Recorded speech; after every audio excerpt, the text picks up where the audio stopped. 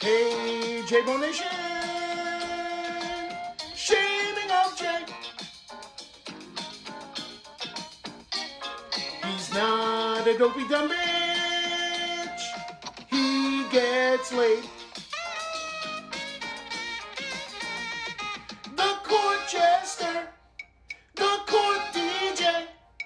It's time to dive into the case. To the case.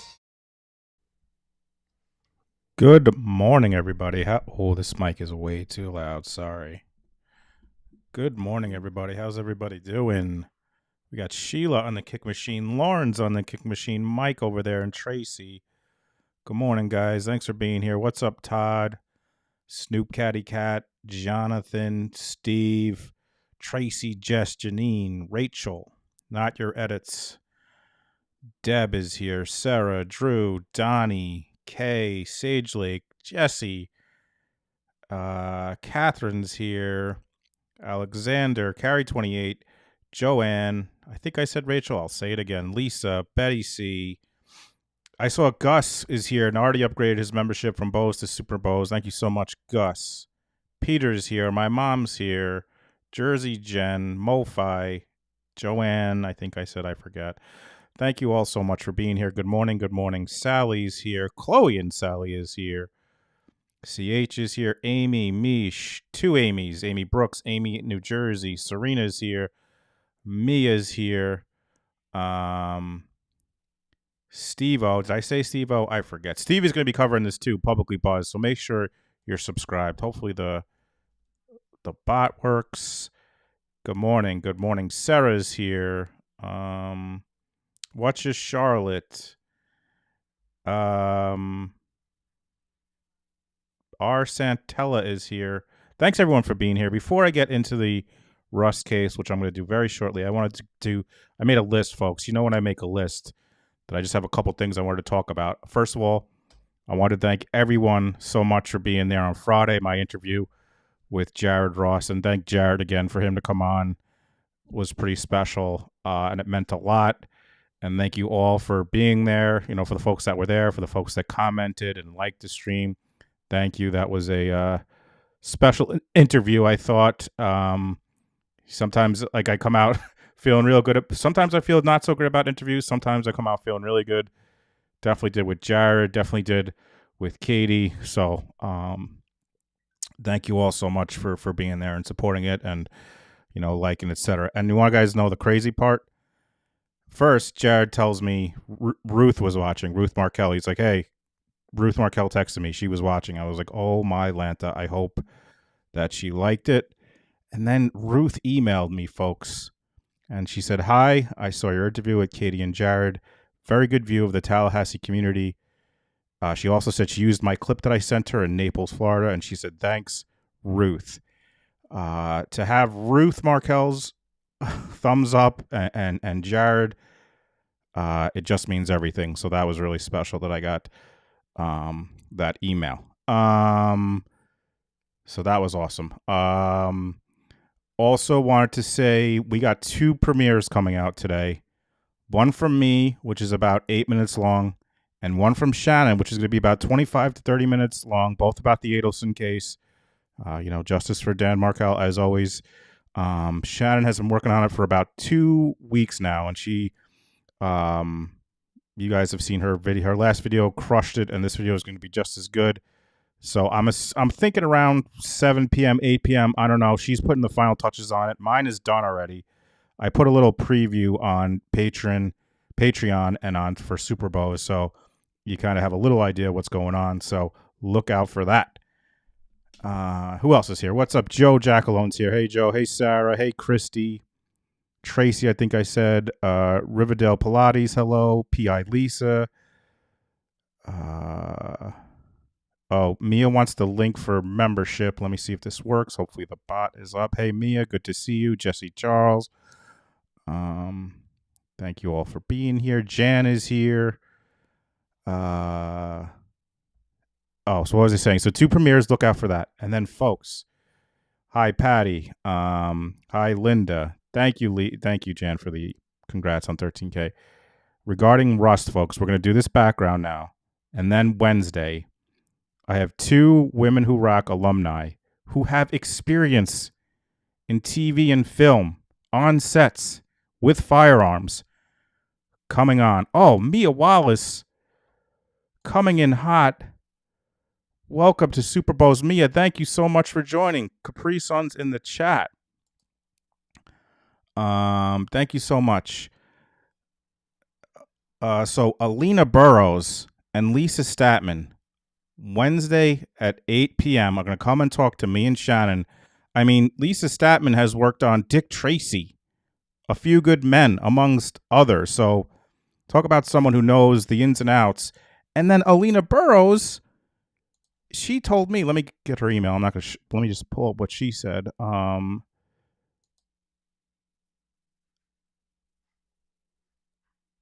Sorry. She said, I should be able to give you a little perspective on the responsibility of talent versus armorer. She happened to be both for her show. So Lisa Statman, Alina Burrows, me and Shannon, 8 p.m. on Wednesday, we're going to go over this case. So without further ado, let's get into it. This trial, the Rust, there's a couple of cases that are going on. There's Alec Baldwin and Hannah Gutierrez-Reed. Hannah Gutierrez-Reed the trial starts on Wednesday, jury selection. It's Mountain Time, so it's 2 hours behind us, and then Alec Baldwin has a hearing tomorrow at 2 Eastern, I believe, which we will watch. I will be covering that tomorrow at 2. And New Mexico, this is the first time that I've dealt with reviewing their courts and stuff. They have everything out there. I think it's going to be hopefully they have their own YouTube, so hopefully it's a we don't have any issues streaming the trial. But what I wanted to start with regarding the Rust trial, excuse me, what I wanted to start with is let's get to know the victim in this case. So let me just pull this up here, and that's Halyna Hutchins. So who was Halyna Hutchins? Let me get the chat on the screen. Again, good morning, everyone. Thank you so much for being here. This is the first thing I wanted to go over. So who was Halyna Hutchins, who was the cinematographer for the movie Rust? All right, so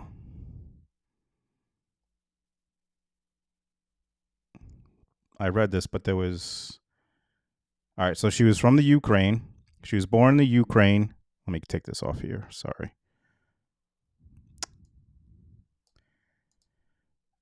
And raised on a Soviet military base in the Arctic Circle. She eventually made her way to While Halyna eventually made her way to Los Angeles, her family remained in the Ukraine. Per her husband, Halyna's family was trapped in Kiev because of the danger of travel. She was formerly an investigative journalist. She studied international journalism at the Kiev National University in the Ukraine, where she received a graduate degree. She then worked with the British documentary productions in Europe as an investigative journalist. She graduated from the AFI Conservatory in 2015. 3 years later, she became part of the inaugural class of the Fox DP Lab program, a partnership between 21st Century Fox and the American Film Institute.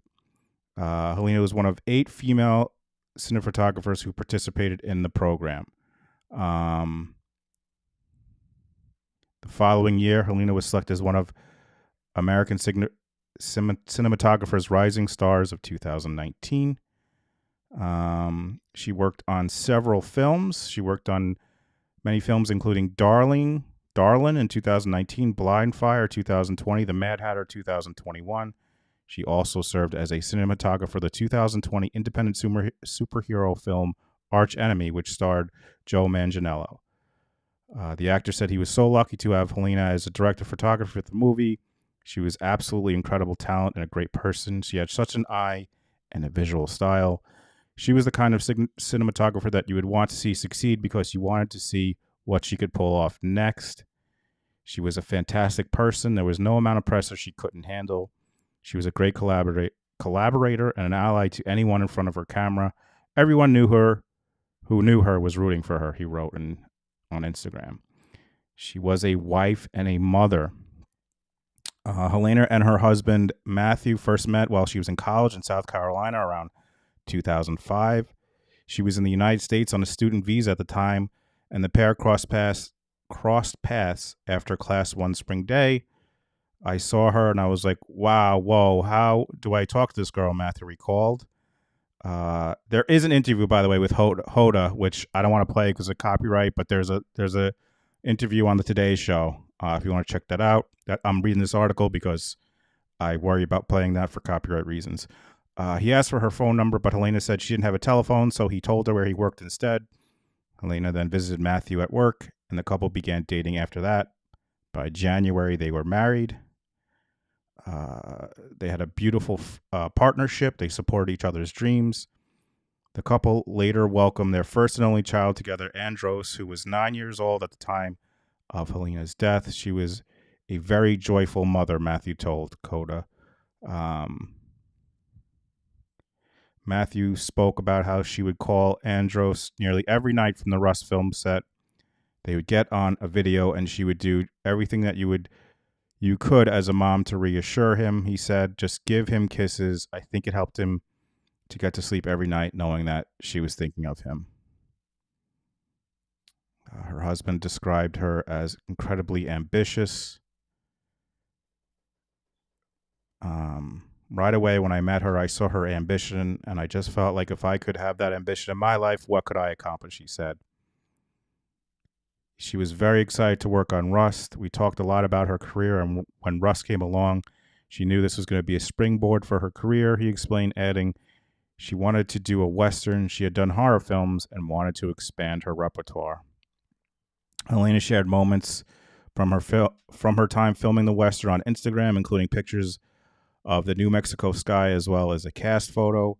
One of the perks of shooting a Western is to you get to ride horses on your day off, she captioned a video of herself riding horses just 2 days before the fatal shooting. AFI has established a scholarship fund in her name to support female cinematographers. And that's a little look at who Halyna Hutchins was. I just wanted to do that first. And then I figured I would go to, I have the probable cause affidavit for the case of Hannah Gutierrez-Reed, who was the armorer.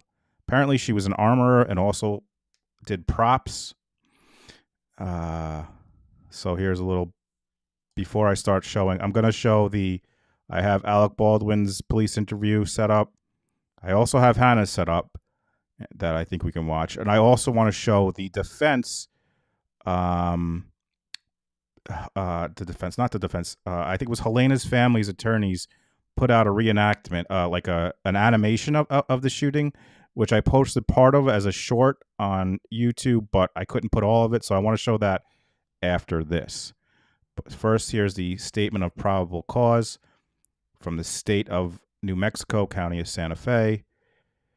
On October 21st, 2021, in the county of Santa Fe, state of New Mexico, a shooting involving a handgun revolver occurred that resulted in the death of Halyna Hutchins and the serious injury of Joel Souza. He was the director of the film. The shooting involved a .45 caliber revolver and occurred on a Western movie set located in Santa Fe County, referred to and known as Bonanza Creek Ranch. Apparently, they shot a lot of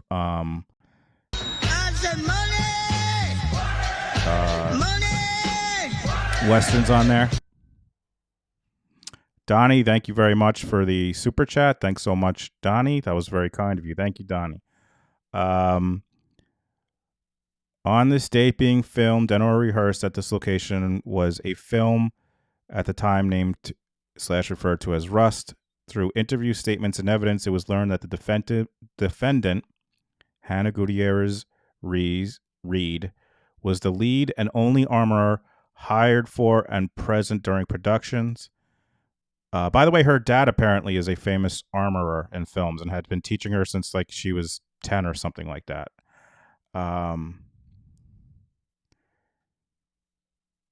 Through these same statements, interviews, and evidence, it was determined that the actor Alec Baldwin was seated in what is referred to and appears to be a church on this movie set. Baldwin was in possession of a 45 long Colt caliber revolver type firearm, one of a type and kind often used and are seen on Western genre type movies and our sets. The firearm is a single action revolver handgun, which requires the cocking of the external hammer to rotate the cylinder and then the pressing of the trigger to fire the weapon. Alex says he never pulled the trigger. And the first AD, his last name is Halls, I believe, I think says that he never did, but we'll get into that. The real question about this case, for those that are not familiar with it, is how did a live, real ammo round get in that gun? From what I could tell, no one knows. But there's some allegation that maybe some people on the set were using the guns to shoot as like target practice, like separate from the movie, but we'll get into it, I guess.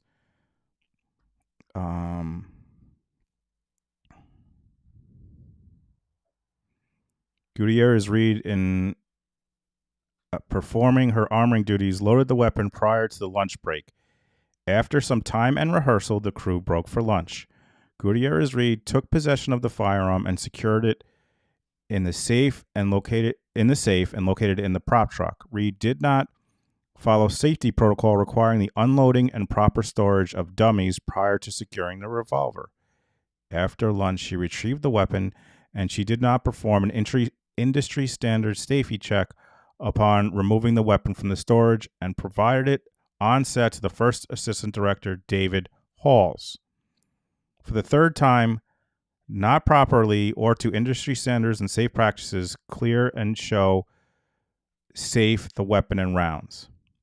In front of Baldwin standing were victims Halyna, Hutchins, and Joel Souza. Hutchins and Souza were viewing and moving a camera in rehearsal for a scene, filming to occur at a later undetermined date or time. Through these same statements, interviews, and physical evidence, it was learned that Halyna Hutchins was the director of photography for the film, and Joe Souza was the director-writer for the film. Information and evidence obtained show that Baldwin was seated in a pew facing in a northerly direction towards the front of the church. In front of him was Halyna Hutchins and Joel Souza and a camera operator, along with other crew. Not present among the ancillary crew was Reed, in a direct violation of established safety, policy, and procedure utilized on all film sets where firearms are being used. Baldwin was wearing a shoulder holster, which was securing a 45 long Colt caliber 6-shot revolver.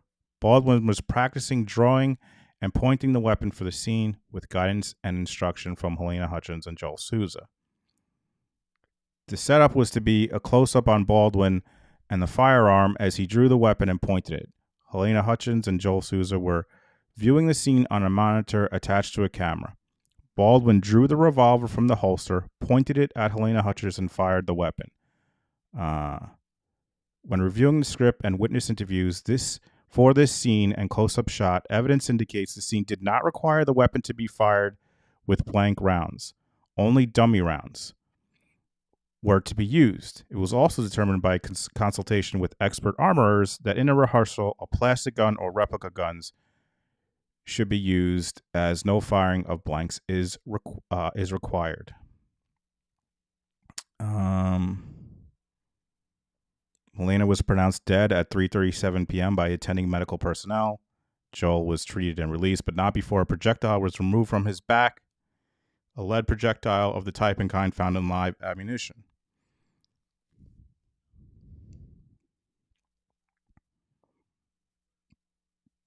All right, so I think at this point, I'm not going to read. This is a 9-page document. I'm not going to read it. I want to show the reenactment video.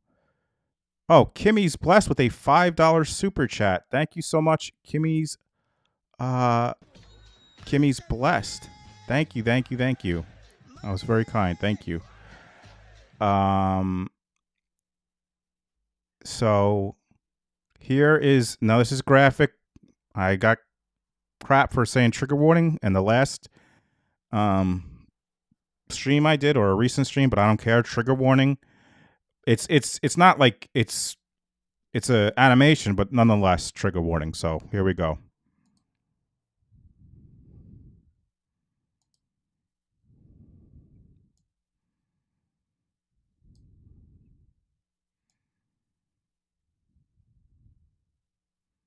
And again, thanks everyone for being here and watching.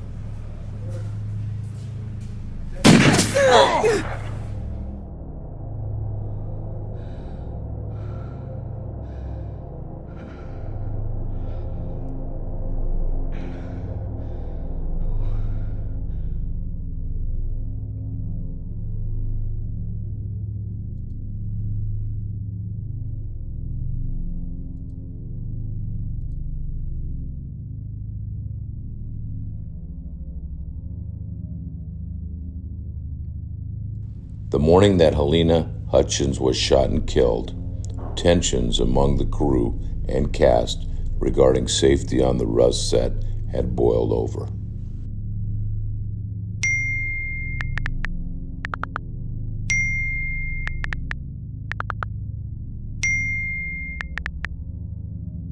The crew had warned the production that the set was super unsafe and that safety was a massive issue.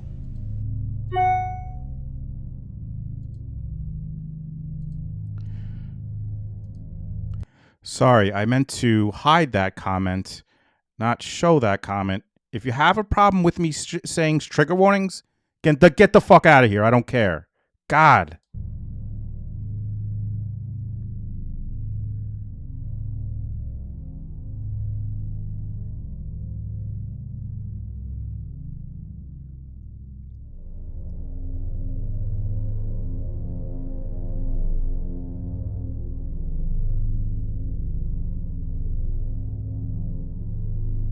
After the warning of the unsafe production, the workers that had complained quit in protest of the safety conditions.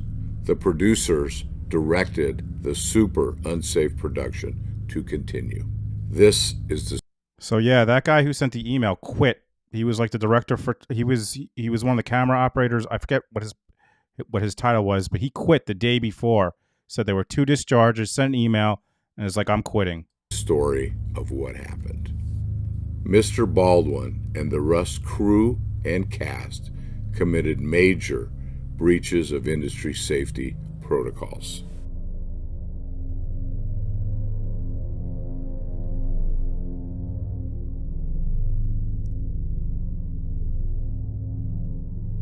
This video is from Halyna's family's attorneys.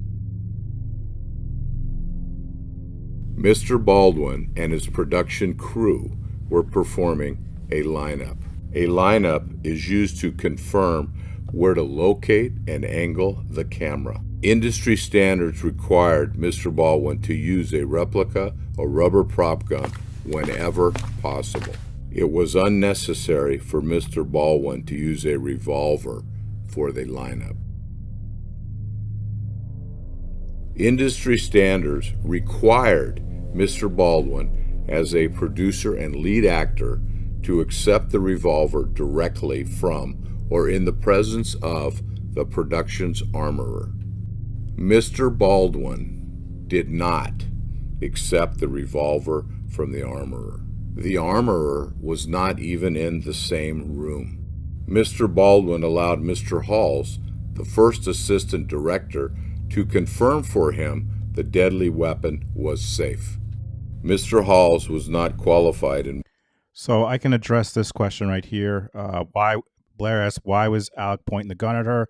That's what I want to know. So from his interview, he says they're basically setting up the shot, and she's in front of a monitor, and she is like, put the gun, like they're trying to set up the scene, and he's like, and she's like, put the gun this way, that's why he's holding it towards her. But nonetheless, it should have never been a real gun should have been in there. This wasn't a scene.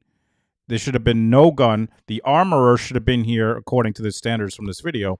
Not this assistant director should have been given the gun, and it should have been a real gun or a gun that could shoot a live round in the first place. But according to him, they're setting up the shot, and that's why it's aimed at her. Weapons safety. Mr. Halls did not look at every round in the revolver's cylinder. Industry standards required that Mr. Baldwin personally perform or observe a visual inspection of the revolver to confirm it contained no live rounds.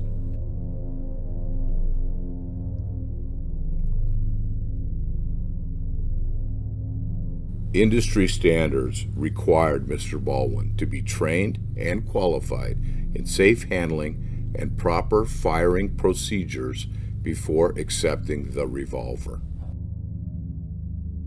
Mr. Baldwin refused weapons training on how to perform a cross draw, the type of gun draw he was about to perform in the church.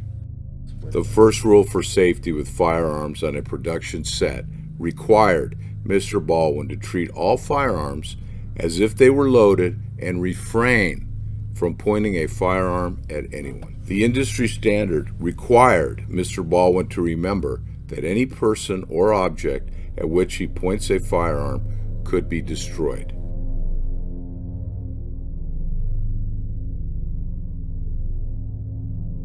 Mr. Baldwin aimed the revolver at his cast and crew within a dangerous distance. The cast and crew were only 4 feet away from Mr. Baldwin's weapon.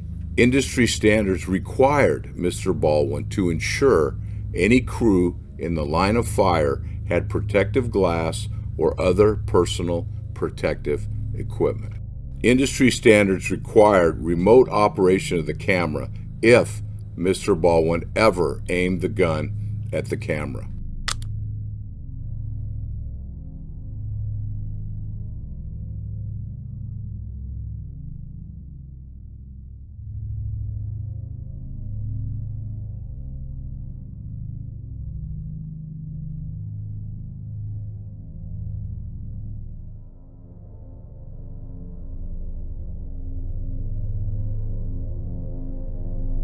When you shake a dummy round, you hear a BB rattle. When you shake a live bullet, you do not hear anything.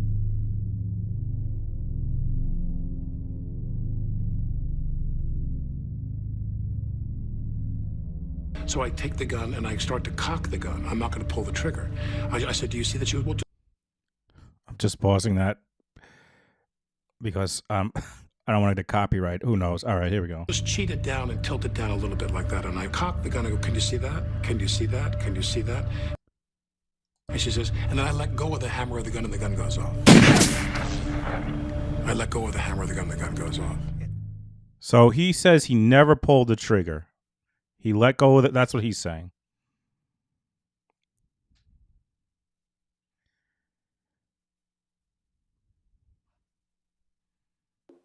There's definitely 2 deliberate acts that were required there.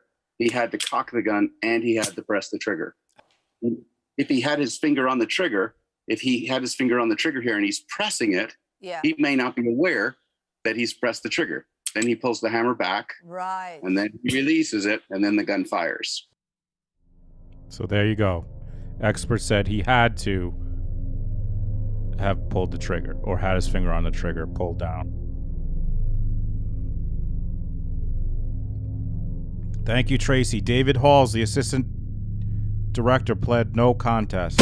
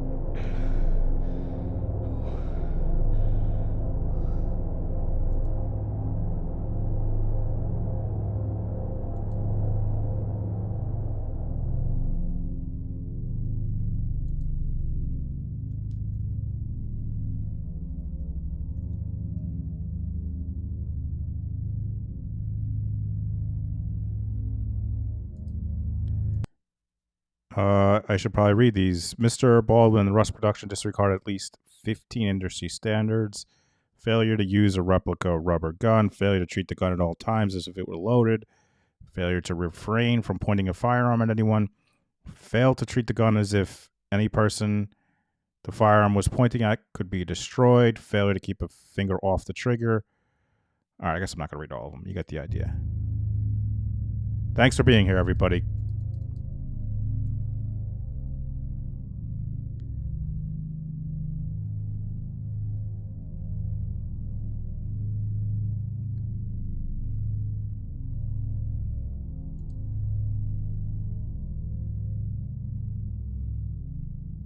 Oh, I guess that's it. All right. All right. So I figure now we will go to Alec Baldwin's police interview. Let's see what he has to say. This is like pretty much right after.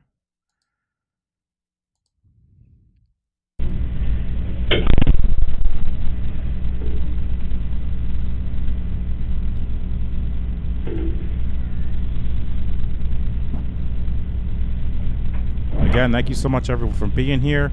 Hit that like button on the way in. Greatly appreciate it. Like, share, and subscribe.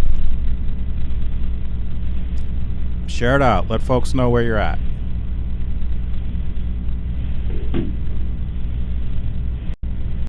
Can you hear me? Can you hear me? Can you hear me?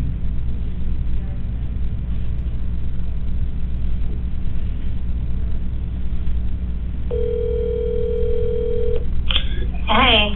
I'm at the police station, sheriff's, and they're about to interview me. How is everyone at home? How are the kids? The kids are great. Did you, hold on a second, please. Did you tell Carmen what's going on? No, I didn't. Okay. Are you convinced you don't want to come tomorrow? I mean, I don't think it's a good idea. Look, call me after you talk with the sheriff, but like, I don't think it's a great idea. I think this is, you know. No, but let me just say this to you, just to be clear. They're going to make me stay here tomorrow anyway. Talk to my insurance investigators. This is really, I'll talk to you more, but I'm just saying. I'm so sorry. You must have such, you must be so traumatized. No, what I am is someone who, I don't want to do this for a living anymore. I don't want to be a public person. And, I'm the one holding the gun in my hand that everybody was supposed to have taken care of. They always hand me a cold gun. Where are you now? I'm meeting with Michelle right now. Michelle who? And where are you? Okay, all right. I'll call you back when I'm done, okay?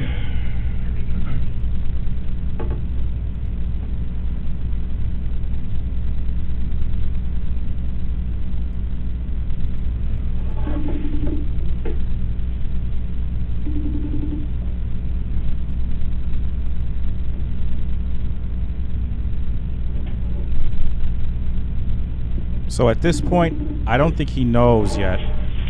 He doesn't know yet that Halyna has passed. Hi, Alec. Hey, where are the kids? He's sleeping. The boys are sleeping? Carmen's awake. Yeah, Carmen is still alive. Did she tell you what's going on? Oh man, should I? I'm trying to convince her to come. Oh man, I have this video. Should I play that first? Steve says something really interesting. As soon as the cops get there on set, they treat this like it's not a crime scene. They let Baldwin change out of his costume and let him do willy-nilly whatever. I forgot. I have that body cam footage. Should I watch that footage before I watch the interrogation or the police interview? I completely forgot I have that set up too.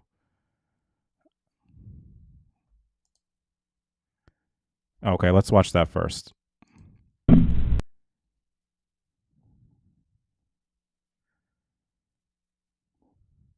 Sorry, guys. I forgot. Sorry. There's a set of batteries sitting on the...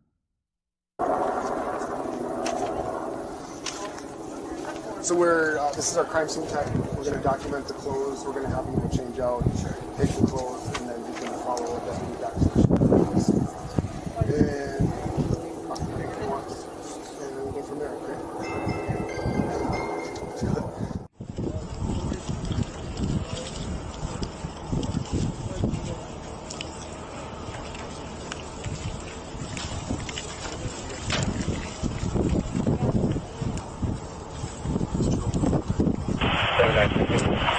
Yeah, I think he left first in the ambulance. 98 from left. I'll be out of service around 40.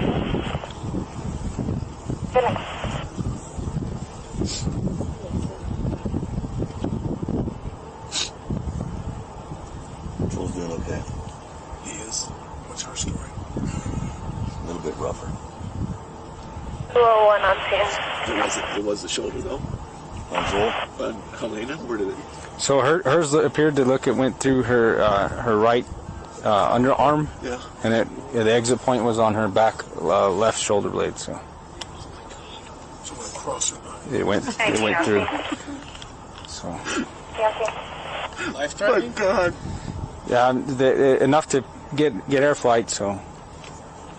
But. She was shocky, but she was conscious and responsive. Why did they wait so long? Because you have to stabilize, and for every narcotic and anything they administer, they have to wait a certain period. So. Copy.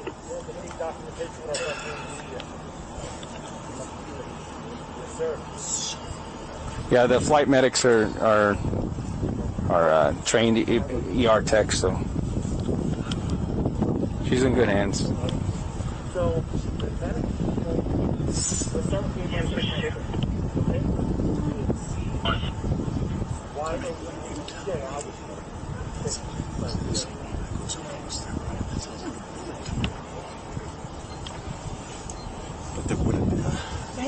I went over to Sarah and she was crying and shaking and going through the bullets and saying, I don't know how that got in there. So I don't know.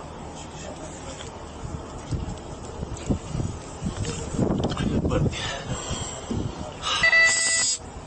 I don't know anything about exit bullets that are real bullet. This is Hannah Gutierrez-Reed, the armorer. Gutierrez. how do you spell your last name? Gutierrez.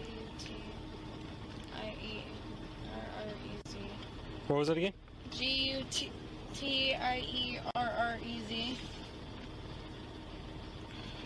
Your date of birth?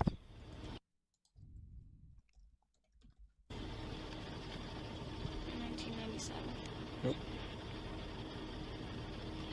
And your address? The address is... Thank you so much, Sage Lake, for getting a membership, which goes to Zafiro. Thank you so much. And I know on the replay crew, I'm probably gonna get shit from someone who says, "Why are you thanking people? Why are you pausing the video?" First of all, I always want to thank people because I really appreciate their support. So thank you. Second of all, if you don't know, my channel was demonetized for reused content. They alleged I was just using other people's content without providing any commentary. So each time I provide commentary or stop and pause, I feel like it helps me. So just a heads up, because I know some people are new. 2060 Whitewater Drive.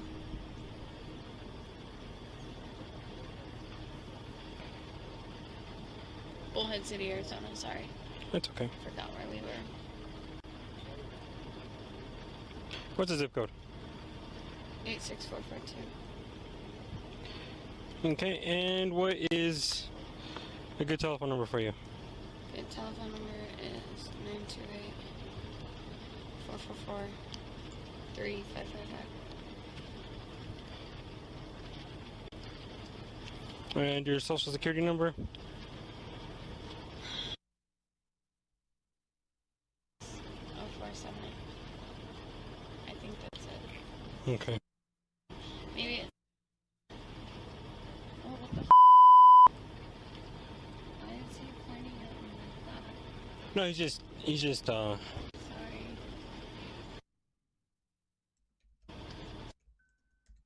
So 478. Yeah. Okay. He said Hannah Gutierrez, 1997. Your address is 2060 Whitewater Drive, Bullhead City, Arizona, 86442. Bro, are you kidding me right now? She's just pulling up her phone and scrolling.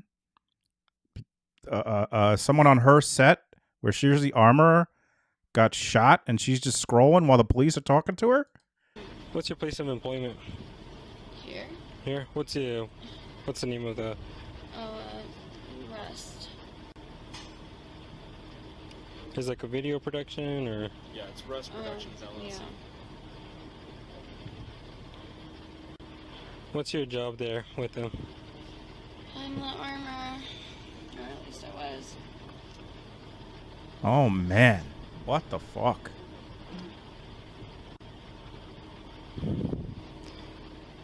Okay.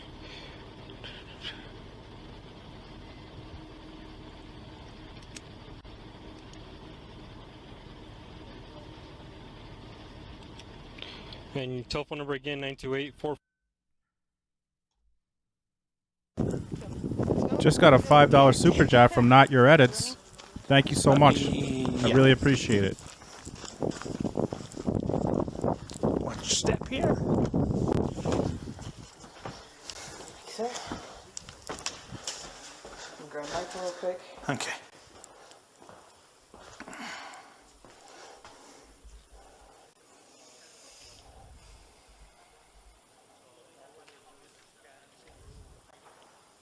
Oh, yeah, there's number 2.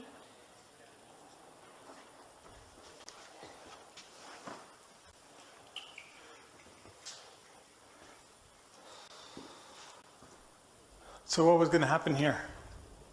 The part with the stuff. What was going to happen here? Just sparks? So those are poppers, yeah.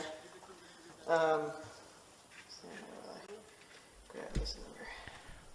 Another interesting thing that I found out while I was researching this, the sheriff's office at one point, just like they release all the interviews, they sent them all out there. Pretty much all their investigation they release on their, I don't know if on their website, I'm not sure. And the reason I'm not sure where they released it is because they then take it off.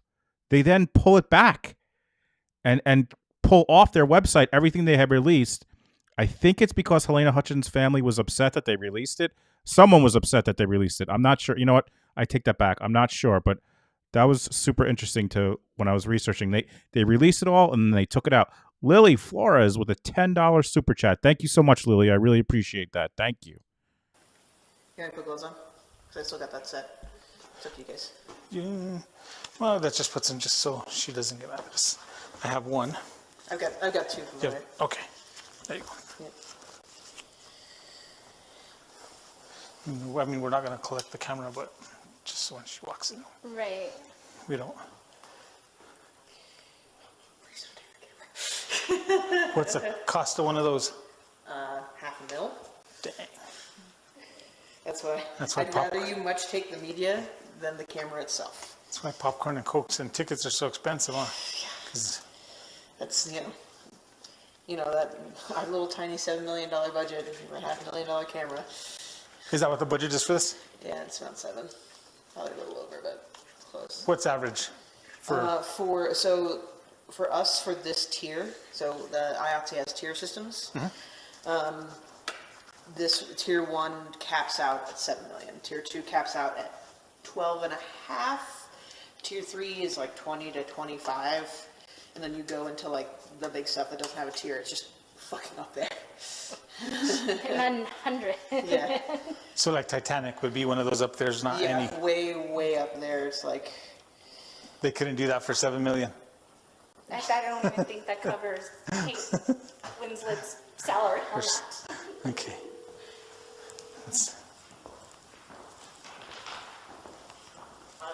Hey, buddy, I'm walking towards the LF now. It's definitely been a minute since I've been in front of an LF, so you're gonna have to walk me through this.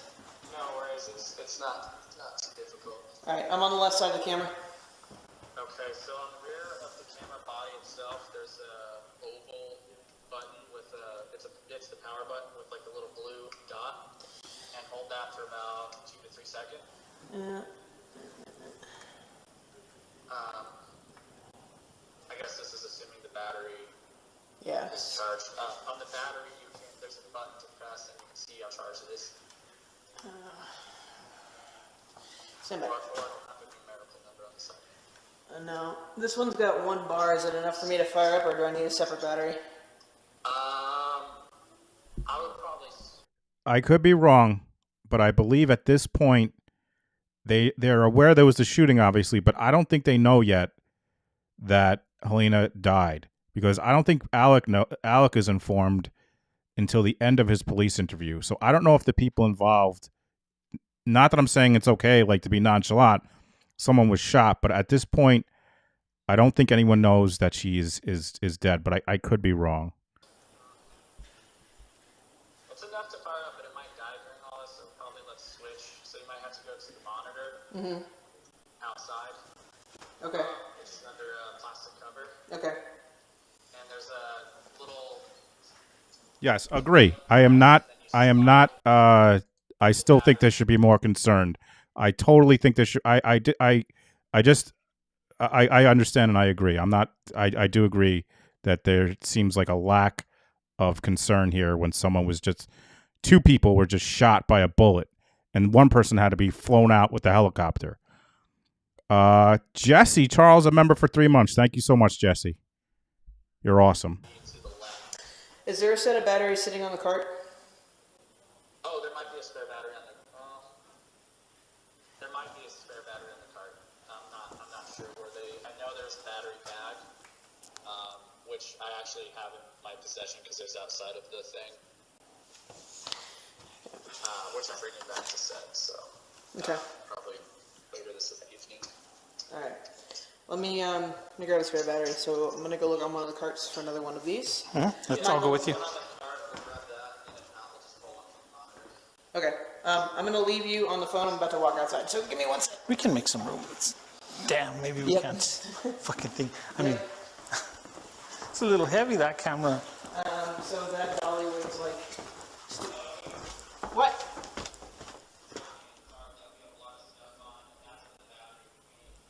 Cart that has lots of stuff on it. Oh. Okay.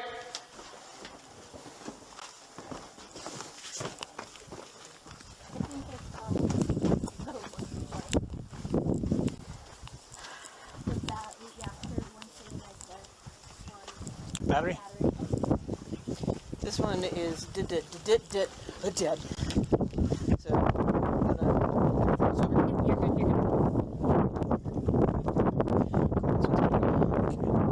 you're good. Yeah, just. Okay, this one's got 4 bars. Not your edits. In addition to sending a super chat, becoming a beau. Thank you so much, Not Your Edits. Welcome. Capri Sun's out.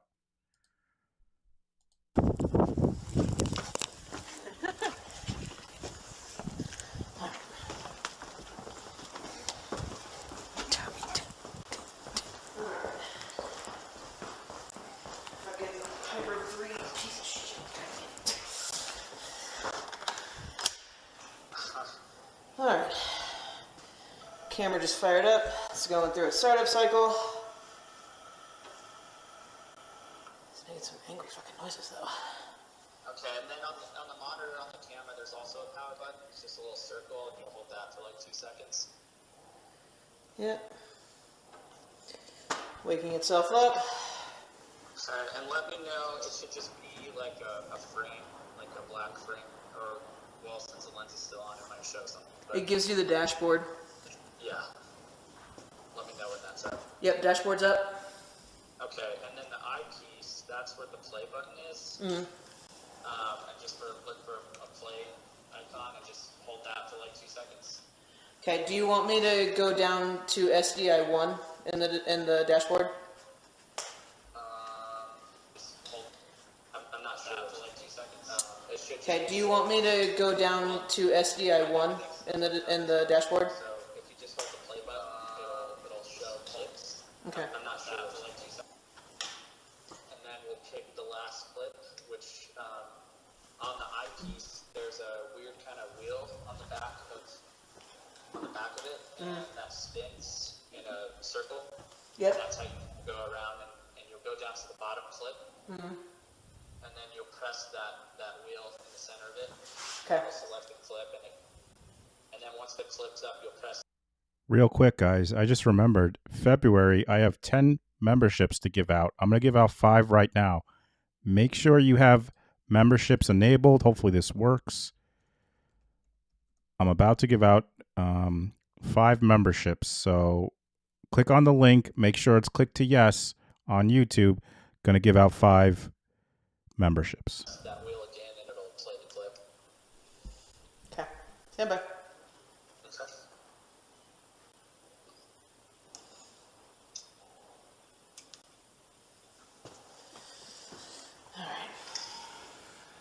Hold it all down. All right. This is 211021. So Yeah, that sounds about right. If it's on the bottom of all the, it will be the bottom of all the. This is not a JBN sticker combination. Don't type JBN. I'm going to give out random. It's not JBN. It's through YouTube. So just. Selections is the last clip. okay, it's playing right now. Okay. So this is the last. I'll double check the menu after this finishes playing, but this should be the last clip it played. My memory's a little foggy from it all, but I think it's 2 guys coming in. Okay, so card 26, take 27, or cut 27 is just Alec right now. All right. Here we go. 5 people are going to get memberships right now. Here we go. Pamela gets one. Phil gets one. Suzanne gets one. Shay and Snoop Coyote Cat. Congrats, guys. Yeah, I think he's laying with his head towards the ground. No, this is the one. This is the steady close up of his face. Him sitting on the pews. Yeah. And I think he has his head face down. Yeah. In some of it. Yeah. Yeah. All right. Yeah, that sounds like potentially the last clip we should. Cool. I'll double check. Yeah, I'll go through it. Before that, I guess, was like the 2 bad guys coming in the doorway. Okay.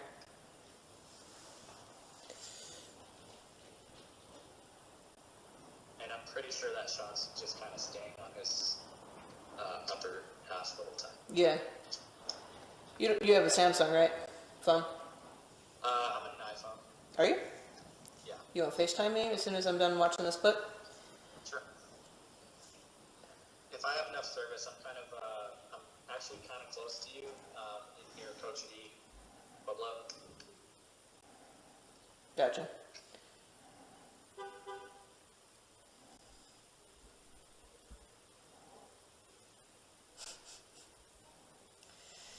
Oh, Alec.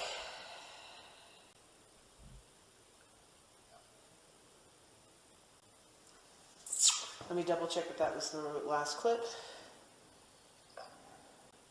Alright. So, that one's pretty much where it was. Yeah, because you could see that. That window and then the background. Yeah. So we were.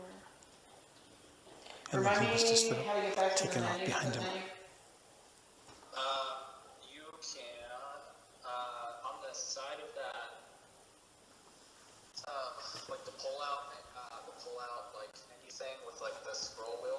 Yep. On the left-hand side of it, press either the top or bottom button, and that should bring you back to the clips.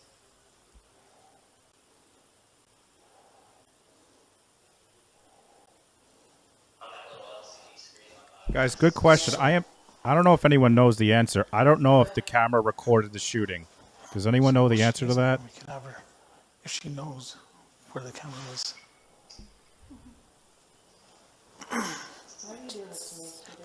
So looking at the angle. if that doesn't work, we can go back to the Okay. I think there's a button that says right here. Or or something next to the play button. Yeah, it looks like. So I've got, here, we'll FaceTime you, see if it'll come through.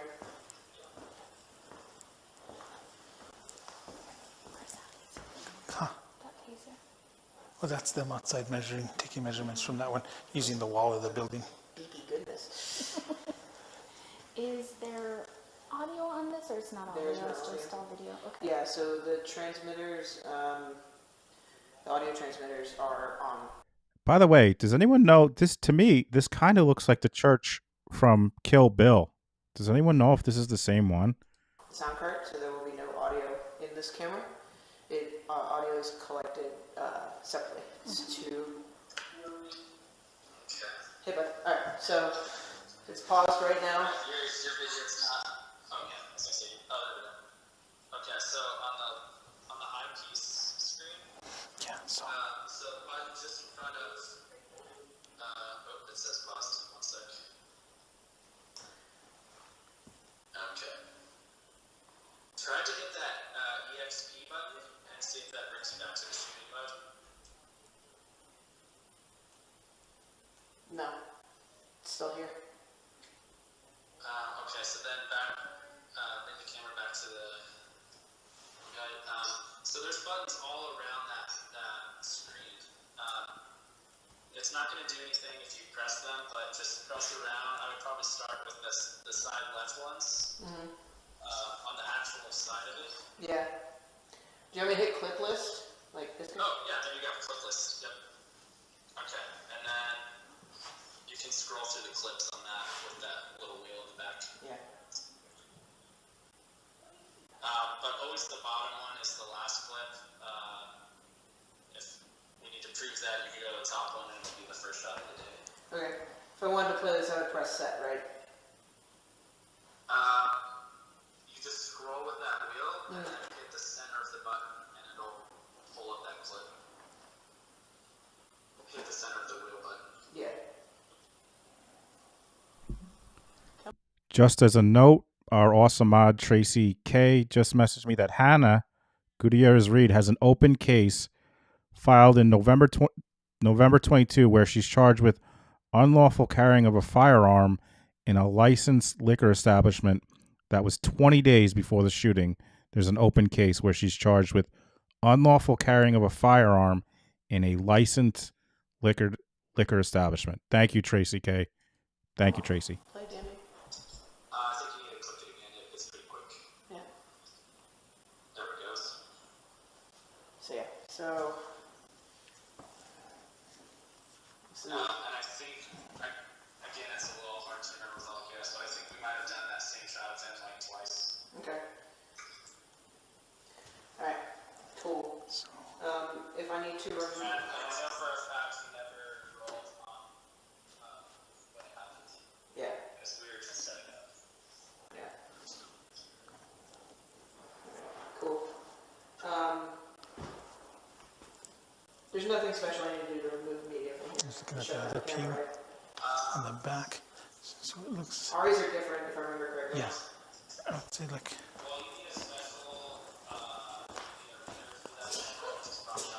Bless you, bless you. Yeah. Like in this area, because that's his butt print. And then you could see it over his shoulder between his head right here. You can see that window in the back. And you could catch this corner window on the side of the clip. And then when they pan it around, it catches like this light and this thing and that one. and then it goes like that. There's a sound guy standing like right here, which that's probably this. But yeah, I would say it was like right in this, which would make, if she was standing on the side of the camera looking in it, that video helps a ton. Yeah. Well, see, it makes it's accurate that what I was saying because. So yeah, this is the same clip we watched the first time around. It's just continuing to play. Yes.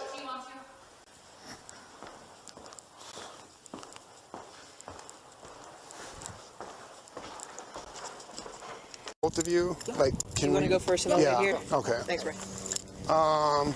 Where's Mr. Kano? All right, we're going to go talk to Mr. Baldwin and let him know we're going to conduct interviews at the sheriff's office. Okay.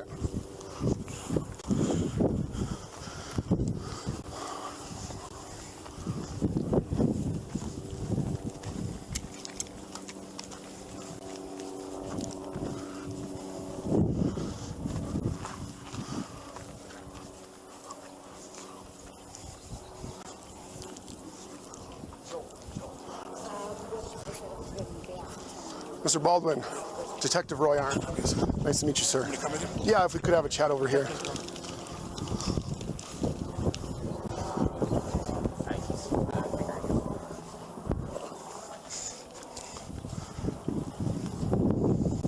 Are you doing okay? No, I'm not actually. Okay. Yeah. Crazy series of events. So, we're requesting that you and Ms. Gutierrez conduct interviews back at the Santa Fe County Sheriff's Office. Yeah, if an associate or what to do.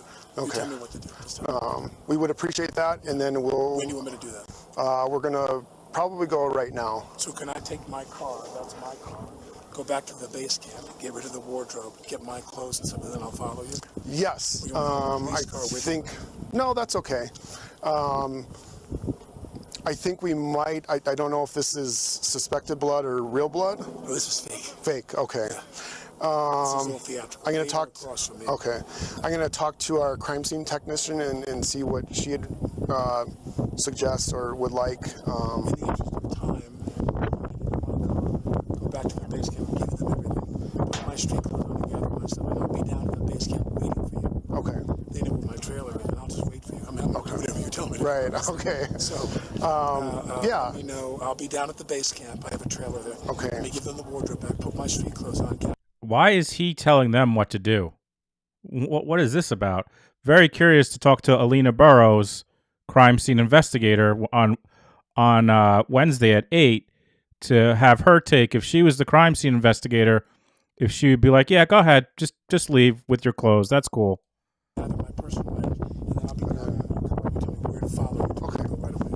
Yeah, that sounds good, sir. And we're going to go talk to Ms. Gutierrez right now because we're going to request the same information. I'm going to ask the armory specialist. She's a little shaken up, so just leave that stuff on, sir. Yeah, leave them on right now. So I'm going to talk to my crime scene tech. Let me know what you want to do. Okay. I'll wait until you come. All right, sounds good, sir.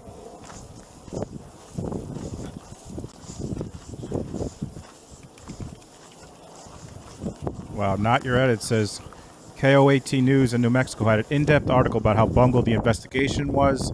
Police were called starstruck. Thank you for that information. Okay. She did not want to write. Someone's coming for her. I don't think she wants to face anybody. Joe Jackalone says treat every death as if it's suspicious until the evidence and the information proves otherwise.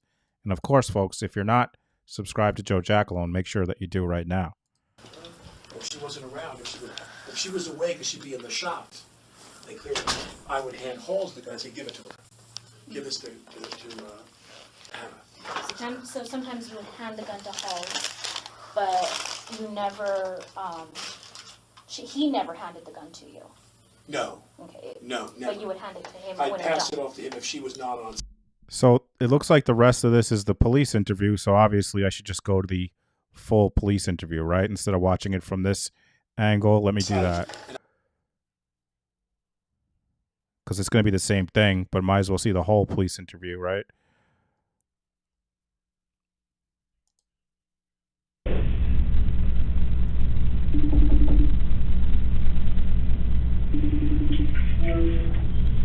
Hi, Alec. Hey, where are the kids? They're sleeping. The boys are Carmen sleeping? is awake. Yeah, Carmen is still Did she tell you what's going on? I'm trying to convince her to come. I think we should come.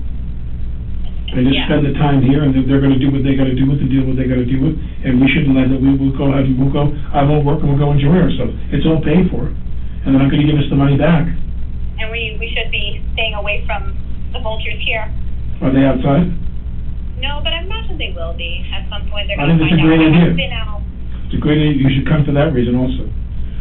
All right, I'll call Carmen on her iPad, okay? Okay, yeah, she's on her phone. I'm very sorry, actually. Oh, you have no idea. You have no idea how unbelievable this is and how strange this is. And I'll explain to you later. Sorry you're in this position. No, it's just. I hope that everyone's okay and that you're okay. I'll call you back. Thank you. Bye-bye.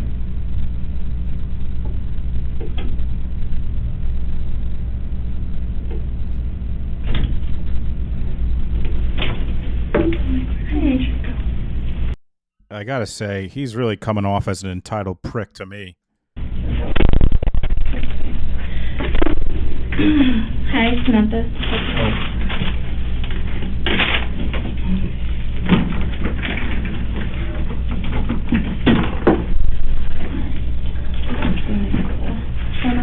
So, in the way you're here, for this incident that was unfortunate earlier. Holy moly, $20 super chat from Deanna. Thank you so much, Deanna. That's so kind. Thank you. Yeah. I know you already agreed to talk to us and everything, and that's great. We're just going to go over the rights. She's going to read these to you as you understand them, and just sign an initial, and then if you read the bottom and agree to talk to us, Initial sign. each of them. As you understand them, yes. Yeah, so first one, you have the right to remain silent. Anything you say may be used against you in court or other proceedings. You have the right to consult with an attorney before making any statement or answering any questions, and you may have him or her present with you during questioning. You may have an attorney appointed to you to represent you if you cannot afford one or otherwise obtain one. If you decide to answer any questions now with or without a lawyer, you have the right to stop questioning at any time or to stop questioning for the purpose of consulting a lawyer. So my only question is, am I being charged with something? No, we're just... Wow. A $49 super chat from Lila. Thank you so much, Lila. Or is that a different currency? It says MX. I'm not sure what that means. Lila, thank you so much. Yeah, I don't know. That's all I can. I'm not worried because I'm not, yeah. We have to do our job at... Yeah, no, just tell me that. At advising you your rights because this is an investigation. Yeah. Just a formality. You have to do it. You're here. You do appreciate it. You it. do whatever you want to do. What is today? It is the 21st of October.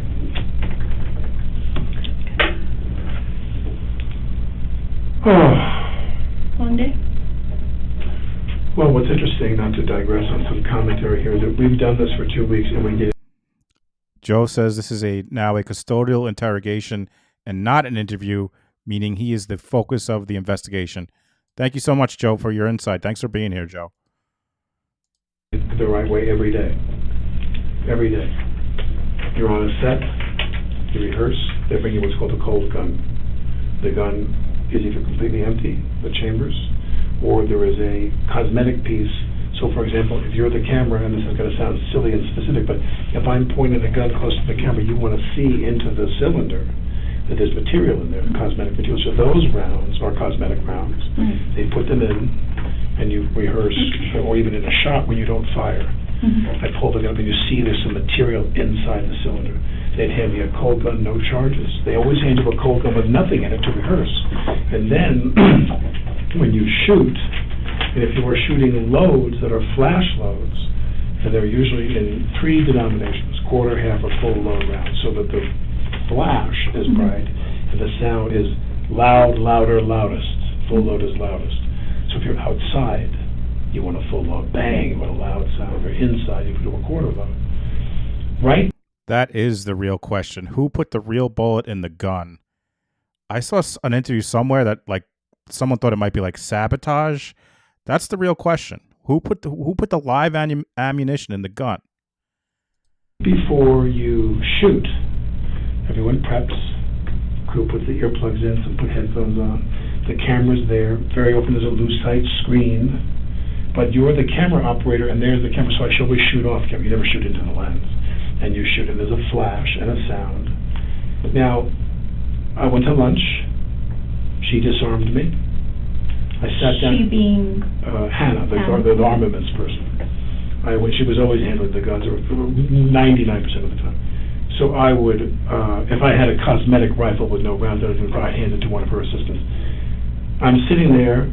She disarms me. We go to lunch. We come back from lunch, and they hand me the revolver, the Colt. And I just like the name. It's Hannah again. They arm me, and you're assuming, as we've done every time, that it's a cold gun for the rehearsal. And I put the gag in the shot. You're the camera because I have a coat, and I have a holster, and I pull the coat over, and I kind of cup my hands like I folded my hands. And then I'm going to slowly sneak the revolver, the Colt out, and turn and shoot these other guys, or try to shoot them. I take the coat over the thing, the camera's there. I believe, my recollection is she was there, turned a bit, like talking to him. So I think she was hit in the right armpit. But this is all I know, and that is that I take the gun out in the rehearsal. Really, he wants it very dramatic and very slick. I'm trying to sneak up on them. I take the gun out, and as as it clears, as the barrel clears the hole, turn and cock the gun over here. I turn and cock the gun goes off. It's supposed to be a cold gun. Nothing. No flash charges, nothing. Now, this is a puzzle to me, and this is making me very emotional now, but in my time, and I'm older now, but when I was younger and I was shooting guns in films, I've never seen a theatrical flash round where the material went through someone's armpit, came out their body, and hit somebody else in the shoulder. Yeah. I'm wondering if your department is prepared to go find out what comes out of his shoulder surgically. Is that a live round? That's what we are actually looking Is at. that a lot? Because it doesn't make any sense otherwise. Yeah. It hits her in the armpit, comes out her shoulder, goes into his shoulder, and he just told me on the phone, I talked to Joe. He said they showed me the x-ray, and the shape of the thing in my shoulder is the shape of a bullet. Now, all the rounds, I was told, you need to verify, I think this is important, they take the gun, they enter and all the rounds that are in there were either dummy rounds, no flash, cold rounds, or rounds with a flash. In the rehearsal, there should have been nothing. It should have been a cold gun with no rounds inside, or dummy rounds, cosmetic rounds, no flash. I take the gun out slowly, I turn, I cock the pistol, bang, it goes off, she hits the ground, she goes down. He goes down, screaming. He said, Jesus Christ, and I'm going. And I thought that maybe sometimes the wadding can come out if you're closer to get a burn. Two actors who killed themselves with guns, with theatrical guns, John Eric Hexum and Brandon Lee, they put the live round in, and I'm told even with the flash powder, you can cause contusions and you can do a brain bleed and die, which both of them died. Right. I think with Brandon Lee, there was a piece of material lodged in the thing that shot from or something. Yeah. I don't remember vividly, but my point is, I've been doing this, I shot enough guns in my day in movies, I've never seen this before, where a flash round, but from my understanding is, may I borrow your pen for a minute? Of course, you could even borrow my My understanding is that in a bullet, here's the thing with the pin, and here's the bullet itself. And now here, when you have a cosmetic round, no flash, no nothing, they drill a hole in the side of the brass to signify that it's a cosmetic round. There's nothing in there. There's no powder. But when you have a flash round, and there's stuff in there, wadding and powder to make the charge. This material here, that is the bullet, is made of a clay or some material that just disintegrates. So what you have is bang, and you see the flash go bang, and you hear the sound, but nothing, there's no projectile. And what I'm curious about is what came out of that bullet that went through her body and into his shoulder. That's pretty powerful. I've never heard of it. Now, some people say you can lodge material in the barrel accidentally, a rock, something, that happens. Which is why This fucking guy loves to hear himself talk, huh? Jeez. By the way, I'm not going to play he does an interview with 2020 with George Stephanopoulos. I'm not going to play it, but he got more emotional talking about how he started loving movies again based on this movie than he was talking about Halyna. So you could check that out. It's on ABC or whatever. He did an interview. I would love to play it, but I'm sure I get a strike for it. Every time we've done this, I'm here to tell you, to testify that every time we've done this, she's done it right. She cleaned the barrel, made sure nothing was lodged in there. We went hot when they were ready. You always announce, going hot. Crew gets ready. And then all of a sudden, you're the camera, and I shoot away from you. I sit there and like, bang, bang, bang, and flashes are coming out. We shoot the rounds. She cleans the barrel every time, and she checks that the rounds are all cosmetic rounds, or nothing in the chamber for the rehearsal. She hands me the gun. I'm assuming she's done it the right way. She's done it the last 2 weeks. I put it in the holster. I pull it out slow. We're rehearsing. We're not filming anything. I pull it out slow, turn, cock the pistol, bang, it goes up, and she hits the ground. And then he starts screaming. And I'm thinking, in a flash round, I could see maybe if there was wadding or there's some stuff that's hot, and maybe it hits you and burns you. And then, as they say, sometimes that happens. But remember, we're rehearsing, so no one's protected. So it's all supposed to be this one, cosmetic one. Or nothing. Or nothing. For the rehearsal, the gun is normally empty. But my point is that they were standing in positions they wouldn't ordinarily be in because they assumed it was an empty, cold gun. We weren't shooting, we were rehearsing. That's a vital difference. So if she's here, if the camera's here, and she's standing here talking to the gun, and I'm on a bench here, and Joel's behind her, and this is not proportionate because obviously the camera's not as big as her body, but I draw the gun slowly and aim off camera, and there's supposed to be nothing in there. So she's not protecting herself and standing off.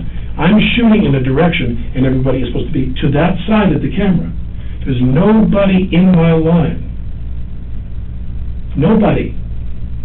And so when I shoot the gun, so in the rehearsal, I'm assuming I have an empty gun, and the gun goes off. She's right in front of me. She's as far from me as I am from a difference between maybe you and the door. Okay. So pretty close proximity. It was a very tight shot. Okay. The shot was here. Of me, not of me, it's of me pulling the gun slowly, turn cock. Okay. And she's right there, vulnerable, in a position she wouldn't ordinarily be if we were shooting, and this thing, boom, she hits the ground. Okay. All right, I'm going to back you up just a little bit, okay? Yep. How long have you been on set? I arrived Monday the 11th. Okay. And started my fittings, and they were shooting the week before. And the 11th of October? Monday the 11th, I flew in from New York. I flew from New York to Denver to Albuquerque because there's no direct flights here, and then drove from Albuquerque to here. Okay. Rehearsed and fitted and did all my preparatory stuff. But that was in October, correct? That was Tuesday the 12th, yeah. I flew on the 11th, rehearsed on the 12th, started shooting the 13th, Wednesday the 13th, I started shooting. Okay. We shoot a Wednesday through Sunday schedule. We're off Monday, Tuesday. So the entire time you've been on set, have you seen the same armorer? And her crew, yeah. Everybody. How many people are on her crew? My guess is that what I witnessed is 3. Okay. All young women. Hannah and 2 other women. All right. And very often their task with me, because we're not shooting every day, guns, there's no armaments every day. They dress me with my holster, my knife.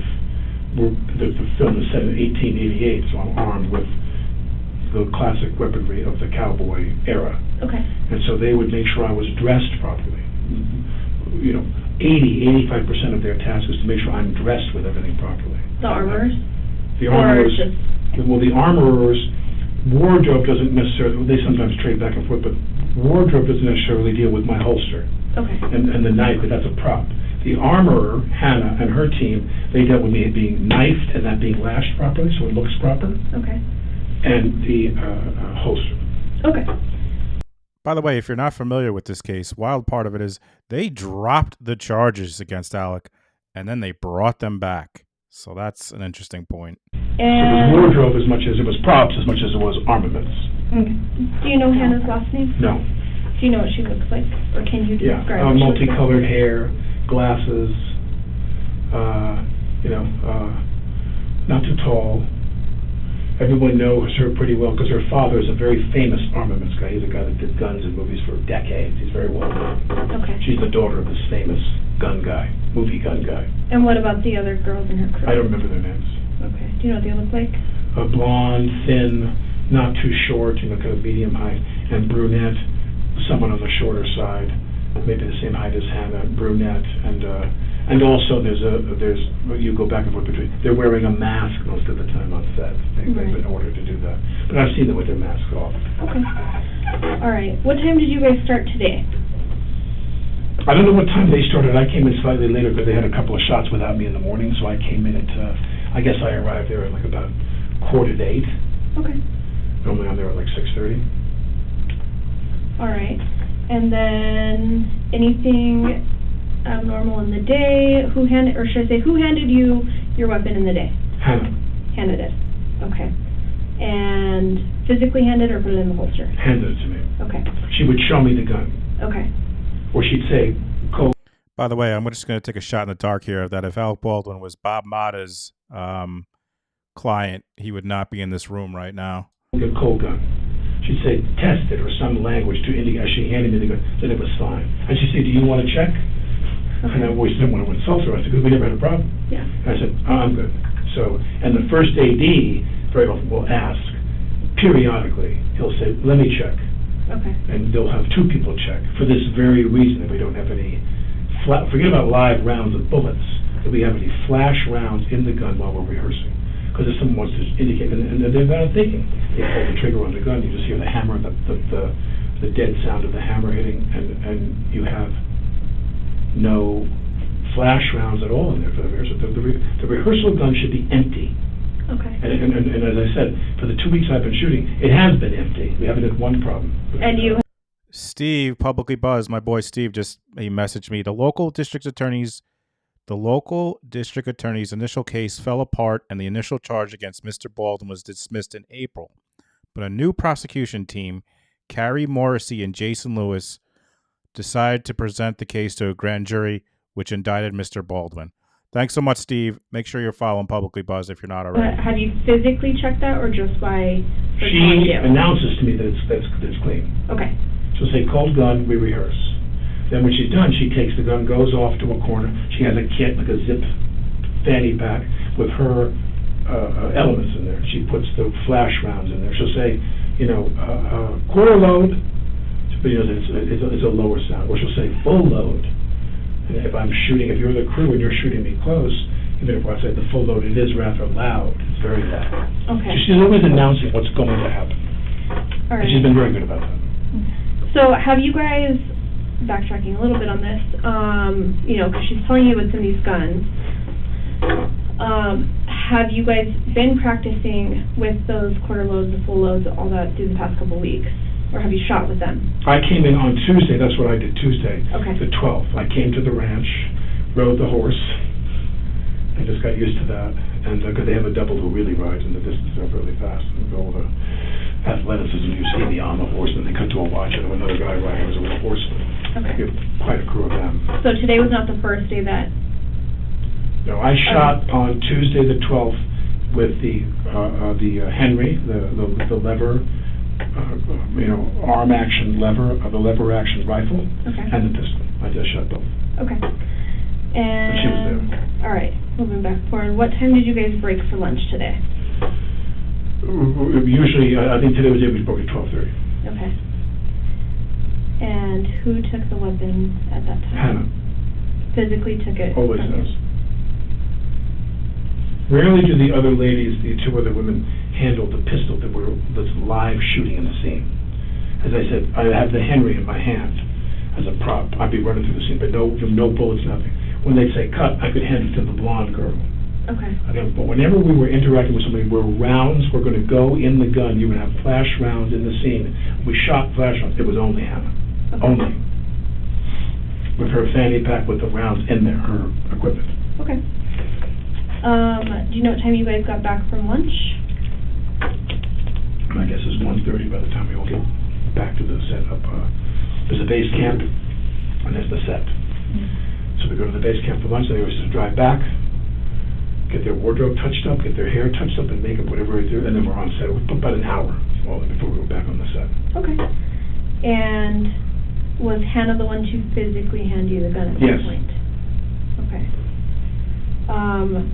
During the time that you had it, was it ever handed off to anybody else? No. Okay.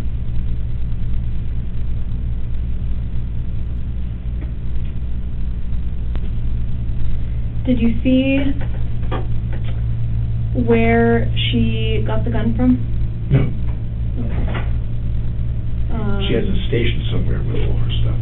Okay. The elements and a gun and a couple different guns. Guns for the other actors, and she handles all the guns. Is anybody else allowed in that area? I don't know, but I know that on this, I've never seen anything that was out of the ordinary. She had like sometimes they have a cart, like almost like if you were using like a hospital catering, you know, there's like a big plastic tray, a dark plastic tray, 2 levels and wheels. I think that's what she has, but many of the departments have that, and on that tray would be her, or something like that. I don't recall what exactly hers was, but they have a station that they bring to the set for her to put all of her stuff, and if the weather is cooperative, and sometimes they put it under a tent if it looks like it might rain and rain and damage the property. But she has a little place she would go to, and I think she has a truck where she stores it. When they wrap, everything goes into a truck and she takes off with it. It's her responsibility to secure the prop weapons. Everything in there. Which are real guns. They're real guns. Can you actually describe the gun to me? It's a Colt, a period Colt. In our emails back and forth when we were prepping the film, she showed me just a couple different styles of guns. This is not a big budget movie, so we didn't have a lot of choices. You know, she showed you 3 or 4 choices. I said, give me the biggest gun you've got. Okay. And so I didn't. She showed me different guns by email and different knives by email, cruder knives that were made like someone fashioned the handle out of like elkhorn or things. I took a traditional knife, a leather strap, a handle. We went back and forth about the holster and the material, and we just had a relatively brief conversation. I'm having made a lot of movies, I know how not to stress them out about the budget. When she shows me something, I try to make that work. And so she showed me, I said, just give me the big Colt. We were done. And then on that Tuesday, the 12th, I came and shot that gun. Okay. What color is it? I believe it's a brown handle, because she showed me 2 of the larger Colts. One had a cherry-colored handle, and one had a brown. Just going to pause this real quick because I want to show you guys something real quick, because I've been told recently that I don't do a good job promoting my own show. So I do want to just show you guys this because people may not know who. This is who we're going to have on with Halyna Burroughs on Wednesday at 8 p.m. This is Lisa Statman. She said, looking forward to come on the show just because she loves me and Shannon, and also because there's so much the general public doesn't understand about film, TV production as far as safety and firearms. And if you're wondering, if you're not sure who Lisa Statman is, let me just show you right here. Why didn't that work? Hold on.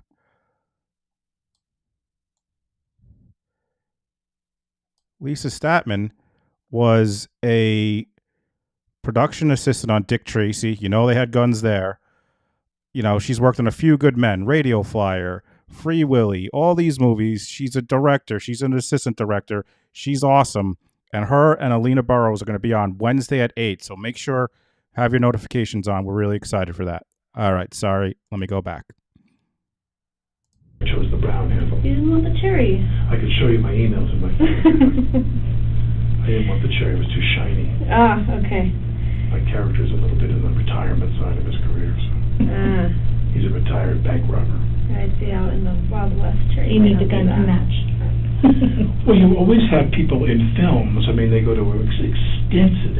You wouldn't believe some films if they have the budget, the details you go into, of all the things you wear, jewelry, hats, watches, guns, cars. I mean, people sit down. I mean, I've made a lot of films, and the films that had bigger budgets, you could spend a whole week going to rehearsal, reading with the director. The writer goes and rewrites. They listen to how the dialogue sounds. And then once you're done rehearsing the text with the director, the producers, and the writer, when you're done reading, they'll go make amendments. When they hear it come out of your mouth, they go, let's change that line. The way Bob says that. And then then you go right to wardrobe, props. You go do a lot of stuff. Okay. All right, so you get back from lunch, get ready.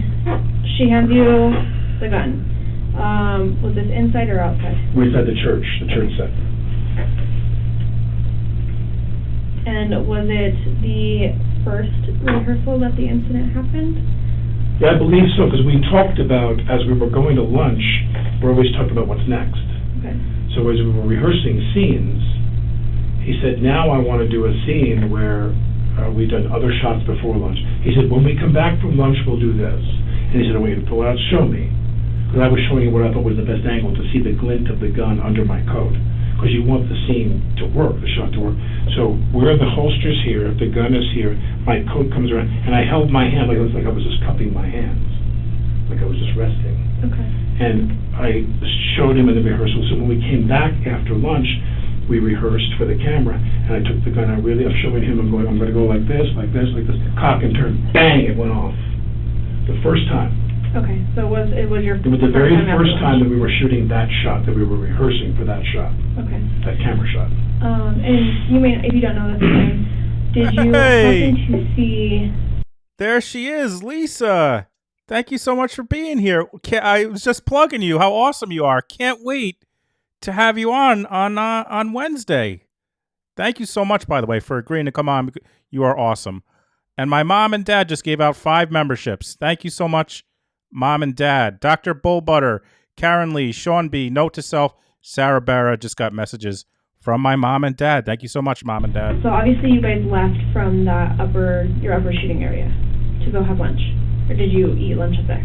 No, we always go back to the base camp for lunch. Okay. For the stage. Did the armorers, or did you see the armorers go down? No. No. Nor would I. Okay.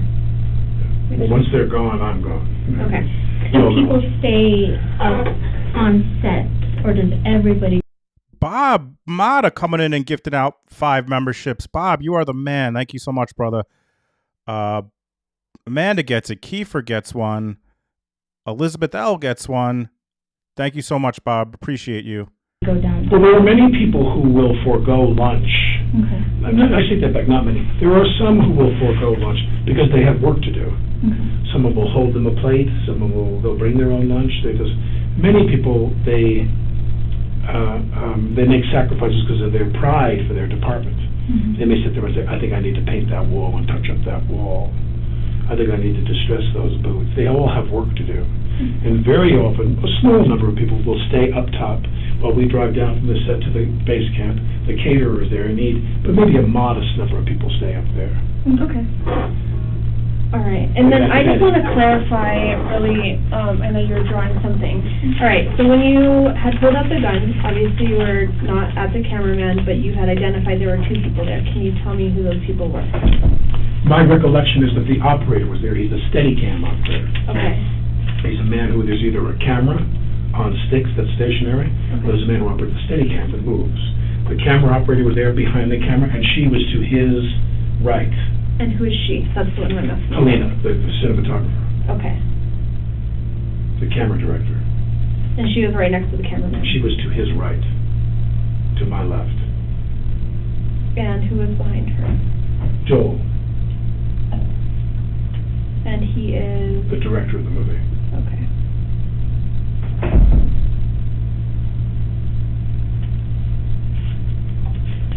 Can you recall who exactly was inside at the time of the incident?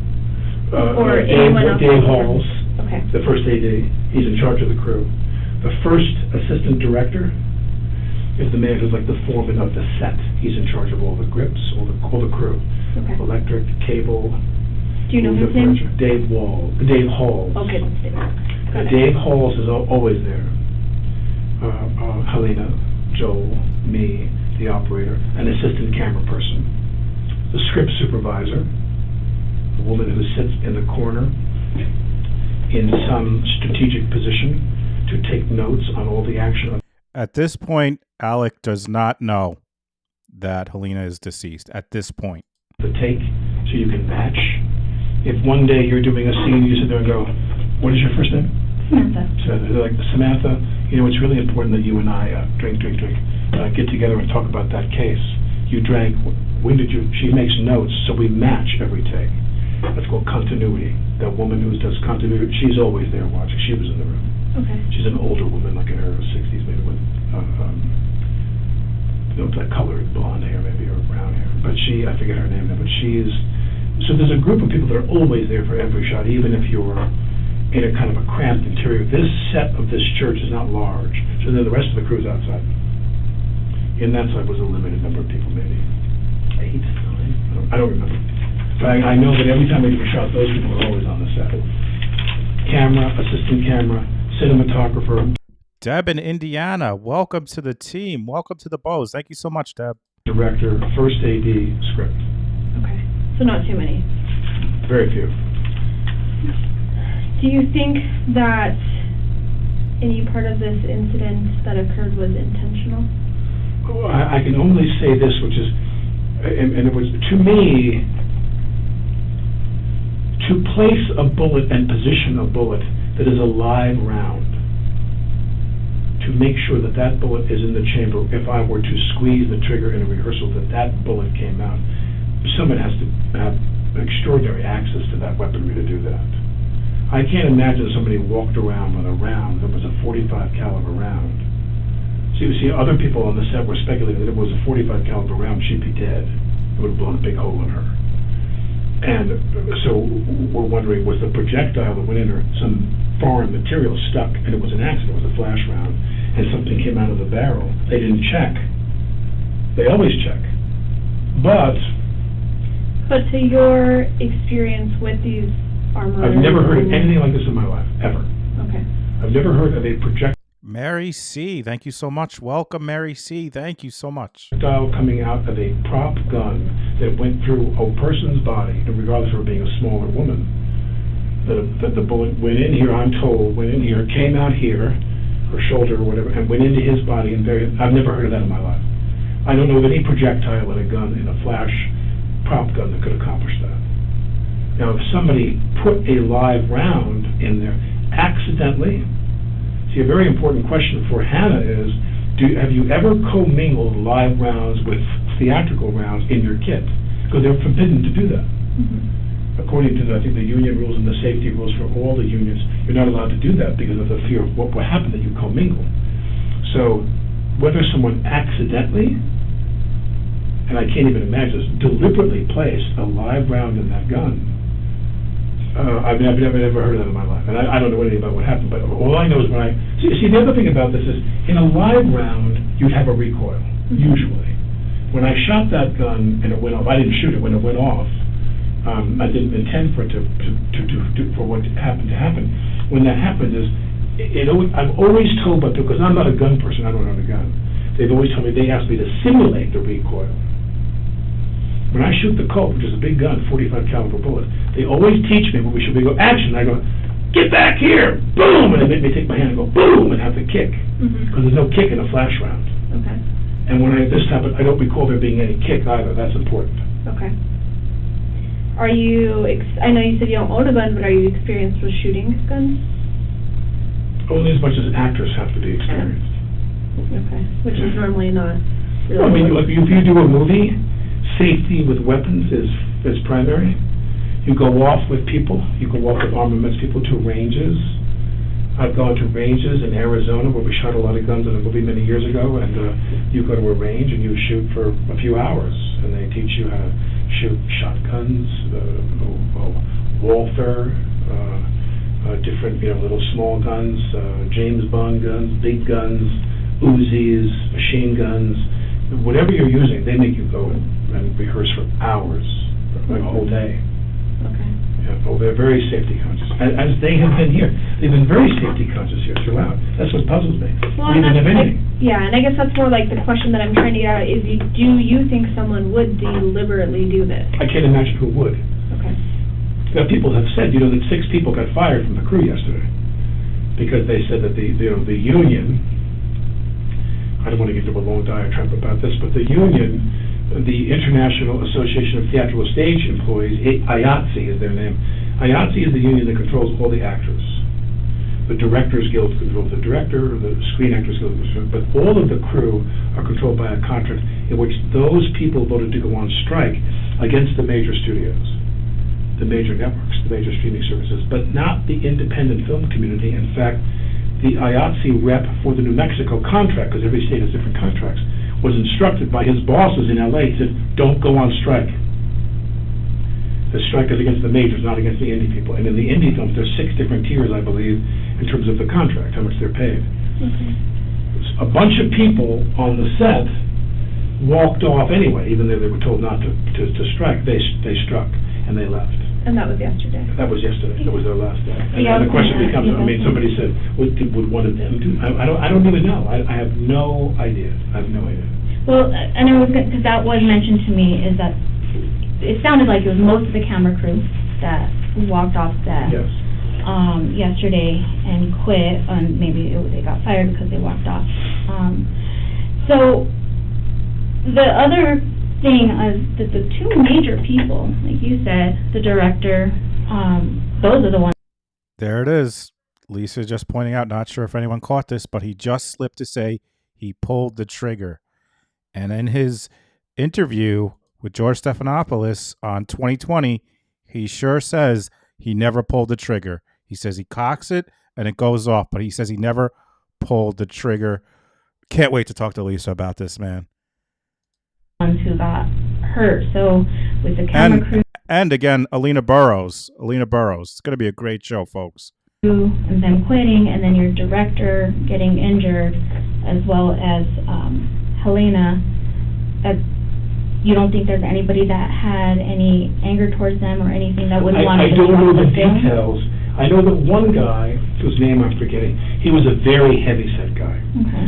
He was and lovely to me. And he walked up to me and he said, "Thank you for the things you posted on social media in support of the IATSE strike." And he said, "I'd like to talk to you privately," because he said, "because I've got some of my guys sleeping in their car."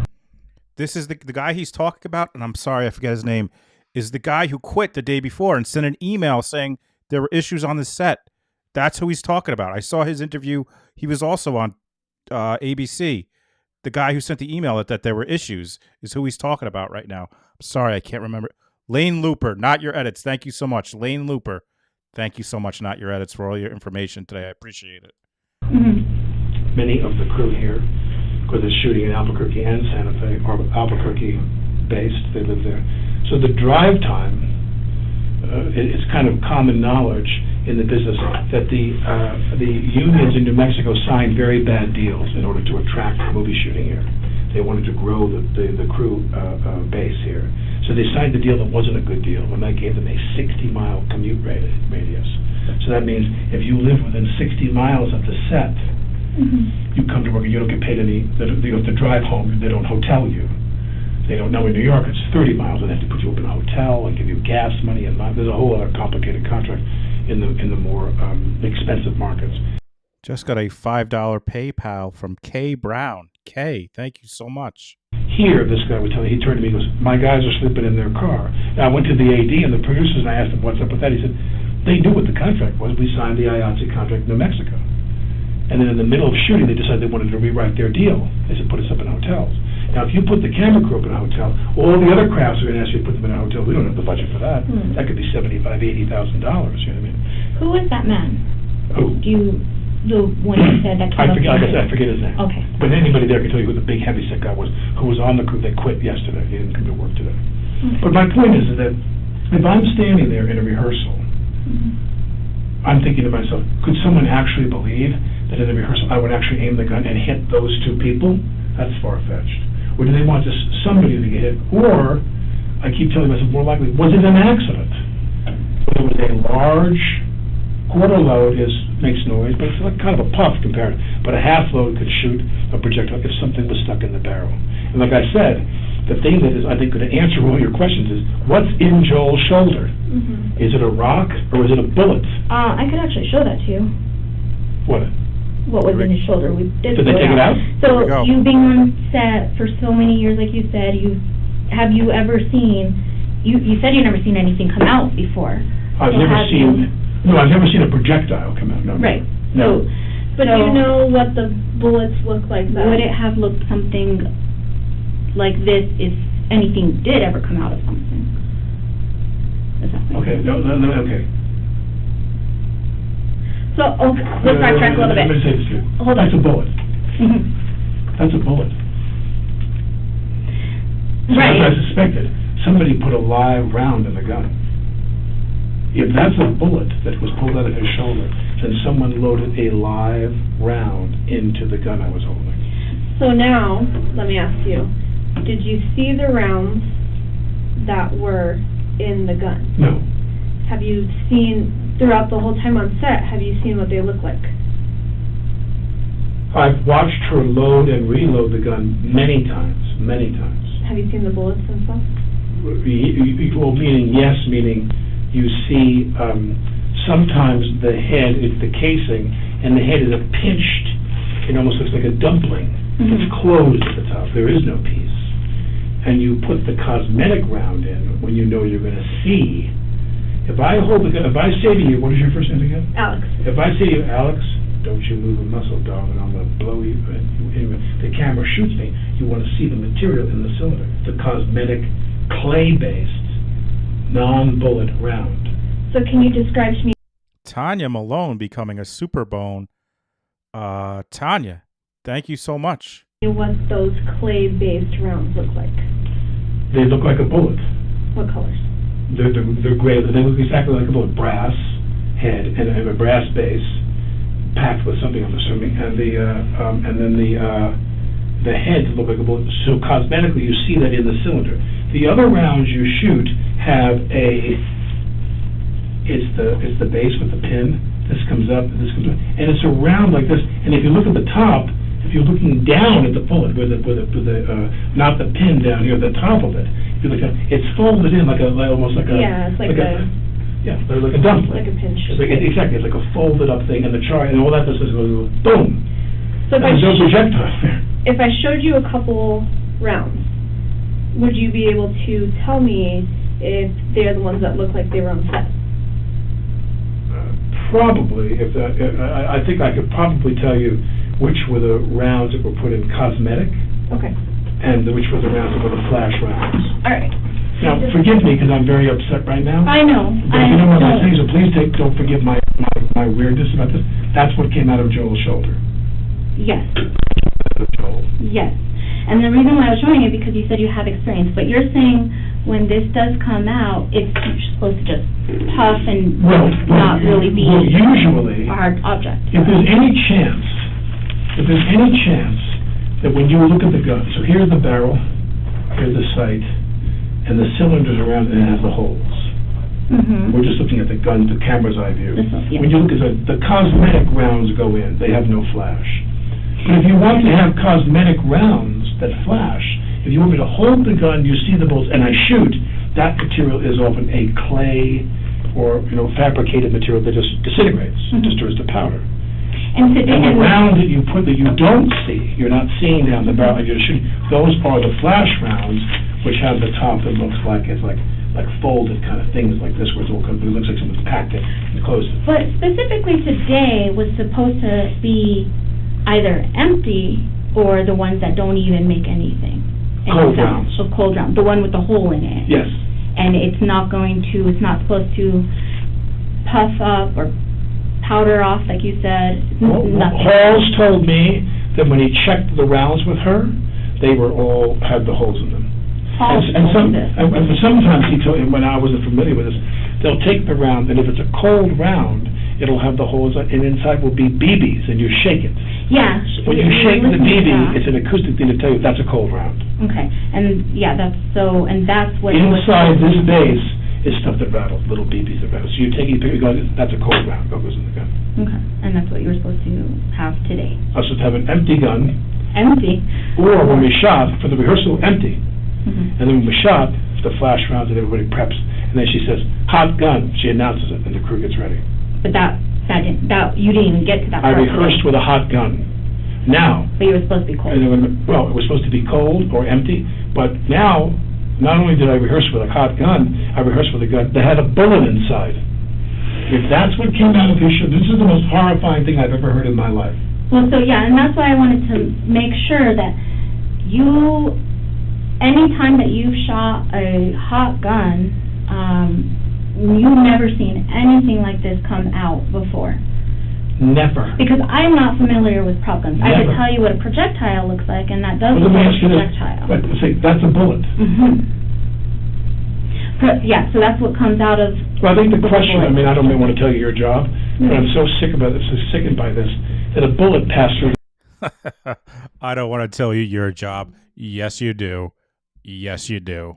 this girl's body. She's in critical condition in a hospital right now, and I fired the gun. And if you don't think I feel really, really shitty about that, I do, but the question becomes, to ask Hannah, did you commingle live bullets? What they call live rounds. When they say live rounds, that's a bullet that a police officer would shoot. Where did that come from in her kit? Yeah. She commingled live rounds with dummy rounds or movie rounds. And we asked her that. Do you know where you guys get the rounds from? Who orders it? Or you don't have any part of any of that? Who, me? Yeah, like, that's her, yeah. All familiar, okay. All I know is when we come to the set, you hand me a cold gun, nothing's in reverse. Then we load the gun with the flash rounds and we shoot. That's it, every time. We've never had a problem. So you didn't even get to that second part of you'll hand it back.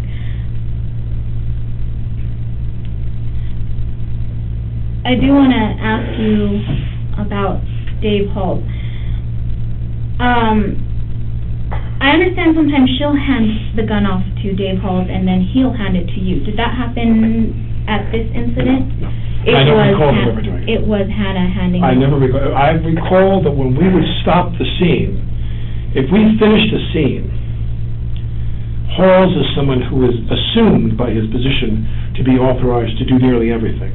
So if I was doing a scene with you and we finished the scene, or we finished your angle and we were going to turn around and shoot my angle, when they say turning around, that means it's time to go to the bathroom, go get a bottle of water, go get a coffee, go smoke a cigarette. We have a break. And if I was going to go to the bathroom, I'd hand Halls the gun to give to her. I would only hand it to her, or if she wasn't around, if she was away because she'd be at the shop, they clearly hand Halls the gun, say give it to her. Give this to Hannah. So sometimes you would hand the gun to Halls, but you never, he never handed the gun to you. No. Okay. No, never. So you would hand it to him. I'd pass it off to him if she was not on site, and I was going to run to use the bathroom. I was going to buy it. That's very typical. Halls is empowered and authorized to hand him the weapon. He's the only other person to hand the weapon after we were done. Whether it was a cold gun with no things or flash rounds, I'd say hot gun, hand it to him. Well, usually not, because usually it was a hot gun. If it was a hot gun we were going to shoot, she'd be right nearby. If I hit, because other times we have rubber guns, we have fake guns. And specifically, right before this incident, Hannah handed you the gun and said cold. It wasn't Dave. I don't be cold. No, Hannah handed me the gun. Okay, it wasn't anybody else but Hannah. No, Hannah handed me the gun. And she specifically said. I believe she said cold. I don't recall exactly. Whoa. I thought Halls handed him the gun. So this is I'm not that great of a drawer, but this is. Hannah wasn't there. She wasn't there in the church. It was Halls. This is the church. This is the front where the you enter here. Yeah. Church, cross is. Where did she hand the gun to you? Inside where you were? Yes, because I was seated. You were. In other words, this is a scene in the church where you come in and there's a lot of disarray. There's benches tipped over, and here was one bench that was upright and sturdy. Some of the other benches are prop benches, so they can smash easily with explosives. You want the gunfire to have fake benches. They're made of a lighter wood, so they put charges inside. So when you shoot, cinematically, when a guy's shooting a gun and you turn around and see what he's shooting at, you're going to see charges that are buried inside. They put a little material behind. You're going to see boom, boom, boom, scenes flash. That is a prop bench. There were prop benches around that they were eventually going to put. Today, we're going to put squibs in to have them blow up. And this was a real bench, a heavy, because if you sat on the prop bench, it would break. This was a live bench, and I sat here, and the camera was here, and she was here, and Joel was here. She being Halyna? Halyna. Okay, and... I'm here, on the bench, sitting. Dude, he is straight up lying right now. I'm right here to the right. I'm all the way to one side. They wanted me to go all the way to that side. If he's talking about her, she wasn't in the church. Hannah was here. Joel was here. Hannah was not in the church. It was Halls. He is lying. This is a straight up lie right now. In this interview, Where the other people, I believe that the script woman is always in that corner so she can see the actual. And when I shot the gun away from the cameraman, I would never aim the gun at the camera. I turned and I went like this to aim the camera, and she was there, and the gun went off, and she just went right on the ground. What about the armorer, though? Or was she? She's outside. Okay. She hands She you comes the gun, in. She hands me the gun all the time. and then what? If there's any shooting involved in the scene, she always hands me the gun. Never has Dave handed you the gun? Never. Okay. And then So I think they must know. It sounds like they already have conflicting knowledge here because she is calling him out on this point right here. she goes back outside. She waits outside because she just can't be there, so they didn't want to see. Sometimes in scenes there's reflections, like you see. So you only need the necessary crew in there for shooting the camera. Everybody else leaves, and as soon as they cut, they come running back in. Okay. Real quick before she shows you that, the other thing I wanted to know, and it's probably helping she does show you those rounds. Have you, in your experience, ever been told that you're not supposed to cock the gun? No. No, you're okay. He wanted me to cock the gun in the scene. Okay. He wanted that as part of the scene. He said, "I'm going to take the gun out, turn, and cock it into to the right, my left, to their right of the lens." In other words, if I'm sitting here and you're the camera, we don't talk about my left. We talk about camera right. Camera right. We only talk about the camera. Camera right is my left. So if I'll say to you, "Where do you want me to aim the gun?" They'll say, "Camera right." So I'll aim the gun to my left. Okay. So I always aim the gun away, but she was there. And in the rehearsal, he wanted me to pull out the gun and cock the gun. And if you're assuming you have a cold gun, there's no problem. Right. And again, a cold gun I'd had, every time we've used guns in this film the last 2 weeks, we never had one problem. Never. Never. Okay. And I don't, maybe you guys discussed this when I was going, after the gun was shot, who did you hand the gun to? I don't remember. Okay. I don't remember. I made everybody freaked out. Yeah. Makes sense. Okay. It was one of those two people, Halls or her.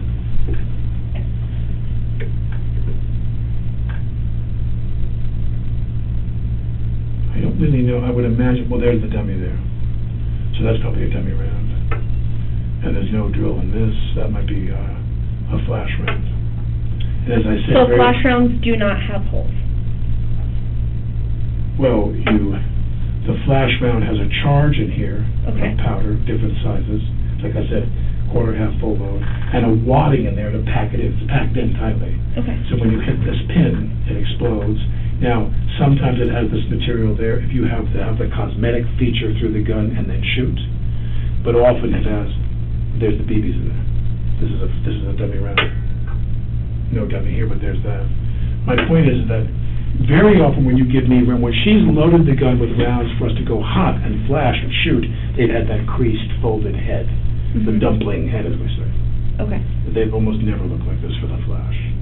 Only when the camera sees inside the cylinder do you put those in there. But those are both dummy rounds. That's a dummy round. That's a dummy round. That's what they taught me. Yeah. I'm not an expert. I have more experience with dummy rounds than we do. I doubt that. I'm sure I always say to my wife, I think I should get a gun. I'm getting a little nervous about the word. I was no gun in my house. I got 6 kids. I'm 63 years old, and I have an 8-year-old, a 6-year-old, a 5-year-old, a 3-year-old, a 1-year-old, and an 8-month-old that we had as a surrogate. Oh my daughter. gosh. I'm 63 years old, and we had 6 kids in 7 years.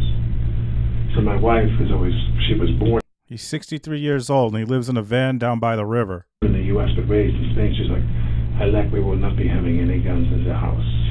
No. But okay. I believe that's a dummy round. So you called this a flash round, right? No. Flash round means there's a charge in there. No charge in there, if you hear that sound. Okay. No charge in there if you see that. So what happens So when you shoot these? Or to what you? You put them in there cosmetically with nothing in them so that through the cylinder you can see that. Okay. You can see in the cylinder whether the cylinder is empty, or they look bad, continuity-wise, or that there's a round in there. So they put a cosmetic round in the chamber. They load the gun, close it, and then I hold the gun. You see the things in there. A flash round would be like what crimped is the word, a Yeah. crimped round with a charge inside, and that one shoots, and there's no projectile.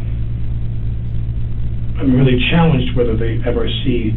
I doubt. Sometimes they have these where you can do both, but that's the clay material.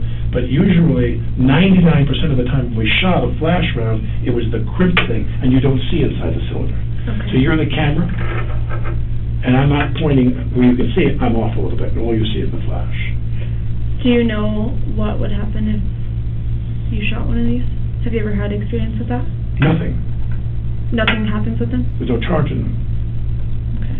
This Did you see indicates. the bottoms?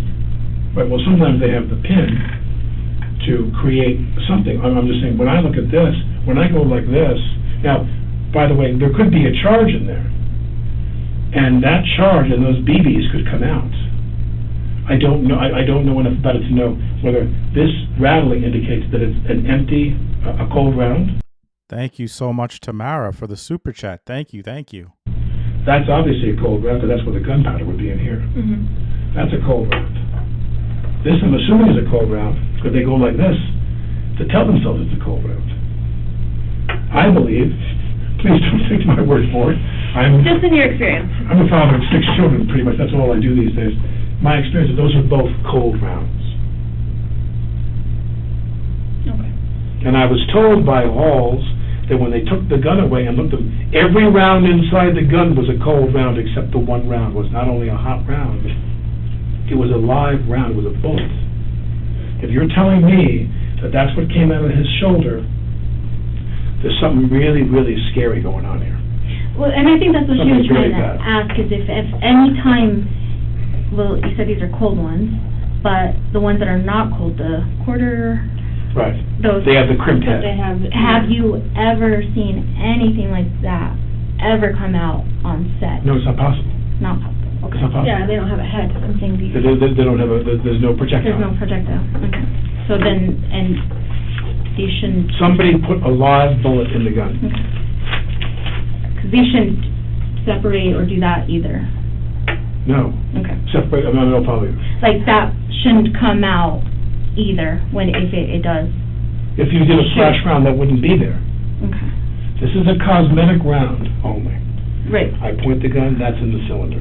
When we shoot the gun, 99% of the time, it's a flash round that you don't see the cylinder. You're the camera, and I'm slightly off, so you don't see the I'm sorry, we keep having you explain that, but it's just because there's different rounds. Right. I'm saying this is a cosmetic round, to my knowledge. And if there is, another question for you is there a cosmetic round, is there a flash round that has the head, which I believe they have, where you could shoot into the gun? Meaning, if the director wants you to aim the gun at the camera, they put a lucite screen up there, and I shoot the gun at you, you can see the bullets inside there, or they can go to do that with a computer. But if I put the thing toward you and then shoot, they'll have a round that has this on there that'll explode. But again, I've been told that is a clay material or something that just dissolves on explosion. No projectile comes out. On a flash round, it blows up that you shoot on camera. Quarter, half, full. There is. So there's about, I guess, like 20 minutes left. At some point, they're going to tell him that Halyna Hutchins has passed away. I don't know when, but it should be soon, I think. No projectile unless some material is stuck in the barrel of the gun. Okay. And I thought for sure what happened was, did they not check if there was a stone or whatever? Now again, I am speechless. We're here shooting, everything was going fine. Joel is my friend. I'm one of the producers on this movie. We've developed this movie together for 3 years. I left my wife and 6 kids in New York to come here for a month to shoot this movie, and I'm the one that shot the gun today that had a live bullet go through that woman's body and into his body. And I need to know, how did that happen? Where did that bullet come from? Where did there are no live rounds. Alec's like, I have 6 kids, and not you, the police, you don't need to know. I, Alec Baldwin, need to know. And her kid, I'm told. Everybody is sitting around waiting for me to come here with all the sheriffs and all the people that were there, waiting for us to get ready to come and do this with you. All they did was talk about that. It was speculation of like, in her kit, she doesn't have live rounds. And that's what we were told. That's what when we asked her, she said there's no live rounds, not even in her kit, not on set, anywhere. So for that very reason, we want to know the same question too. Yeah, how if there's not supposed to be any live rounds on set, then it comes down how to and who possible manufacturer defect for them. That a cosmetic round shot this projectile through them. Is that possible? Did you find out? I don't know. It's possible. Oh, it is. They told you that mechanically, if that's possible. Yes.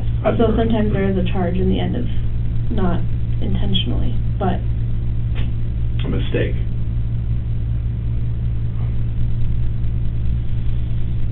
Today I sit here, and whether it was a misfiring theatrical round or a live one, I shot this woman with a gun today. God, it doesn't feel so good, you know. I can imagine that would not feel good. I feel really bad. You know, it's like everything was going great. The only problem we had was when these 6 guys wanted to quit. And there, I don't know the jargon, but their, union rep or whatever in the New Mexico contract, different contracts in different states, the person that was in charge of these people had a kind of a pipeline, a lot of shooting going on, a lot of... By the way, if you haven't seen it, I know George Clooney and I think some other actors came out and are like, you check the gun every time. You check the gun. And Alec in his interview is like, well, you just do what they tell you to do. They give it to you and you trust them, essentially. Working at Albuquerque, Santa Fe. Their head person was told them, don't strike. It's not again. We don't want to cripple the indie business and put all of our employees out of work. Our indie contract is set for now. You have a contract you're under. Now we can renegotiate that contract, which no doubt they will. But in the meantime, you have a contract that you agreed to, and those men came. I'm not criticizing them. They came under a contract which they knew what it was. They reported to work, and then halfway through the shooting, they left. They walked off. And I don't, when he said to me, well, my guys are sleeping in my car, the ADs and the producers said to me, well, they're all of a sudden complaining about a contract. They've been working on it for quite a while. And some days we wrap, and they shoot nights. Those are tough. The women, they have to go back to their homes and maybe Albuquerque and drive an hour. And it's 3 o'clock in the morning, Mm-hmm. And we try to put the night shooting on the weekend, so when you wake up the following day, you're off. Mm-hmm. And then and then some days we wrap the theory. The day before they walked up the job, we wrapped at 5:45 in the afternoon. We had a very reasonable day. And a very easy day. 6 o'clock. As I'm driving away with them, and I waved to that guy. The guy said, I want to talk to you, the heavyset guy. Yeah. And I'm leaving. I said, I'll see you tomorrow. And I left, because I want to get home. Right. I want to go call my kids before they go to bed in New York. And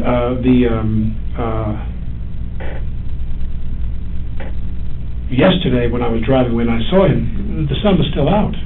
We didn't shoot a day like we usually shoot till we lose the light. Mm-hmm. That's why we're here, to shoot New Mexico. Yeah. New Mexico is the star of the movie. Yeah. Okay. So do you, in your opinion, feel that this could have been an accident? Or do you... I want to believe that... let me ask you this, because I don't know anything about this, because it was such mayhem when this happened. Mm-hmm. Everybody was sick that this happened, because we didn't know. No one imagined. Everyone thought she was hit by wadding or something, got burned. No one presumed she was shot with a bullet. Any projectile went through her body. No one even considered that. That wasn't possible. So the question is, the cartridge that came out, the cartridge is when the gun that they fired. Have you got that? No. So we have to send that. We don't analyze that stuff. We collect it, but then we send it to labs. But it was collected. You have it. Will be. Right. That's all I'm saying. Is that to me, I'm wondering, what was that? What was in that? The measure, I don't know anything about that. What are they? What ballistics? How can they measure what was in that? Mm-hmm. How much of it? And that'll all be done at the lab. Yeah, I don't know. All I knew was the gun went off. She hit the floor. He hit the floor. He started screaming. He was in a lot of pain. She went into shock. She didn't talk. Right. Her eyes are rolling back in her head. and blah, blah, blah, and bad. And everybody starts getting really, and then they start doing CPR, and everybody gets really panicky. And then people start wondering, what did something, we assumed because the wadding can burn you, there's material that can come out under that, very rarely, that could burn you. But remember, that often doesn't happen because there's always a cold gun on the rehearsal. By the time you leave, if the wadding comes out and it hits somebody, they're 20 feet away from you in a gunfight, the crew is away. You're not shooting anybody, they're the crew. And my point is that when she went down, I thought, what was stuck? We all said the same thing. What was stuck in the barrel? Was something left. They didn't clean the barrel, which they always do, always. And was there a rock or something that went through her body? I didn't know about the passing through her body. I know she was hit. I didn't know where, and I don't know to what extent. But we all presumed, as we're sitting outside, bullshitting for the last 2 hours while this went on, the aftermath, we assumed something was lodged in the barrel, was a projectile that went into her body. Now, when you tell me that's what came out of Joel's shoulder, that's a faulty round, which I've never heard of that before. Okay. Never.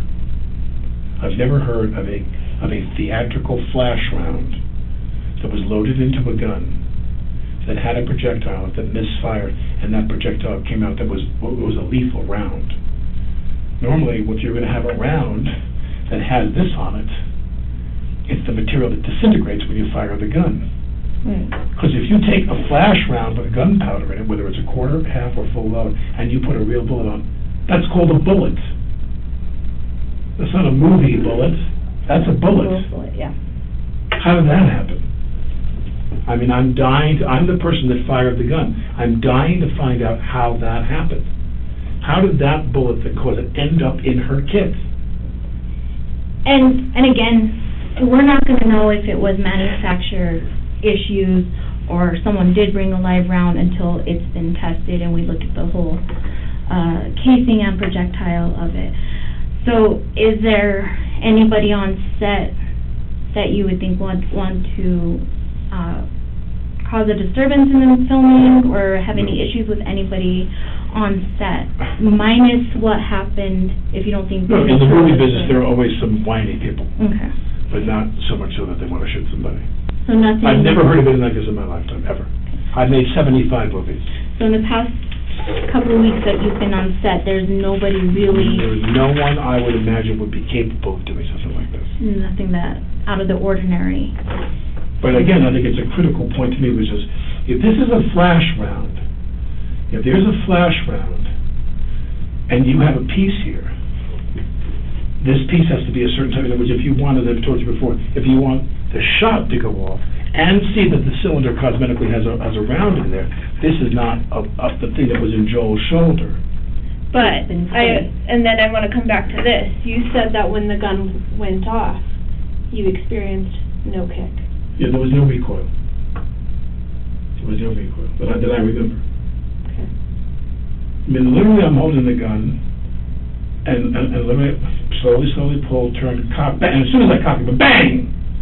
And I jump. I mean, you obviously, that's the last thing you think is going to happen. Mm-hmm. Everything has been done. Every breath we take is to obviate that possibility.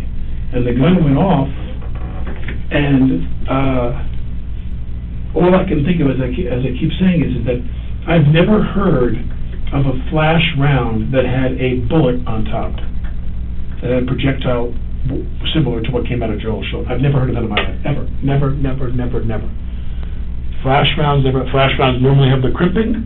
If there's a head on there, it's made of a special material. And in this scene, you were to look down the barrel of the gun and shoot. You have to ask them that, by the way. You have to ask, both of them are in the hospital now. But was it their intention? Because when I would give them the gun, I'm assuming it's a cold gun with nothing in it. When it goes to time to shoot, are they going to see in the barrel that there's a gun there? Very often what they'll do is they'll have you put the cosmetic round in, I'll draw the gun up, I'll aim it, they cut.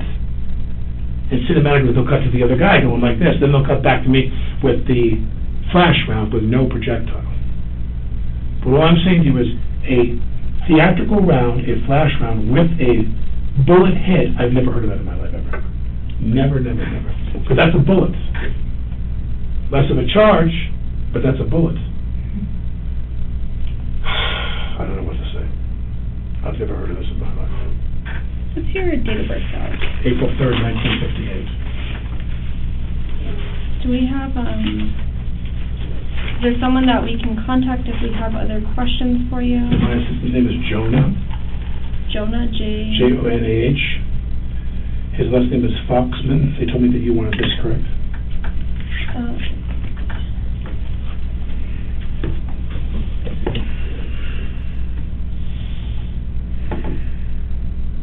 It's got to be coming soon. There's only 7 minutes left. Jonah, Foxman, Foxman.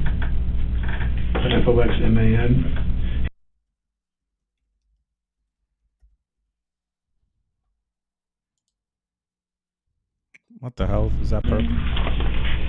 We have one more here. What do you want me to do? You can go wherever. Well, let me ask you this. Originally, and this is a very complicated, I mean, modest compared to what happened to them, but my wife and my whole family was scared. And on Saturday, my daughter was going to be in the movie. They had a little part for my daughter. The 6-year-old? The 8-year-old. Oh, she was so excited to go. And now the question is, Joel's not going to go back to work for a while. Right. I doubt he'll be back to work in a week or two. At that. Who knows what they're going to do? They're going to get the shit suit out of them. I think his was a shoulder. He might, I don't know. It's up to him how he feels and stuff on. But I'm sure that there are so many insurance issues for them. There's going to probably be a halt. They're in a lot of trouble, insurance-wise and civil action-wise. What I'm saying is I told them I would stay here tomorrow. My family's not going to come now. Okay. I begged them to come in. My wife wants to cancel the trip. She thinks it's just a weird energy. I told the producers that I would stay tomorrow in case anybody else, their insurance investigators, anybody, their lawyers wanted to talk to me. I'll make myself. And then Saturday I was going to fly home to New York and just wait for them to tell me what to do. Did you need me to stay here beyond Saturday? I will do whatever you tell me to do. Okay, so I think what we need to do, we're going to go and process the scene. If there's anything else that comes up, and that we need to contact you. You said you'll be here till Saturday? Or you want to fly? Oh, no, as of now, I'm going to stay tomorrow to make myself available to the insurance investigators and their the production's attorneys. Yeah. To make myself available. They've told me they're not sure they need to talk to me. I'm going to stay tomorrow and get on a plane Saturday to go home. And God knows when we're going to come back. It might be months. Okay. So we can contact you. Yeah. As long as we have this number and he's not going to change it. Right, what I'm trying to say is that I'm going to leave on Saturday unless you tell me not to. You're okay. If you tell me to come back in, I'm going to do whatever you tell me to do. But my wife wanted me to come home. Yeah. So as long as we have a way of contacting you is what we need to do to get a hold of you. Okay. But I think you. Unless tomorrow you hear something different from us, because right now we'll interview a couple more tomorrow, I'll come here right away. Okay. Yeah. Tell me what you want. What's your work cell? 490. Or your office, sorry. That one I don't know. I don't use it. Okay, well. So 2850, 490, 2850 is his work cell. I'll just put. So the two of you are not best friends and you go bowling together and go to the movies together now? Yeah. Very close and very so this is my card. I put her name on the back of that one, but my office is. How do you prefer to be contacted? Office. Yeah. Let me put because mine's a different. What size? Yeah, I don't. My desk phone has issues, so I use my work cell phone all the time, and that's usually the best way to get a. That's actually true. And then if I'm not at my desk either. If I don't hear from you otherwise, I'll come in tomorrow if you prefer, but if I don't hear from you otherwise, as of now, I intend to go home on Saturday. So yeah, and that's fine, because right now, we still have other interviews to do. We gotta go to the scene, process it. The processing at the lab might take longer, so you might even not hear from, if there's you 2 years backlogged right now. So, our investigations go long. If it comes to it, we will figure it out at that point. But right now, my wife wants me to come on. As of right now, you better listen to your wife. Go home. Okay, are we ready for, I do have some very unfortunate news to tell you. What? She didn't make it. Yeah. So Joel's still at the hospital, but the other person involved didn't make it.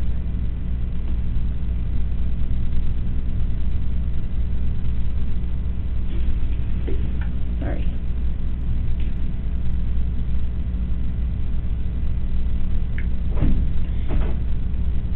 I just didn't want you to hear it outside of here.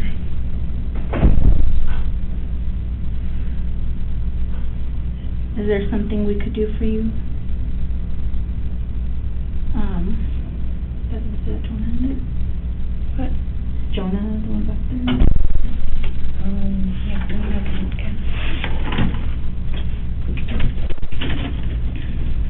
Okay. Would you want Jonah in here with you? You wanna, what do you wanna do? Do you wanna make a call? You can sit. We should go. Are you guys needing a ride? Or are you comfortable? I think they've got their baby. Are you comfortable driving though?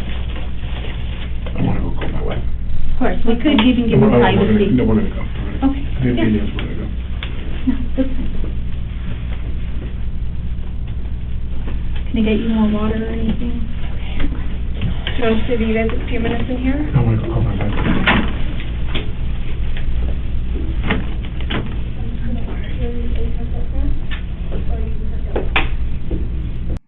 So yeah, that's that interview, and I do have Hannah's interview, which I'm going to play. But at this point, if you guys have seen, this is kind of he goes out and calls his wife, and there's kind of famous pictures. If you haven't, let me see if I can find them here. Like there's no video of it, but there's like this is basically he goes from the interview room, and then like they got photos of him outside. I believe this is when he calls his wife afterwards. Like these pictures were circling around. That's after. And yeah, so tomorrow at 2, folks, Alec Baldwin has a hearing, which I will be covering tomorrow at 2.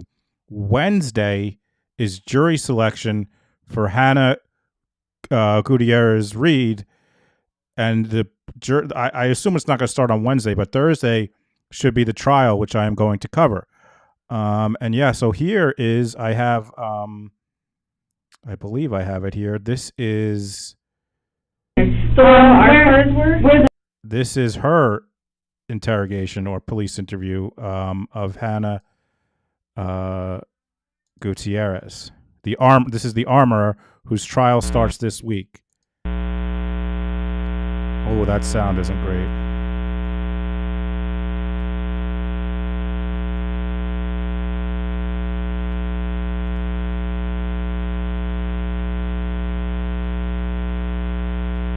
And again, Wednesday at 8 p.m., me, Shannon, Lisa Statman, Alina Burrows.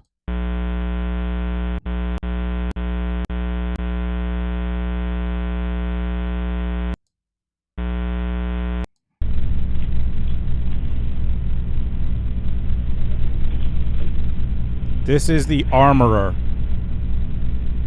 The person who's supposed to be in charge of the guns.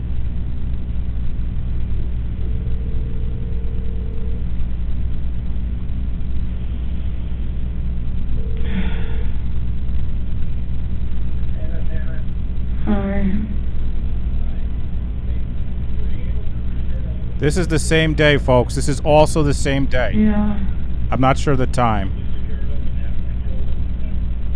Yeah, not anymore. I'm at the police station.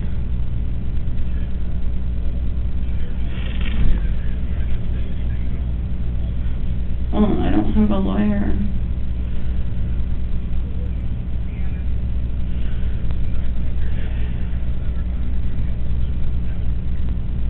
Yeah.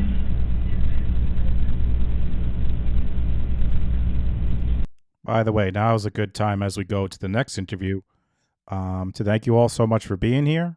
I really appreciate it. Thank you for all the super chats. I've been trying not to interrupt too much, but thank you so much for all the super chats. Thank you for liking, sharing, subscribing. Let the folks know where you're at. Okay.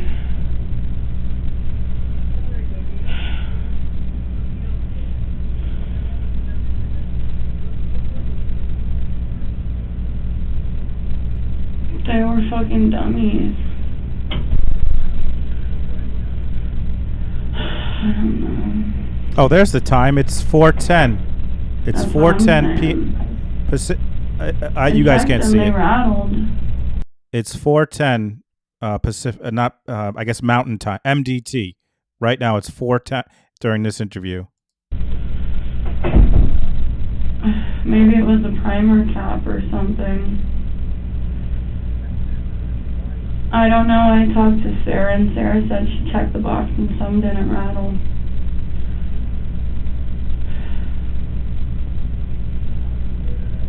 Yeah.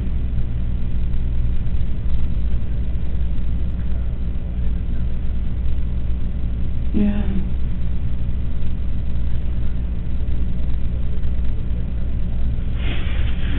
I don't know. It wasn't for me.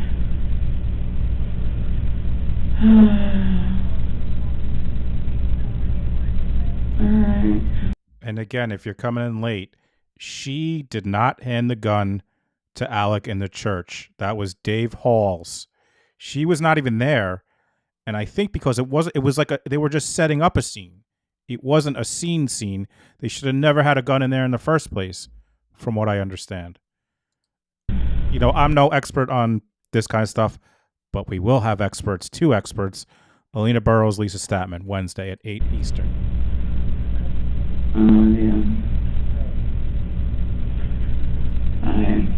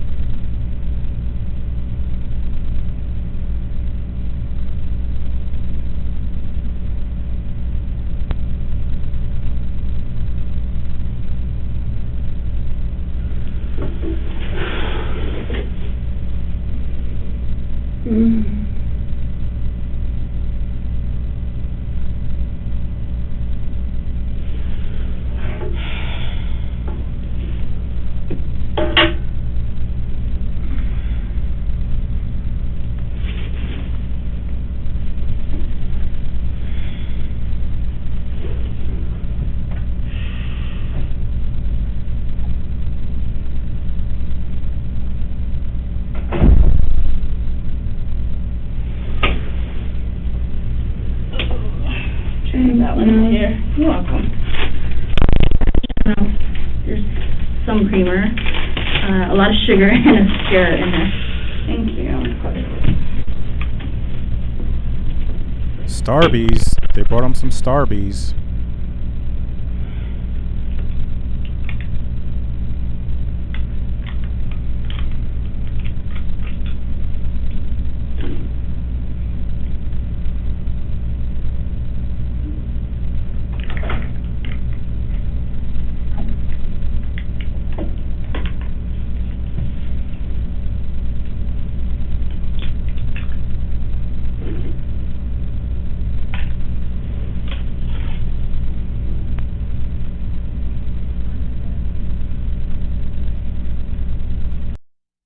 Let's see. Lisa says, Jay, maybe your peeps can find this video of Jensen Ackles,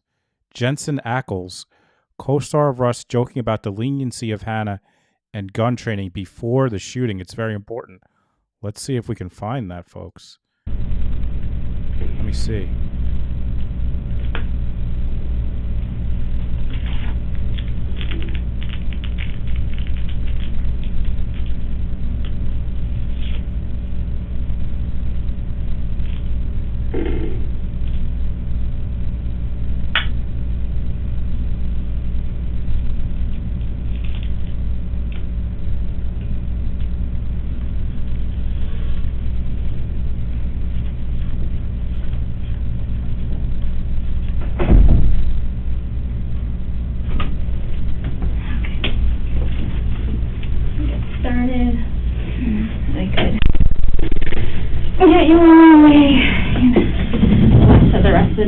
So,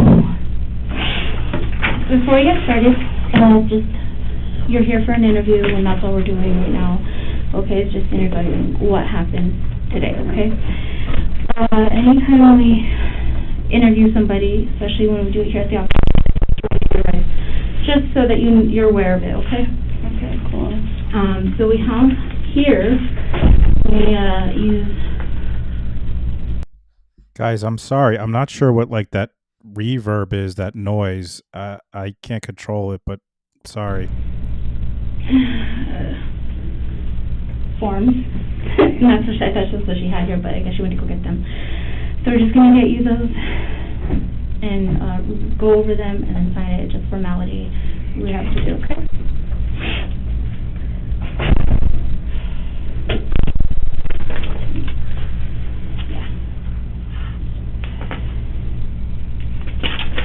Do you know if anyone ever got that fanny pack? So right now it's technically inside the scene, so we can't quite grab it yet. Okay, cool. But you said it's black and gray? No, it's just the gray one. Just gray, okay. And it was on the cart? Yeah. Yeah, so it'll be secured, and if it's not part of it, we'll get it back to you as soon as we can. So like I said, this is the rights that I just need to go over, and I'll read them to you as I do. If you understand them, you could signature or check out here, and then read the rest here, and if you agree, okay? So you have the right to remain silent. Anything you say may be used against you in a court of law or other proceedings. You have the right to consult an attorney before making any statements or answering any questions. And you may have him or her present with you during questioning. You may have an attorney appointed to you to represent you if you cannot afford one, otherwise obtain one. Okay. You understand those? And if you wish to I kind of would like an attorney. You kind of like, what do you want to do? I mean, just because the situation and everything, and their attorney already talked to me, and I just think I should probably have an attorney represent me. Okay, before you make any statements or talk to us? Well, I can probably answer a few questions. I mean, so at any time, so I'm gonna, again, you don't have to talk to us, and if you want to talk to your attorney, that's fine. If you want to answer some questions, you still could change your mind during this questioning. So it's up to you. If you want to talk to us and at some point you feel like maybe you want your attorney, you can, but you need to make the decision on what you want to do right now. If you want to talk to us... How long would it take when to get here, I guess? It's going to be you calling them and finding out. Really? Okay. I don't know, their fucking attorney, I don't know. It's just... By the way, I see Bob was talking about some motions and stuff. Like such a big... If like I was saying before, if you are interested in looking up stuff, this website it has like everything. I'll share it. The First District Court, if you go to like their homepage, the first thing you see is about the trial, and then you click on here, and it has, you could look at like all the documents. Let me move down the chat a little bit. So just I'll share it in the chat. Just in case you want to check out the documents, they're all here. New Mexico, like all of these documents.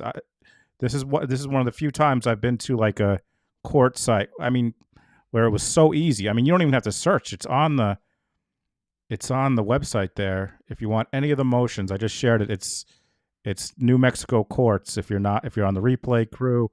Also, as you could see, tomorrow 12 p.m., which is 2 p.m. my time, is the hearing tomorrow for Alec Baldwin. Goes right to their YouTube, so hopefully it shouldn't be an issue tomorrow. Anyway, sorry for the interruption. Let me go back. Company, you know. Are you talking about with the projection company? Yeah. I don't want anything in this case to be fucked up for me as much as I possibly can. So, no, you're fine, and that's why we go over these. Yeah. So you know your rights. Okay. It's up to you. Is there an attorney I can call? It would be a public defender. They might not. They might advise another day. It could go a longer process. I don't know. Alright, I can answer some basic questions. If you want to answer some basic questions, we could do that, and then if you at some point feel like it's Right on, yeah. I'll answer some basic and like I said, questions. right now we are just interviewing you because you were there. You were there. You Totally. are in charge of Yeah. the armor. Okay. So you're okay with talking with us? Yeah. Okay. So, we'll start off with basic questions, okay? Okay. So, you've already mentioned that you've been on set for 5 months now? On this particular set? No, on this particular set, I've only been there 2 weeks. Okay. Oh, I'm sorry, do you want the date and time? Oh, yeah, please. It's going to be, 21. 21. Actually, I'm 4/7, so sorry. How do you spell your first name? Hannah, H-A-N-N-A-H. And your last name? Gutierrez, G-U-T-I-E-R-R-E-Z. When's your date of birth? April 28, 1997. April 28. 97? Yeah. And how old are you? 24.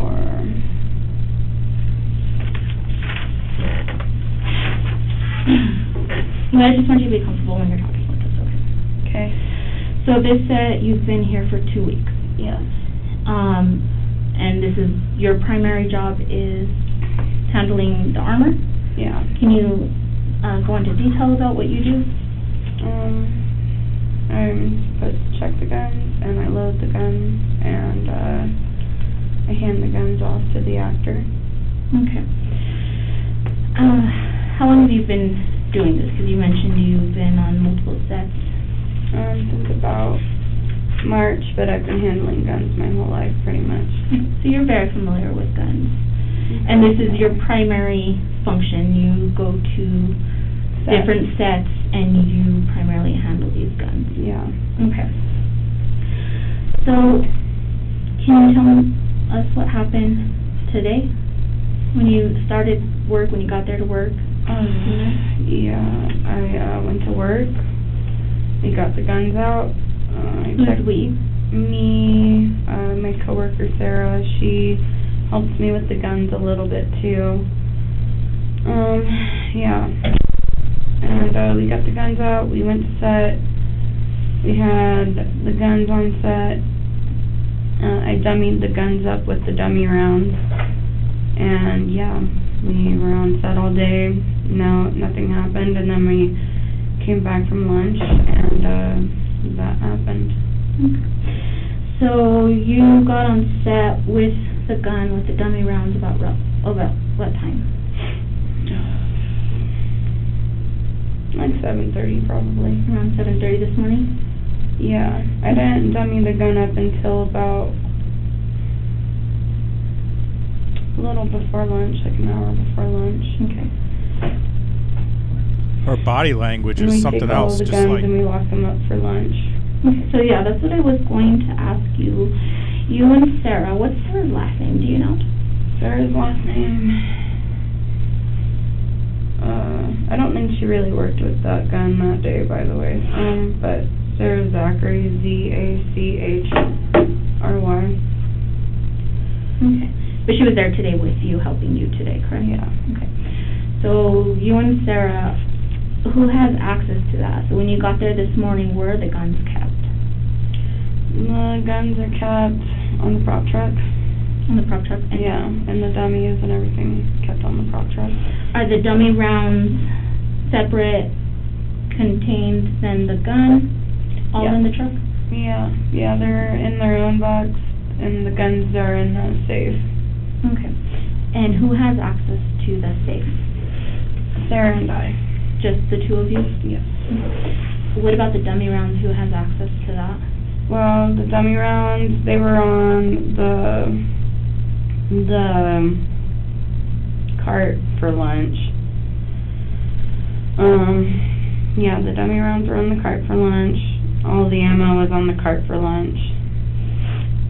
Is there, okay, so you're saying dummy rounds and ammo, are there two separate things? So there's blanks, my bad, not ammo, but there's blanks, you know, the blanks look different. They shoot the stuff, and the dummies normally just have a little BB in them. Okay.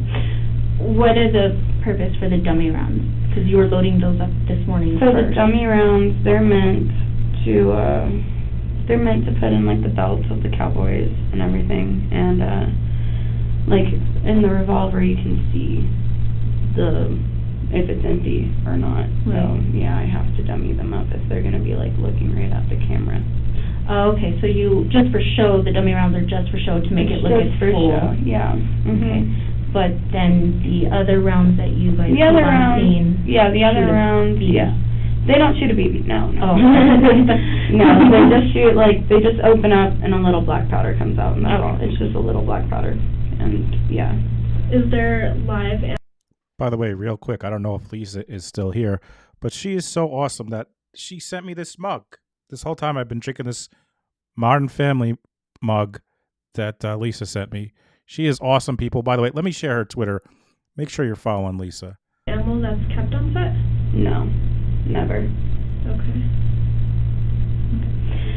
So, I hardly even go shooting with 45 ammo at all. I normally just use 22. okay. So, And so you got the gun this morning. You and Sarah are the only ones who have, is it a combination for the safe? it is, yeah. Okay, and you guys are the only ones who have that combination? Okay. But the rounds are... They're in the truck, yeah. The truck gets pretty much locked up every night. I mean, not like padlocked, but just on set. Security. Okay.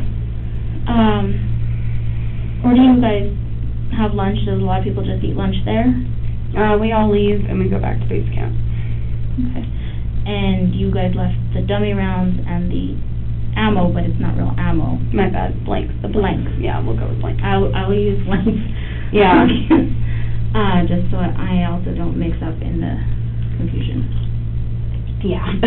Yeah. So,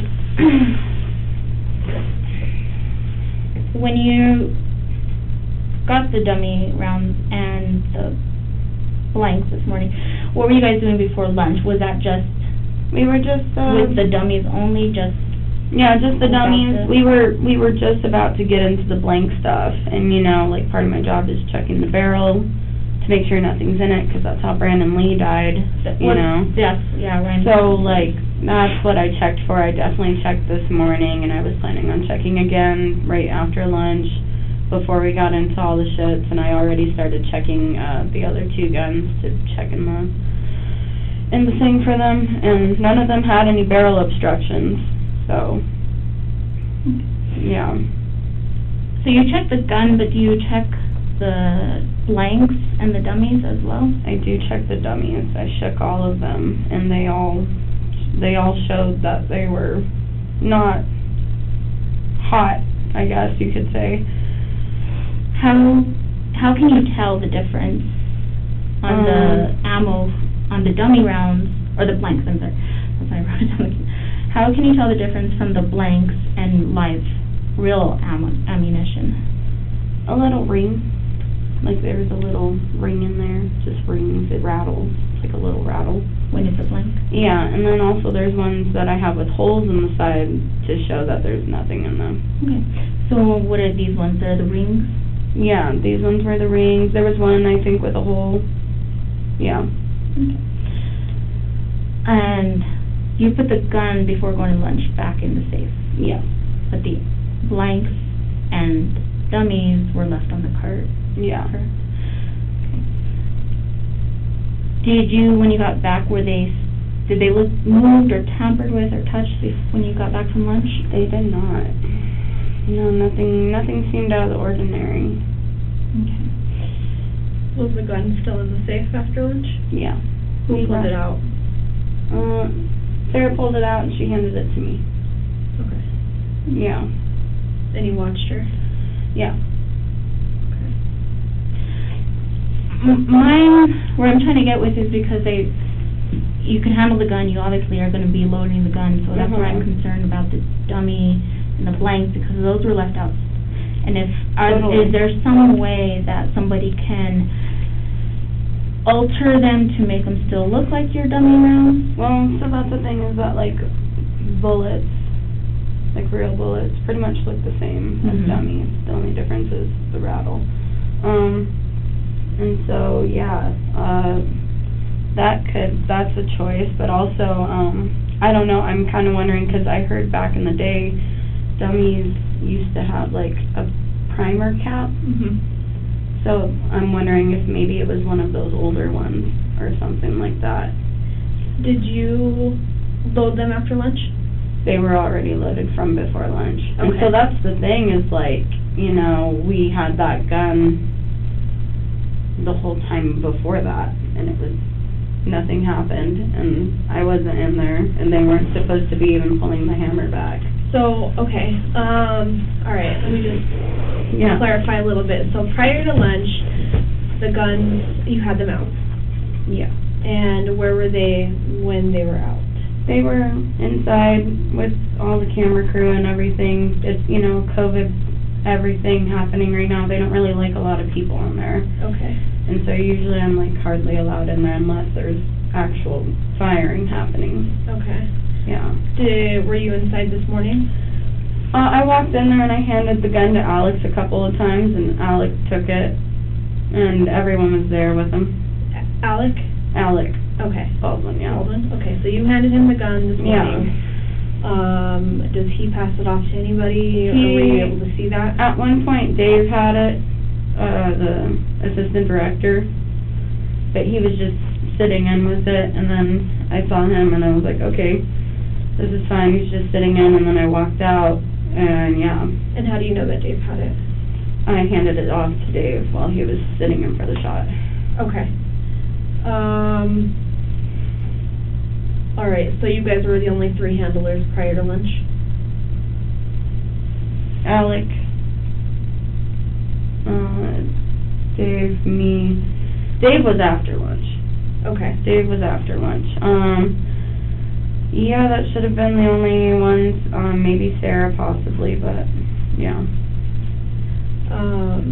Because that's the thing. They chill on our little table, and we're pretty much there all the time. Okay. And then, so prior to lunch, did they do any scenes or anything of the sort where they were firing the weapon? No. Okay. Nothing Just before lunch. handling. Yeah, we were just supposed to get into it right after that. Like, literally, that was the last shot before we actually got into blanks. Okay. And those blanks were already loaded in before lunch? No, the blanks are different than dummies. So, yeah, blanks, totally different.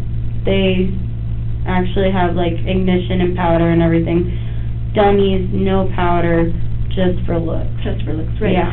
So so I think everything was after lunch then. So after lunch, you get back, and that's when you loaded a dummy round. I mean, the blanks. No blanks were loaded. No, like all dummy today. Yeah, no blanks were loaded today. I was like getting ready for it.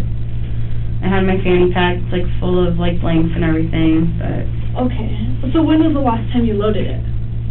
I loaded it with the.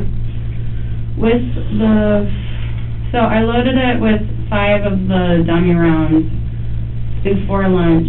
And there was one that wouldn't go in. And so when we got back from lunch, I took the, like, little cleaner guy, I cleaned it out really quick, and I put another dummy in there. Okay. So there were 5 total in the gun. Yeah. Can you describe? 6. There was 6. Total. 5, yeah. When the incident occurred, yeah, there was 6. Okay. Can you describe the gun? It's a Colt. It's a long barrel Colt. It's a long barrel? Mm-hmm. And 6 rounds fit in it? Yeah. What color? A bronze? Is it bronze? Yeah, they're brass. Yeah, kind of bronze, brassy. What, caliber? 45. Okay. And that was the only one that was used today? No, the other 2 were used too. Okay. What do those look like? Those are both 45 I think they're either Colts or U-Birdies, 45s, and yeah, the two other characters had them. Okay. And they're revolver looking? Yeah, they are revolvers. But the long barrel was the one that was used during the incident, just to be clear. Yes, the long barrel one, yeah. Okay.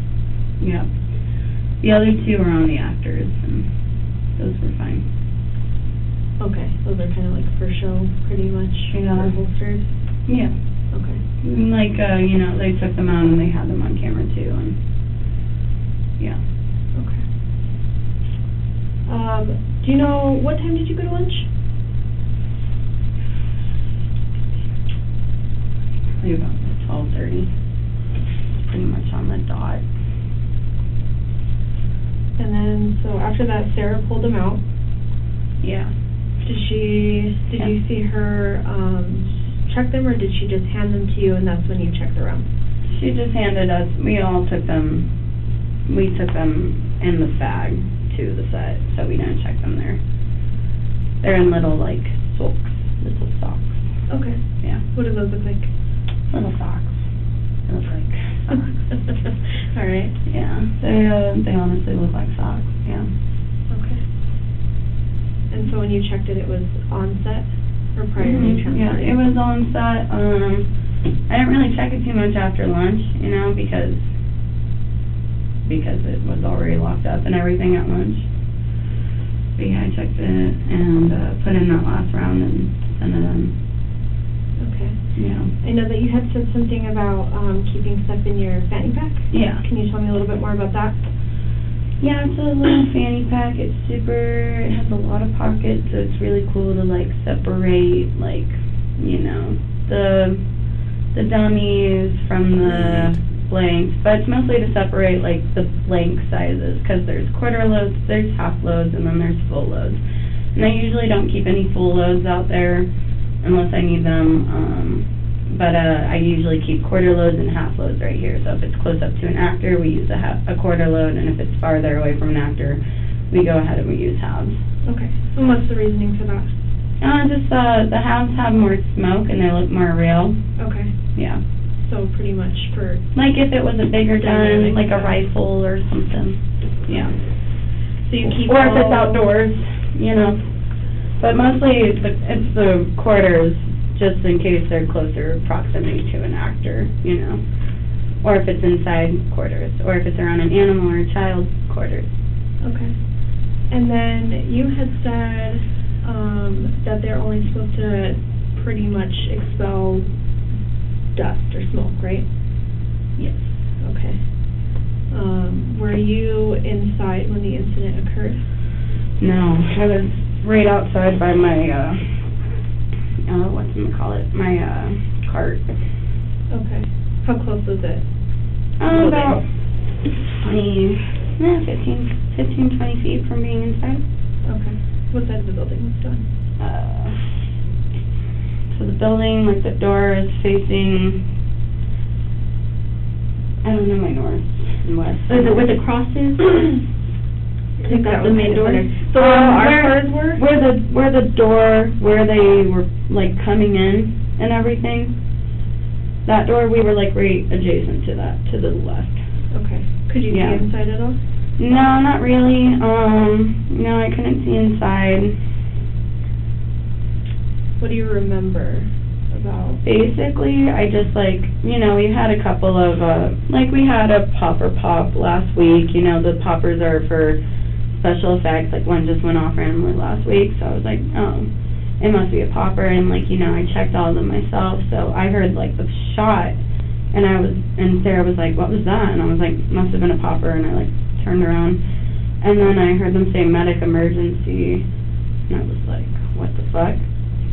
And then I like checked in, and I like looked, and I saw Alec on the ground, and I was like, oh, not Alec, Joel, and I was like, what the fuck, was it the gun? And Dave was like, yeah, it was the fucking gun. And so I was like, I walked in and I like tried to see what was happening, or like where the gun was, you know, to secure the weapons on set. And I got yelled at, and I ran out, and Dave brought me the gun, and I opened the gun up, and one of the dummies somehow had been discharged. And can you kind of explain a little bit more what you mean by that it was discharged? So if I had a bullet, wait, I have some dummies. So, right, check these out. I wish it had just been one of these. But see how these have like the hole? Okay. And this one doesn't have a primer, right? And most of them, like, they have like the primers, but the primers aren't like hot. Like, I've never had one with a hot primer before. Okay. So that seems pretty weird to me. But so basically this part, when a bullet shoots, the fire projects it, and this comes out, this little piece right here, this little nipple. Mm-hmm. Yeah, and so when I had checked the gun, this part, that was gone. Did you get to see the shell? I saw the shell, yeah, and it's on the thing. Did it have one of the, did it look like this, or was it different? It didn't have the hole, it didn't have that. So, I mean, it had that, and it didn't have the hole. And this was gone, so it was just the shell. So it kind of looked just the cartridge. Just the regular, like, cartridge when it's without shot. Yeah. So these ones are done or because they have the hole. Yeah. So that one didn't have a, so it looked like a realistic one when you saw it. Mm-hmm. Okay. What about your, what about your blanks? What about them? What's the difference between a blank and that? You know, I don't think I could show you, but the blank is very different. And you would absolutely be able to tell the difference just by looking at it. So basically, the end here where this is gone, the projectile is gone in the blanks basically. This is squeezed shut. Like, you know, it's filled with like a little bit of gunpowder, like I said, either quarter, half load, or full load. It's filled with a little bit of black powder, and it's opened by the metal part just going, so nothing flies out of those. Okay. So this is pretty much what looked like what was in the gun. This is 100% what was in the gun, except without that. Okay. And with the primer, but the primer normally is on there anyways for a lot of them. Okay. Yeah. So it's not as normal. No, it's not. A lot of them have the primer, so that way you can like see them in the belt and they look real. Okay. But a lot of them also have the primer in a hole, and that one didn't have a hole. Alright, so you had said so how did you end up getting the gun after? I went in there, they yelled at me, I ran out, and I was like, can I see the gun? And Dave brought me the gun, and I opened it and checked it, and the very first one that I like, because, you know, once you shoot it, the next one in a revolver, it'll be that one, and first one I pulled out didn't have that. Okay. Did you get to see any of the others? The others all had, yeah, I took them all out. They're on the cart too. They all had rings and they all had holes, and I don't understand why that one did not. And, I'm sorry, explain again what the ring is? So, imagine if this,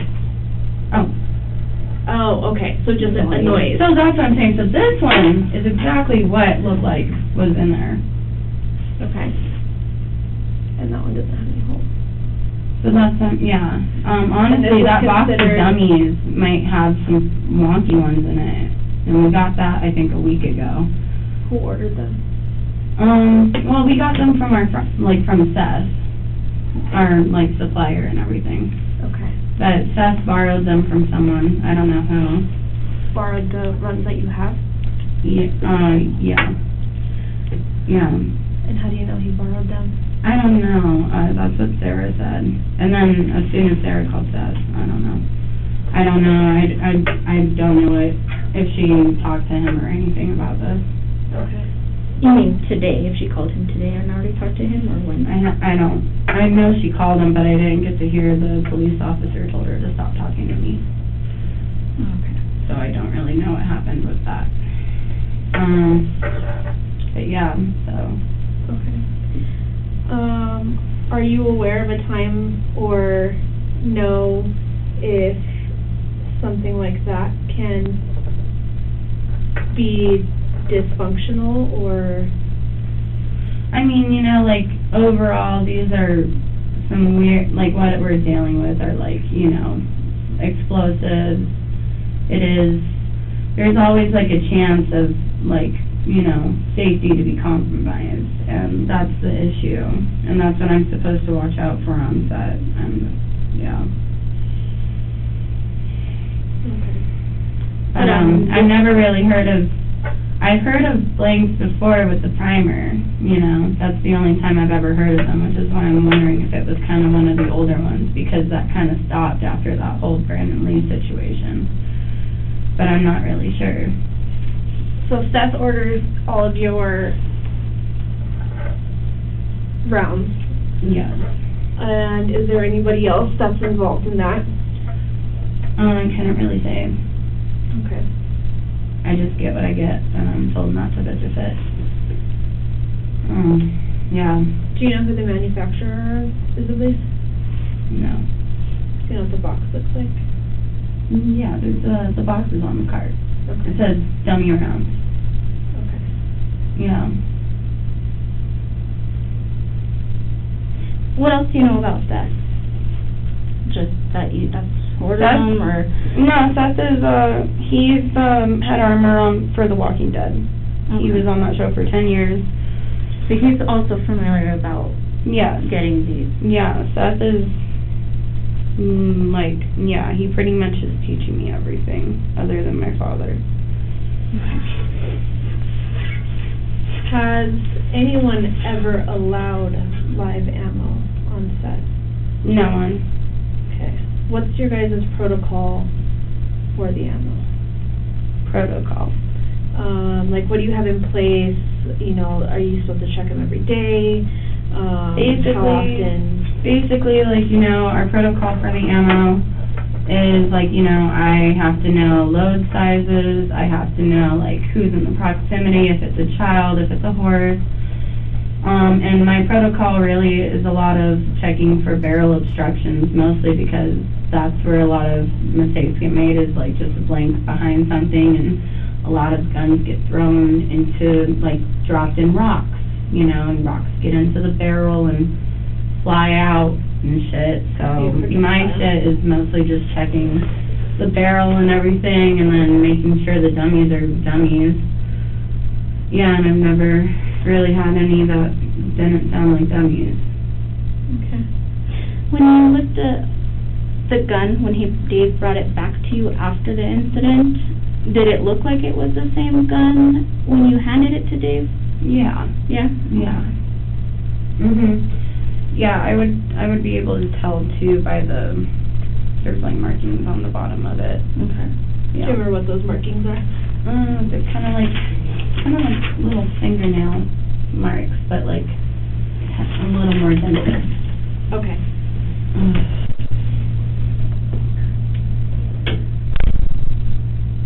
How much time? Okay, so how many guns were pulled out after lunch?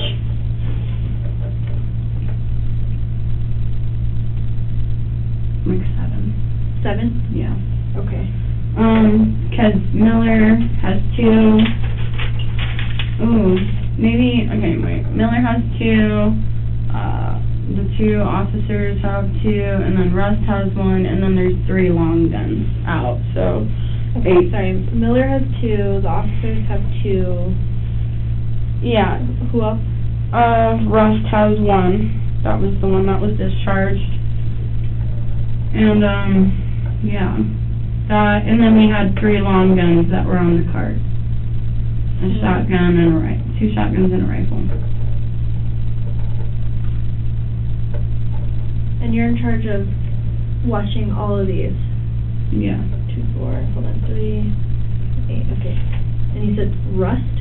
Yes, Russ is the character. He's Alec Baldwin. Okay.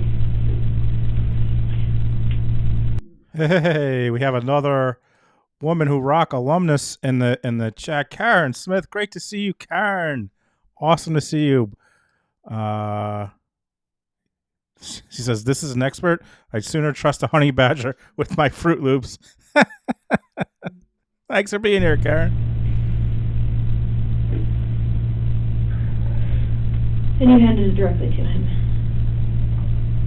Or did you hand it to Dave? I handed it to Dave after lunch. So then Dave gave it to... Yeah. Do you know... Alec was in there. Do you know who all was inside the building during the incident? Some new camera people we got. Our camera crew just quit last night. Wow.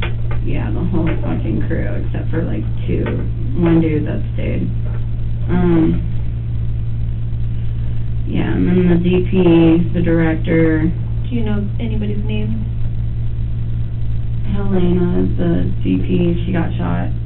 The director is Joel, he got shot. I'm sorry, so DP? Director of photography. Okay. And that was Halyna? Mm-hmm. Helena? I'm not really sure how to spell it. It's kind of Russian. Do you know her last name? No. And you said Joel, and he's another director? Yeah, Joel.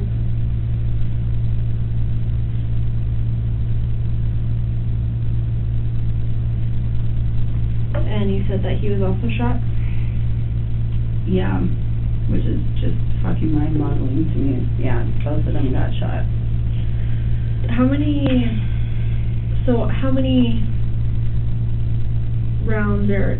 I heard one. You just heard one? I heard one. So it must have went through one and somehow hit the other. Which is fucking insane. Okay. Do you know anybody else that was inside? I don't know. I wasn't there. Well, obviously, yeah. Alec, right? Yeah, Alec was inside. Fuck yeah. God, I hate myself for that. And what about Dave? Yeah, Dave was inside. Do you know Dave's last name? It's on the call sheet. This is like so awful. Dave Halls. Halls? Yeah, and I got the Halyna Hutchins. Halyna. And then Hutchins. She was another person that was in there? Mm-hmm. Okay. So I have Halyna, Joel. Do you know Joel's last name? Joel Souza, Souza. Okay. Alec, Dave, anybody else inside? Well, her Steadicam operator was inside. His name's Reed Russell, Reid Russel. He's a camera guy. Okay. Oh my God. Did they identify the people that was inside? Everyone that she can think of. She wasn't. Yeah. I mean, I think all this just because, and I don't care about north or that, but, so where we were parked, here's the back of the church, that was the front. The cars, where you were parked? Yeah, we were parked over here. So the church, across the main entrance to that would have been over here. We were parked over here. Yeah. Where was your car? Because I don't think there was doors here or on this side of the building. So there was a door here. Okay. And my cart was approximately over here by a little black tent where producers or fucking cats or anyone would chill under, really. Okay, and then that door's over here. So can you see the front, that door from where you were standing? Yeah. And you could see Dave the whole time on his way? On his way to, because you well, no, I went inside to hand him the gun. Oh, he was standing in pretty much. Okay, so you didn't just hand it and then he walked off? And No, yeah, I handed it to Dave with the camera people there. Okay. So you were close to the door when you handed it? I was inside for a second, and then I went back out because, They tell you to get out. Yeah. Okay. Pretty much. I'm just curious because of the whole transferring from one person to another of the gun. Yeah. So he's the one who gives it directly to Alec. Here's a picture, and I just want to see if this is something that would have come out of one of these. Totally. It wouldn't be a real live gun, ammo. So that looks like a blank one, which I'm pretty sure, because normally the blank ones, like, they have kind of this little line right there, and I'm pretty sure the regular ones don't. Okay. So that looks like that would be in the blanks all the time. That was what was pulled out of the shoulder. Oh my God, poor Halyna. So that's why they were thinking it could be an actual live round at this point. Really? Yeah. Does that look like it would have been a live round too? Well, honestly, if we had my extractor, we could pull this out and check it, but I don't know. Actually make a phone call on that. Yeah, I don't know, because look at that line. That's kind of a distinct thing. I think that's mostly for dummies. Okay. Hold on. That might be a regular live round, though. It looks pretty. That's what they were thinking. It could be a live round. Holy fuck. No. I just think you said, and I think that's why there's protocol, because of Lee when all that happened on set too. Was there anything that stuck out of ordinary today to you? No, I mean, just the whole camera crew quit. That's all. So we were like super behind and everything. When did the camera crew quit? Yesterday. So is there a reason? I don't know.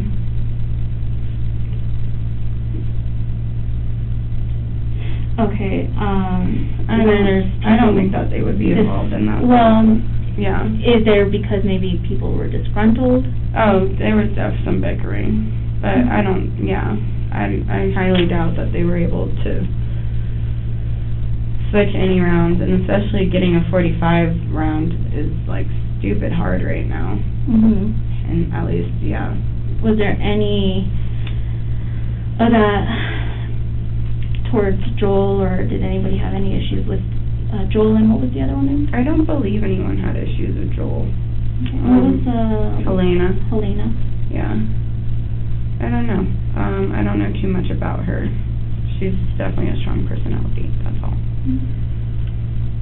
But there's nobody that you could think of that might have any anger? I couldn't really say that anyone would be, like, that angry. Like, you know, we're on a film set. Everybody's always pissed off at each other a little bit. We're together for 12 hours a day, 5 days a week, you know? Yeah. It's hard to not beef with people a little bit. Well, I mean, it's kind of interesting that the whole camera crew quit yesterday, and then that is pretty something happens like this today. Would somebody want to maybe, or they could even have an issue with Alec, if somebody wants to disrupt the filming of this movie? Is that something that you could think of? I don't know. I can't really say for sure, and I wouldn't want to think that about anybody on that set personally. You really don't want to think that about anybody. Never. But no. Unfortunately, yeah, I can't think of like any one person. I couldn't really think of a situation that would require, like, you know, I don't know, almost killing somebody. Well, I mean, it happened. I mean, yeah. You keep mentioning it was the Crow when that happened. Yeah, that was scary, so, man. These things happen with somebody. I know, I can't believe I'm like the last thing like this to happen since the Crow. And my own fucking worst nightmare. Well, I think right now they're good, but see, and that's why, unfortunately, they're right away like, oh, it's the person who is in charge of all these. Totally. And that's why we wanted to talk to you. It was one of the main ones, because you're in charge of it, but that's also why would you put yourself in that predicament? Yeah. Yeah, so would it be possible? Yeah. I don't know. I think maybe there was just perhaps a bad round in that box. Well, a couple of bad rounds. Possibly. Because there wasn't one round that went off. What? There was one, right? How did 'Cause two people get shot? No, so there was only one round that went off, and I must have went through Joel somehow and fucking hit Halyna, and I'm like flabbergasted by this. I can't fucking imagine how that happened, but I heard one shot.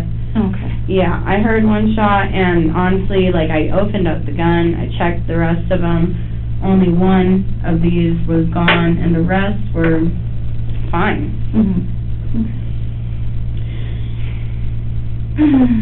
I wish we could. This one has a different top than this one. This one that, yeah. Yeah, I mean, like, they're all, I mean, like, you know, they all kind of vary a little bit. That's just the thing about them.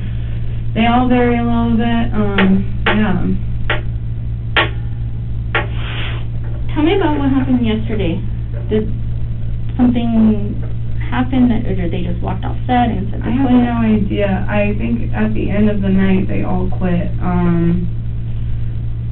The camera crew always bickered a lot, to be honest. Like, a lot of, I don't know, just animosity, I guess, or them with the grits, everybody, yeah, that whole, it's almost unpleasant to be inside there, just because it's so, like, toxic. Yeah. So, COVID, yeah, I try to stay out, and then I was definitely on the sides watching, and they weren't supposed to be pulling the hammer back or anything. Like, it was just supposed to be in the shot, and so I don't know Why it was pulled back. I don't know what, yeah. I mean, if they wanted it pulled back, like, that's fine. I had no idea about it, you know. But even then, it shouldn't have gone on. Yeah, so that's why I was all like, okay, like, it's right there, you know. I stand right by whenever there's gunfire. I'm still there whenever the shit's there, but I'm not usually directly inside the room just because they don't find it necessary. Yeah. Well, and that's why it's like, they're not supposed to pull the hammer back, but it still is a prop gun or prop. It's a real gun. Or It's a real fucking gun. But your prop. Yeah. The set. Yeah. So. Yeah, totally. I know. I don't know. I wish I would have checked it more. Is there anything that you think could have happened? I have no idea. I don't know. Like I said, that box was shown there for lunch. I will say it is hard to get .45 ammo. You know, ammo's super expensive right now, and ever since the election, pretty much all ammo's been, like, bought up a ton. I'm sure you guys know as a police force. Yeah. So, I was just thinking, you had mentioned when you were loading, dumbing it up, one of the 6 rounds didn't fit in, correct? And you had to clean it. Yeah. Did that seem odd to you? You know, no, that didn't really seem that odd. That gun had been dropped a lot in the dirt previous before that. Yeah.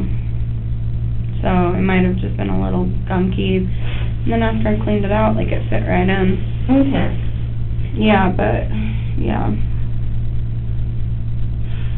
Does that usually happen? Does that usually happen? I mean, every now and then. Yeah. You didn't think that it could have been the round itself that was the reason why it was initially given? You know, I don't think so, because, like, these are dummies and everything, and they slide out a little easier, per se, but, yeah, I don't think that would have been a thing. Sometimes they do just get stuck because, like, the guns are a little dirty. Other than that, everything else seemed normal with the rounds. Everything else seemed status quo, and I thought today was going to be another, like, super great day, and that we were done shooting after this, and it's going to be smooth sailing. So the picture of the round that I showed you, you think it could have been from the dummy? Yeah. Honestly, I'm not. I can't remember really if I got if they were from the box or if they were from on top of the. We have a cart, you know, and we have several dummies just around. Some come out of the box. Some are, but they're all out of boxes, really. Like, you know.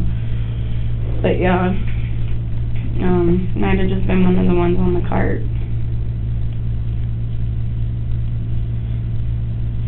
But it should be, yeah. And that's your car. Nobody else puts anything else on it. Not really. I mean, you know, But it is possible. It is possible. A lot of people have access to your car.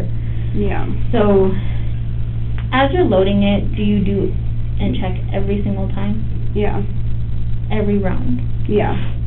And you did it on this time too? I did it. Okay.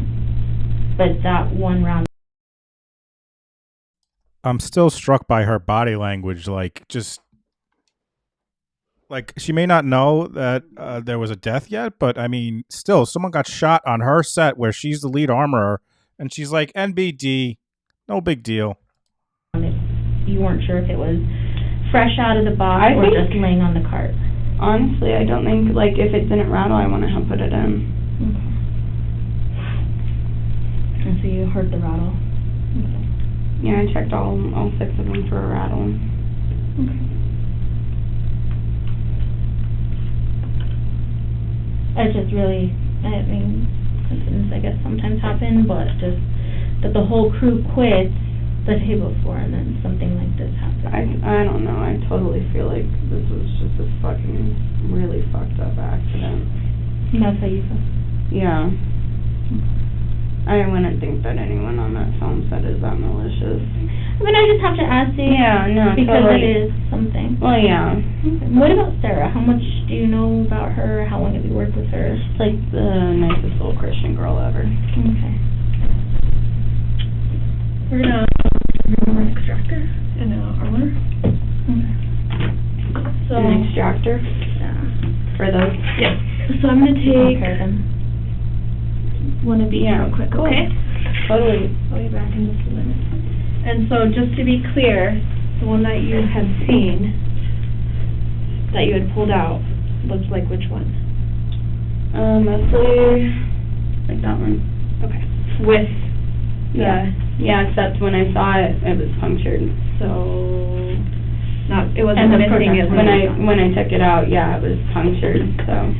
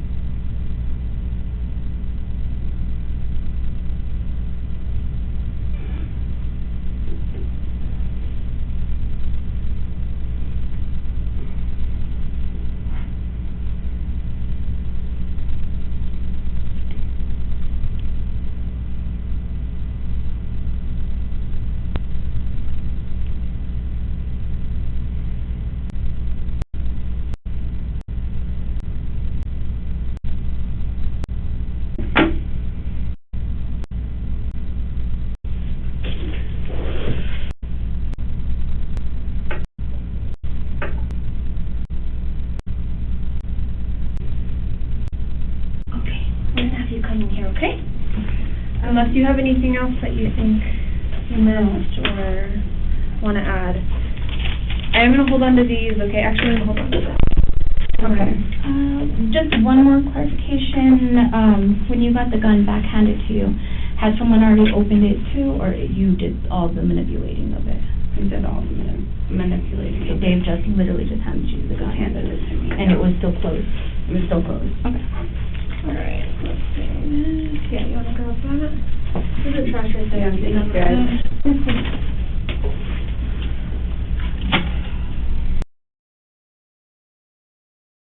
And unmute it. So that's the end of that. However, Lisa told me to look up a Jensen Ackles thing, and I'm going to show you what I found.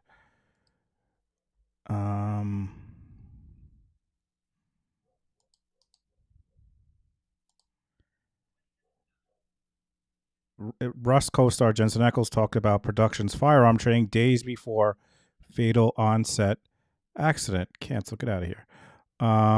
And what it says is a video depicting. Let me move this down. Rust co-star Jensen Ackles talking about gun training on the set of Rust has resurfaced. The clip was made between October 15th through 17th during Ackles' appearance at a fan event. The clip describes a brief training session. The video has now been deleted in many places across the internet. However, folks, I think I might have found it. You tell me. I just can't. I think this might be it. Maybe if Lisa's still here, she will know. Let's see if this is it.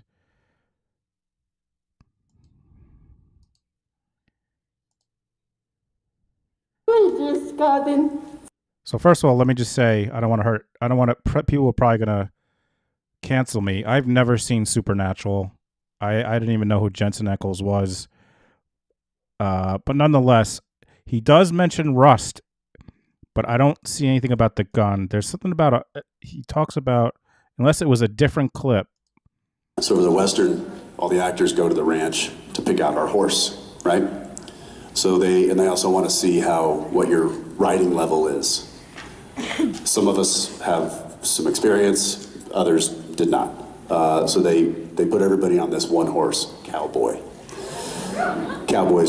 So this is about a horse. I want to and then they're like, oh, he's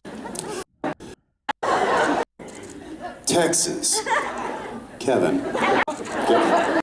But then I look off in the distance and I'm like, what's that big black horse over there?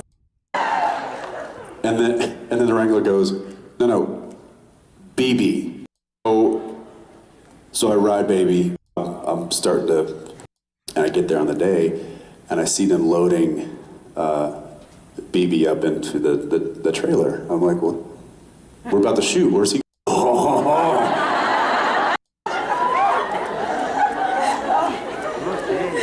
I'm like, okay, as long as it wasn't Sam, then we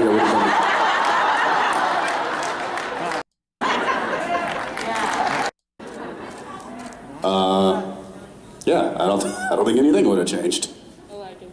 Yeah, I can't think of a storyline point that would have been affected by shouldn't.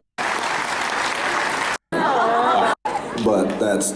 I'm not sure if this is the appearance, but I can't find anything about the gun. But I guess I could just read what he says in the article. Where did I go? What did I do with the article?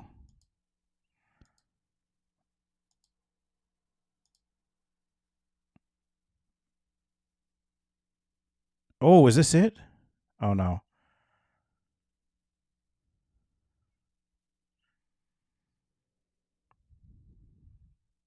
He was in the movie, guys.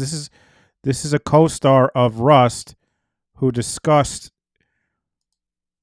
So let's see what he says. The clip in which Ackles describes a brief training session with the Rust armorer drew a lot of attention following the accidental shooting. In the video, Ackles says, I got a 6 a.m. call tomorrow to have a big shootout. Ugh. Where'd you learn to read, Jay? Me fail English? That's impossible. In the video, Ackles says, I've got a 6 a.m. call tomorrow to have a big shootout. They had me pick my gun. They were like, all right, what gun would you like? And I was like, I don't know. And the armorer was like, do you have gun experience? I was like, a little. And she's like, okay, well, this is how you load it. This is how we check it and make sure it's safe. Ackles added that he was told by the armorer that she was going to put some blanks into the gun. He was then instructed to fire off a couple rounds at a distant piece of land. I walk out and she's like, just make sure you pull the hammer all the way back and aim at your target. I was like, all right, I got it. So that was so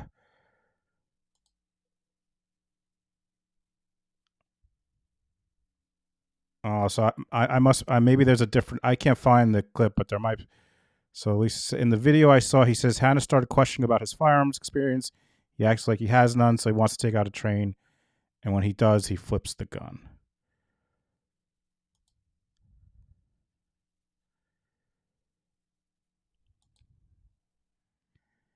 I wish I could find that clip for you guys.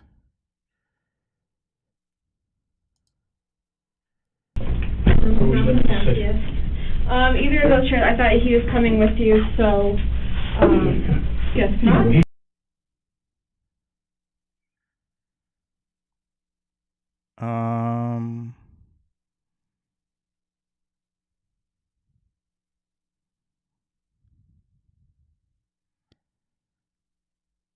Yeah, I guess that's it, folks.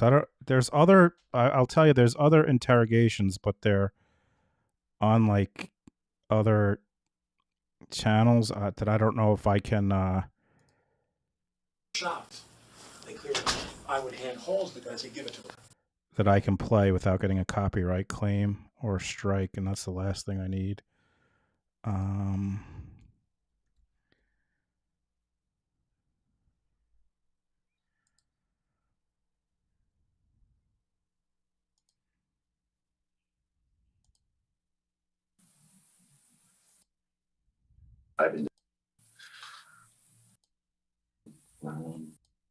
This is not to, I don't want to like intimidate you or anything, but it's just due to that there is an active investigation going on, and we have to advise you of your rights. It's part of our policy, okay? This is Dave Halls, the first AD, I believe, on the movie. All right, so before we ask you any questions, you must understand your rights as follows.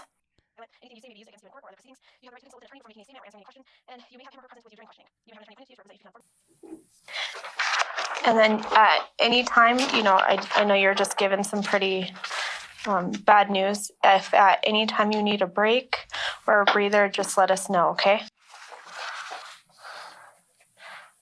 How long have you been working on this movie? I prepped it for 4 weeks. Just starting our 3rd week. You said you've been out there a week? I've been prepping it for 4 weeks, and we've been shooting for, this is the start of our 3rd week. Okay. So can you just start at the beginning of the day and kind of tell us how the day went? Fine and typical movie set day.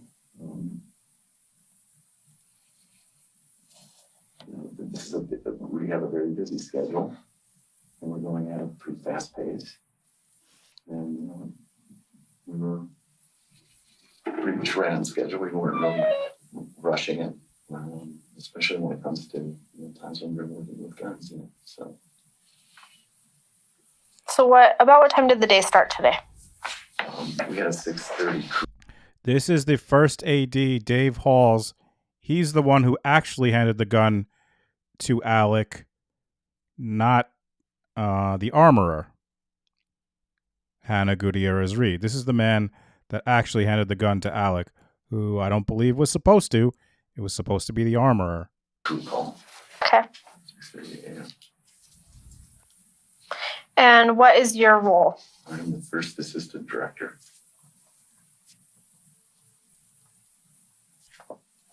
So what are you in charge of?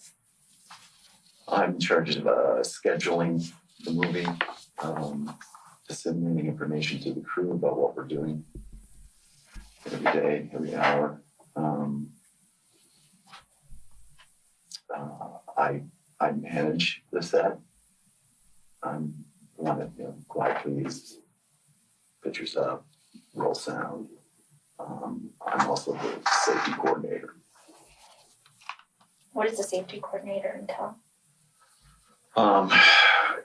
It's just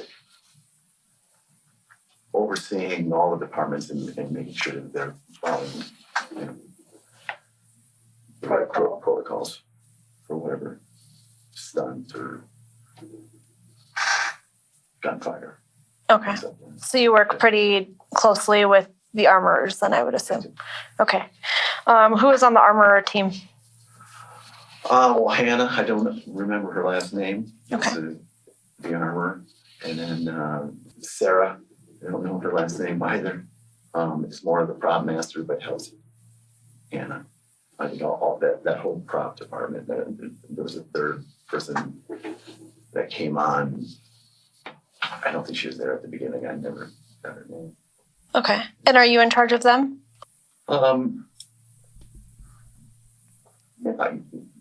Yeah, I guess so. Yeah. Okay. I'm their supervisor, I suppose. Yeah. Okay. So this morning, I guess, let's start there. Were there weapons pulled out on scene?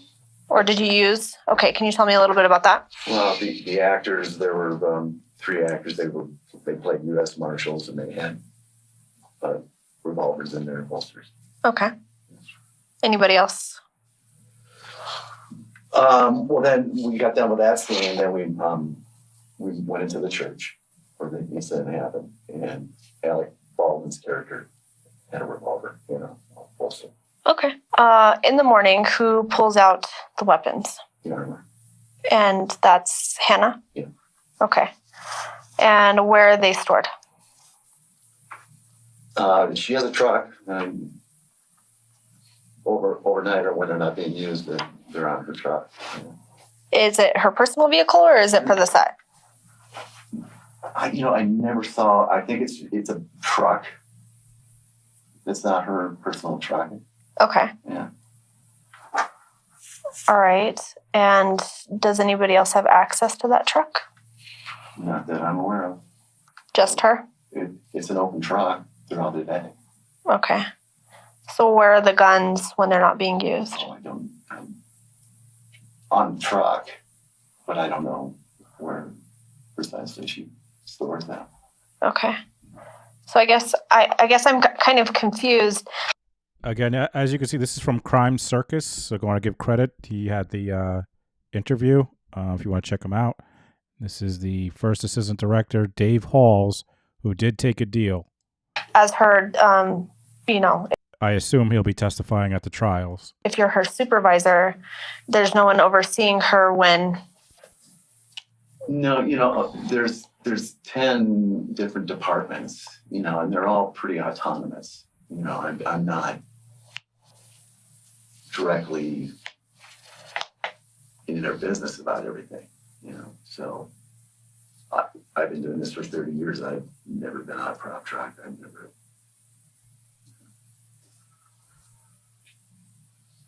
Who would directly be her supervisor then?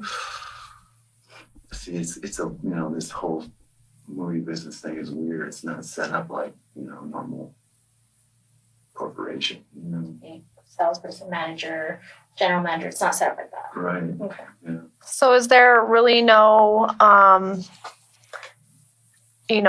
protocols or checks when it comes to this Yes. or handling of On weapons? set there is, yes. Absolutely, there's protocols. Okay. Yeah. But not for storage and. Not that I'm aware of. I've never seen that language. Okay. Interesting. And you don't know whose truck it is? I think it's a rental truck. The company rents these trucks. What company? I don't know the name of the company. Who would be in charge of that? Well, it would be the unit production manager and the line producer. Okay. And they're the people that rent the equipment, negotiate the deals with different companies. Okay. Who do the guns belong to? Who owns them? They're, my experience is they're usually rented from a gun rental house. Okay, but you don't know for sure. In this case, I don't know. You don't know if they were rented locally or from somewhere else. I don't. Okay.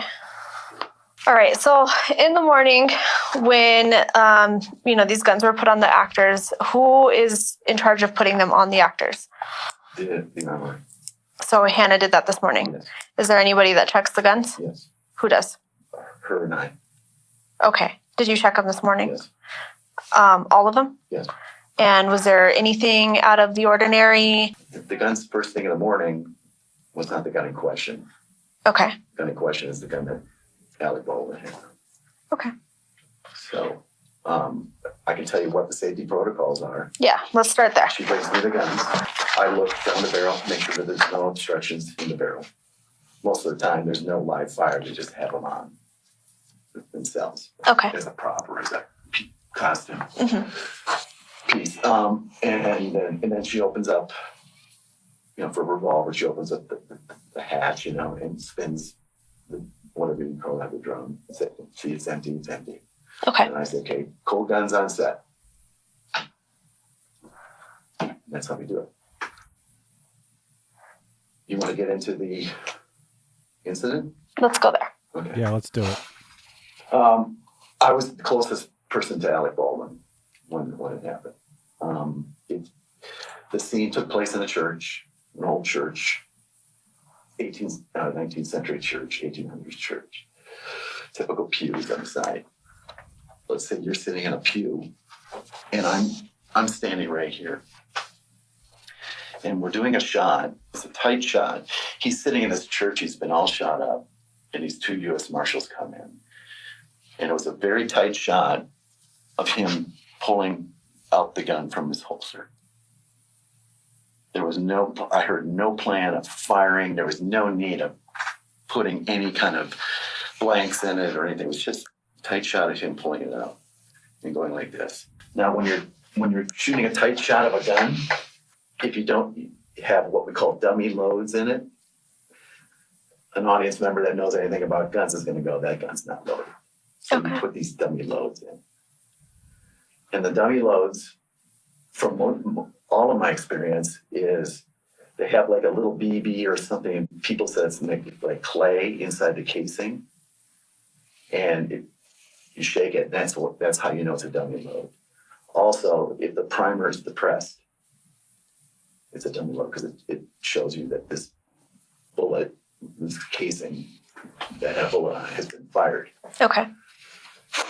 And then a lot of times they have a hole drilled in the side. So you know it's a dummy round. So Hannah brought me the gun. It was empty at the time. She said, I want to check the gun with you. Did all the things that we just talked about. Then she came back and said, I've put dummy loads in it, dummy rounds. She opened up the hatch, and I saw 3 bullets that all had depressed primers. Okay. Okay. So hold on. All right. So you said when she showed you the first time, the gun was empty. When was that?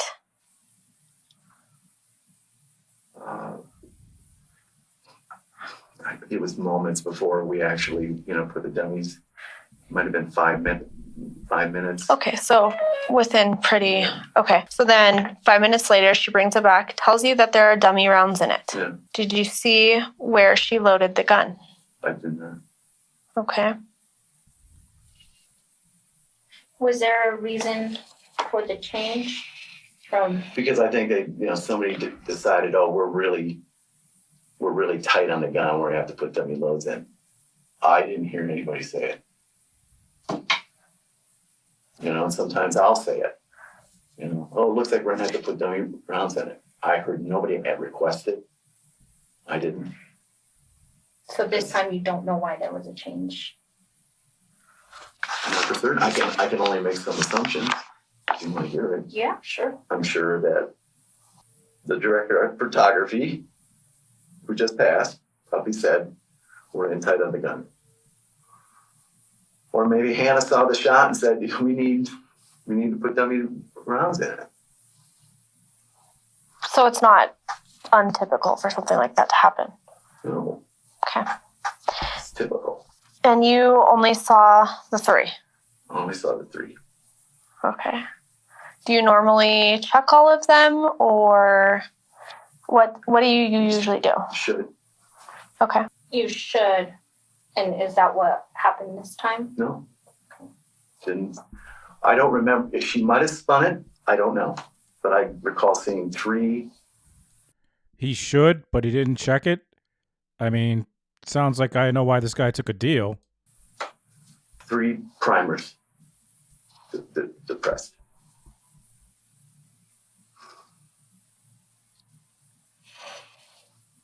Okay. Now, I'm speculating.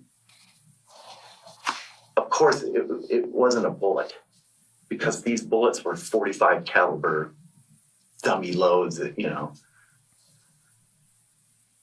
That would have thrown her across the room. It would have ripped her shoulder off. So I can say with certainty that it was a blank. But these blanks have stuff, like wadding or whatever.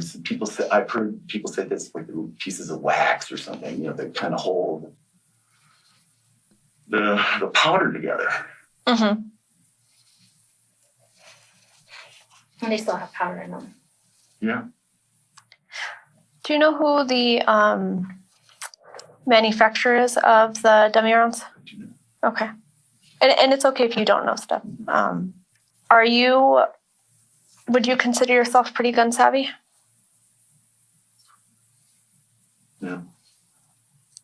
Okay. I mean, I wouldn't know how to. So then you're saying that with certainty it was not a real bullet, that it was in fact a dummy round. What makes you... Well, I'm not a forensics expert, but I'm thinking that if it was a .45 caliber bullet, it would do a heck of a lot more damage than what we saw. Can you tell me what you saw? I didn't see the wound. I saw the wound on the director. Okay. It was told to me where it went in her and out. And what were you told? That it went in her right armpit and came out here. Okay. And then hit the director in his right shoulder. So if do what you need to do. You're Alec Baldwin, and I'm right here. The DP was probably about right here. Okay. And they were lining up the shot, looking at a monitor. And my speculation is that she was like this, and the director was looking over her shoulder at the monitor. And then when the gun went off, she might have been like this. I don't know. You know what I'm trying to say. Okay. But, and where were you standing when it happened? you're Alec Baldwin, I'm standing here. Okay, so you were in front of him. But he's pointing the gun. This way? Yeah. Okay. Imagine like you're sitting at the end of a pew and the camera is in the aisle between the pews, right? So he's shooting that way. Okay. And there's dummy loads in the gun. It's good work that they train. Do they train their officers to put the camera up their nose while they're filming the fucking thing? What is this? What is this angle? No. I had no concern. Yeah. Where were you watching at the time of at the time that the gun went off? Just showing you. At him? Yeah, looking at him. Okay. Can you tell me what you remember seeing when it went off? I just remember him taking the gun out of the holster And like that.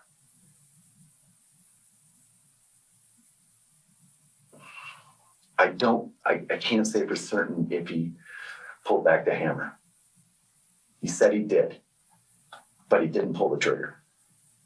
He didn't pull the trigger. He said he didn't pull the trigger. Okay. And I believe he wouldn't do Whoa. Did you not see him pull the trigger? Or did you listen to him say he didn't pull the trigger? That's two different fucking things.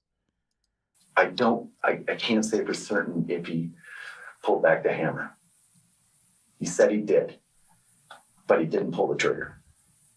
He didn't pull the trigger. He said he didn't pull the trigger. Okay. And I believe he wouldn't do that. What about movement of the gun? Do you remember any of that? No, it's just Okay. After it went off, what happened then?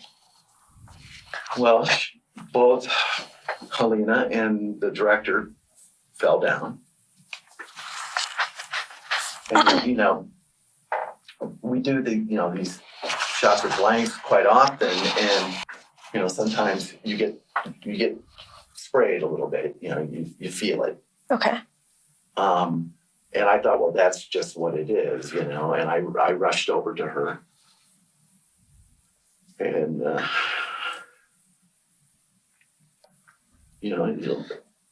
and the director is back there going, what?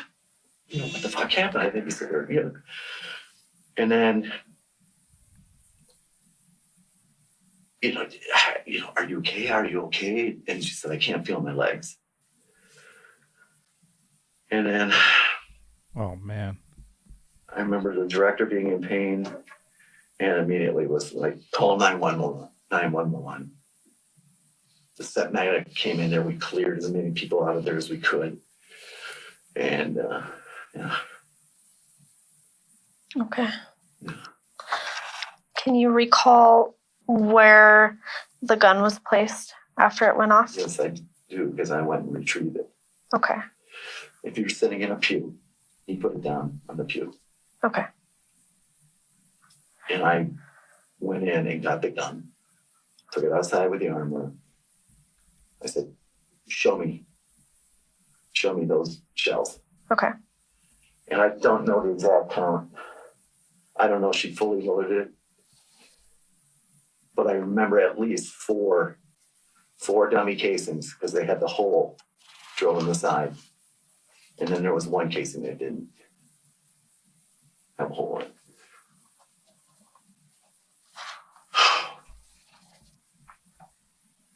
So were they all removed from the gun? Yes. Did all of them have the cap on them? Like the bullet? No. Like what would have been the projectile? The gray? Yeah. And that's funny, I don't recall. I can't say for certain. I think so. It seems like they would be. But I don't know. I was so focused on that one that didn't have a cap on it. The one that didn't have the cap, can you remember if it still had the gray on it or not? Oh, no, it didn't. It did not. No. It was a casing. It was a shell casing. But you said, I think you said that one didn't have the holes in the sides. Right.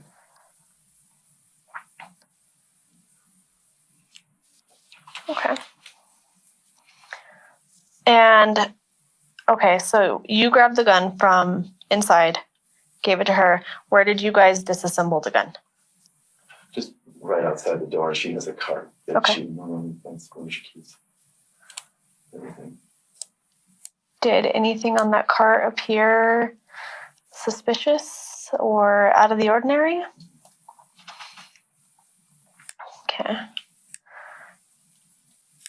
And I just want to really confirm 5 minutes prior to her loading these with dummy rounds, it was empty. Okay. So could have been one. Could have been last one. But it wasn't in the morning that.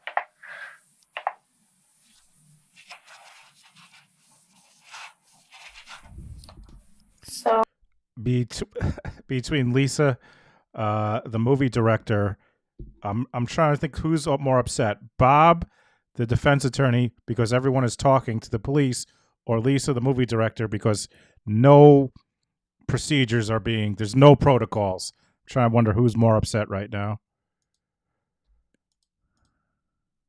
Whoops. So let's go to your experience, because you're in charge of the safety and everything. And so you've been doing this 30 years, you said? I'm not in charge of safety.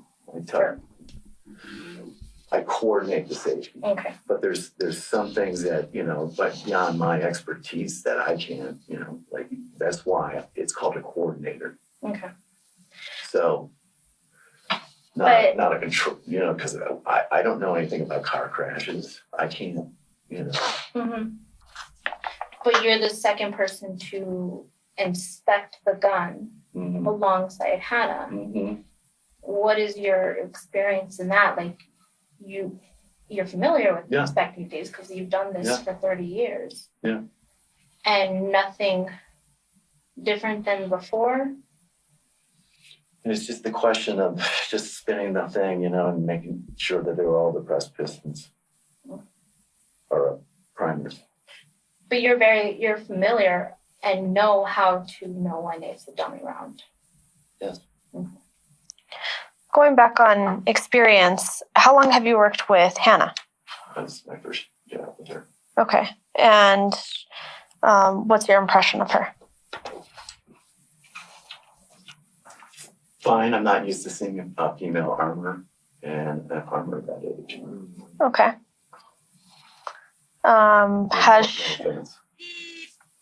Right.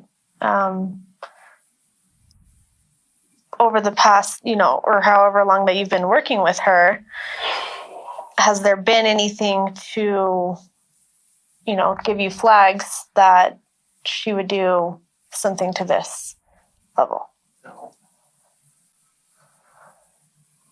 I mean, we had a couple misfires, meaning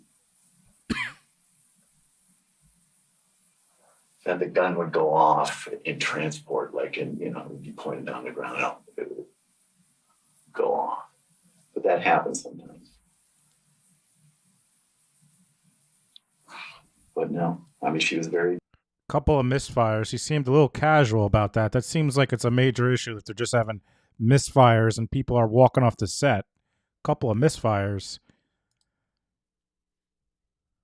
Diligent about doing the checks. There was never a gun on that set that wasn't checked. Okay. And her... I understand. There was never a gun on that set that wasn't checked, except for the one that killed a woman. Like, are you kidding me right now, sir? There's 2 other females that assist her on this. And your impression of them, their work ethic and experience? No issues? I don't know how anybody that age could have that much experience in guns. Meaning Hannah? Okay. All 3 of them. All 3 of them? Yeah. They're all pretty young? Yeah. Are you aware of, her past or... No, I heard something that she could, like, her family or her father is a big-time armor. Very well-known armor. Mm-hmm. But no, I have no knowledge of it. Would you consider this incident to be more of an accident, or would you say it was deliberate? Oh, it's an accident. And what makes you say that? Accident.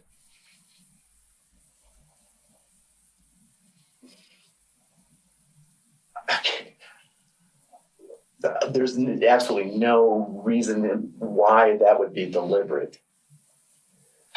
The DP was a lovely woman. I just think that a live blank round got mixed into that dummy load batch. Okay. I mean, she's saying that she shook them all and heard them all shake.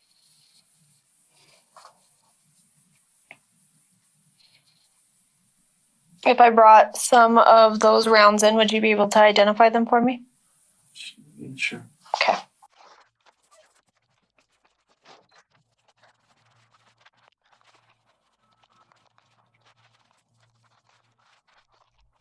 Now we are fully up her nose. This view is fully up her nose. And now we're back.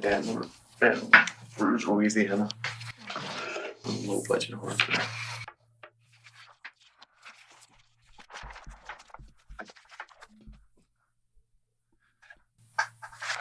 I don't. Yeah, they look like the rounds.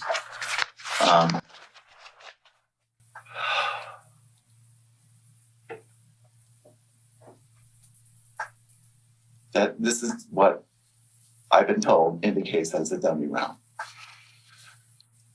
I don't think that that's a depressed primer.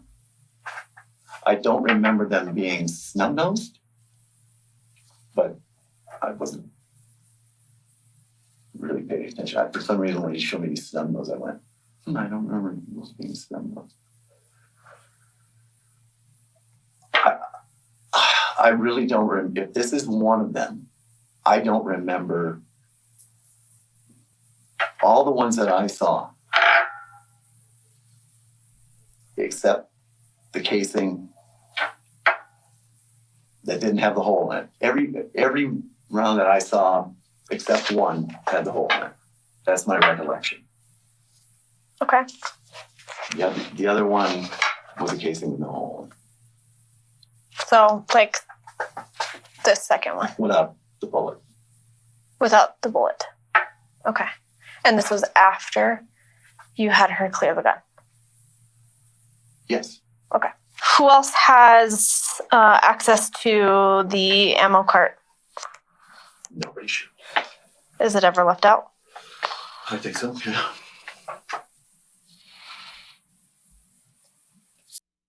The ammo cart is just left out for anyone to get a hold of it? Is that what he's saying? What? That also seems like a problem. So some people could have it's there. It's there. Anybody could have it. Now, look, I can't tell you, I can't recall ever walking by one of those carts and go and making a note, oh, there's a box of ammo. I really can't. So I know when we went to clear the gun, there was boxes of ammo. What's the protocol on scene for live ammo? For live ammo? Well, it depends on certain situations, if you're indoors or what kind of smoke level you want to come out of the gun. No, I'm talking real bullets. Oh, I never use real bullets. Never use real bullets. Never. Even if you have to show something on the ground, like dust or something, it's always done with a dust gun, or they put a little pyrotechnic they call squibs, little firecrackers that have an electric charge. You bury a cable, if you need machine gun fire, that's how you do that. No, there's no that's beyond the realm of thought. Okay. And is there protocols in place to ensure that doesn't happen?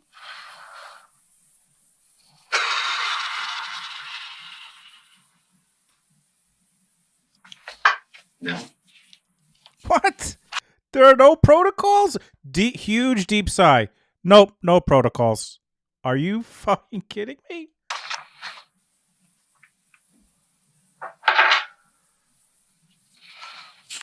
Yeah, I really want you to understand this, and it's kind of and that's really I haven't been around it. Look, again, I don't know if there's been any forensics done. There's probably not. But this is a 45.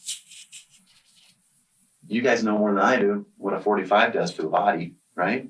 Mm-hmm. And it probably would have gone right through the director too, and through the wall and back of him. I'm not an expert, but I don't think that there was any way that a real 45 caliber bullet was on the set. It was a blank. It was a blank, but I don't know what's inside those blanks. Yeah. But your experience with blanks, Yeah. how much power or damage or anything have you seen before? I've never seen any damage. And when there's different levels of loads, there's a quarter load, a half load, and a full load. And sometimes it all depends on what the level of smoke you need. It's a quarter load sometimes doesn't produce a lot of smoke. So if you want more smoke, you would go to a half load. Okay. A full load is rarely used, especially indoors because they're loud. And, you know, we follow the safety protocols. We provide ear protection. If you're anywhere in the line of fire, eye protection is available. Actors are always well trained, and I'm always very aware of this. You never point the gun at somebody. You always point. Sir, they clearly aren't well trained, or at least Alec wasn't, and you weren't, because you point your fucking gun at her. Point it off, okay? And you can compensate with camera and to make it look like, you know, they're pointing at it. But just the whole thing happened just so fast. I don't.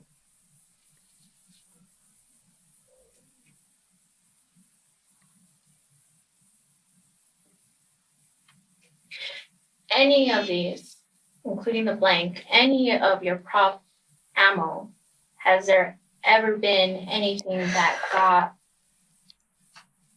like if you shot at the wall and made a hole or somebody got skimmed by anything, has there ever been a projectile come from one of these? Never. What happens with these kind of rounds if you pull a trigger? Well, it's empty, and the primer, nothing.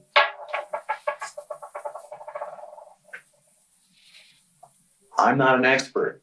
I've just been told by armorers these are dummy loads because, okay? Mm-hmm.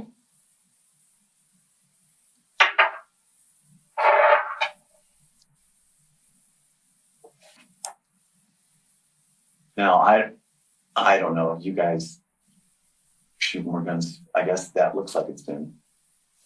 There's usually a striking pin. Yeah. On, yeah. Right? I mean, a little bit more indented, but I mean, it has a mark. So I was curious about what you said about the trigger. You said he didn't pull the trigger. He's not supposed to pull the trigger. This wasn't, because if they're dummies, is there an issue with pulling the trigger? No. If you need the actor to pull the Fake it, trigger yeah. and shot, yeah. Okay, so you kind of said that he didn't pull the trigger, and you believe he wouldn't have pulled the trigger. Yeah, I believe you will. I think you know better. But what I'm trying to get to is Especially that you were pointing at supposed to act. I didn't know that was planned. It might not have been planned. I just thought it was a shot of him pulling the gun out of the holster. Okay. This scene was literally just to get him pulling it out. That's what my understanding was. Okay. But it might have changed. I wasn't there, so I'm asking these questions. Okay, I'm sorry. Yeah. No. I'm sorry. I'm not sorry. I understand that the information that you just received is hard, and then we're here asking you these questions, okay? But we're just trying to get an idea of what took place, what was supposed to take place, and why, if these were what's in there, something came out and hit these two individuals. if it is an accident like you think it may be, what could Have have you- caused that accident? Mr. Baldwin Okay. told me he talked to the director of the hospital. And the director told him that the x-ray showed a bullet-shaped object in his shoulder. Mhm. You probably don't want to. You would know that by now. But if it's this, how could that not cause more damage?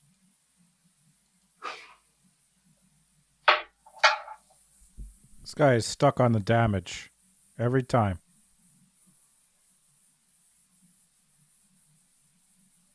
Yeah. You know, I don't know what the director was drugged up at the time. Alec said could have been a hyperbole. I don't know. What? So, but you probably know that.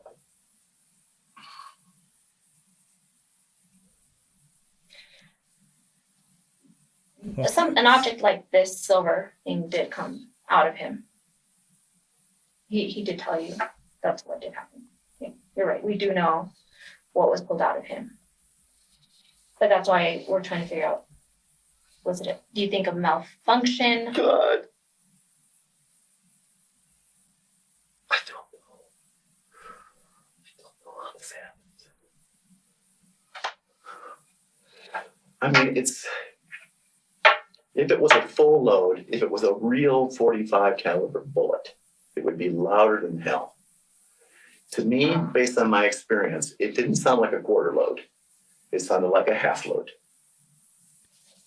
So was there some manufacturing screw up that got half? No, they got half the, you know.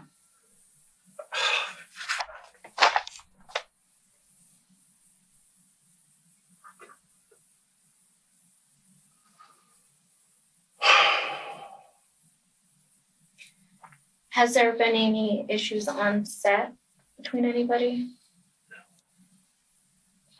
What about the camera crew that quit last night?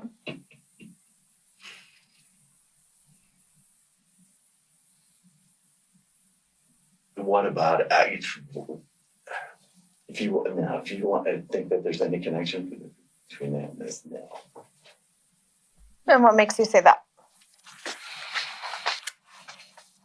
Well, I know that the first assistant cameraman, who seems to be the guy that's motivated the rest of that crew to leave, liked Halyna a lot. He wanted to work with her again. He was very friendly to the director. He was there this morning to pick up his personal equipment. He gave me a big hug and, sorry, we have to do this. I mean, they weren't angry, disgruntled. They just said, here's our terms, and, you can't honor them, we're just going to leave. So there wasn't shouting or anything about this. It's just because it happened last night and then this incident happened today. That's why we're trying to. Sure. It doesn't. No, you're covering all is the there bases. a possible connection? Yeah.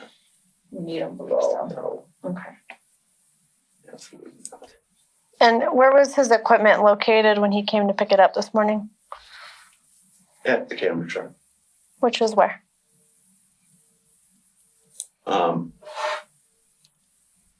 In the same area where the prop truck would be. So where the guns are. Mm-hmm.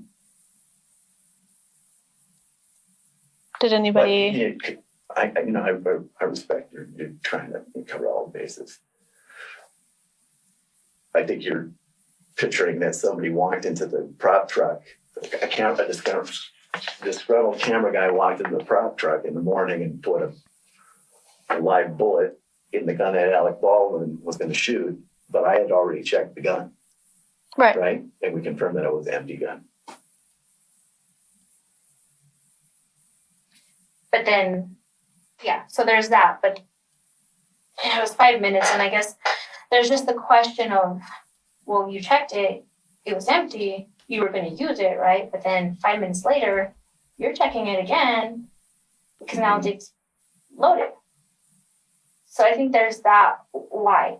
I don't think anybody loaded it last night or came in. We have a third person who is upset now. Detective Karen Smith. So we got Bob Mata, defense attorney, upset.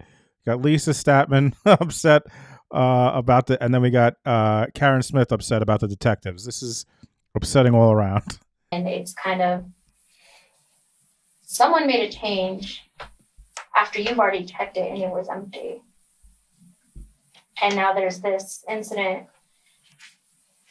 And that's why we're just trying to question. So I guess it's more just a lot of unknowns at this point of where did, Hannah pull these bullets from? Were they in a box? Were they, she said she carries around a fanny pack. Yeah. Were they in there? Were they on the cart? That's what I'm saying. Did anybody watch her load this? If anybody did, that's pretty... Yeah. 5 minutes isn't a lot of time for someone to do a lot of very sneaky things. We're not trying to put the blame on anybody. That's not what we're trying to do here. We're here to get a picture and either, prove that this was intentional on someone's behalf, or if it was a manufacturer defect. We have to do it either way. So any information that we get or a story that we can paint to help us understand. Irene with the $4 super chat. Irene, thank you so much. And will help us make a conclusion as to what happened today. Yeah. So, we're not here to point fingers. We're here to ask questions and say, all right, 5 minutes pass. She showed you the gun. You guys followed protocol. Yeah. Obviously, you followed protocol. You've been doing it the past couple weeks.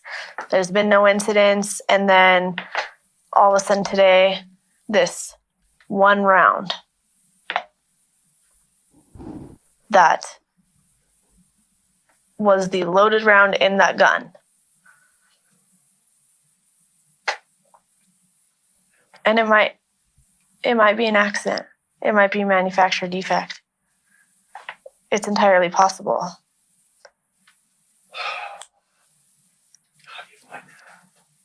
We have to send everything to a lab.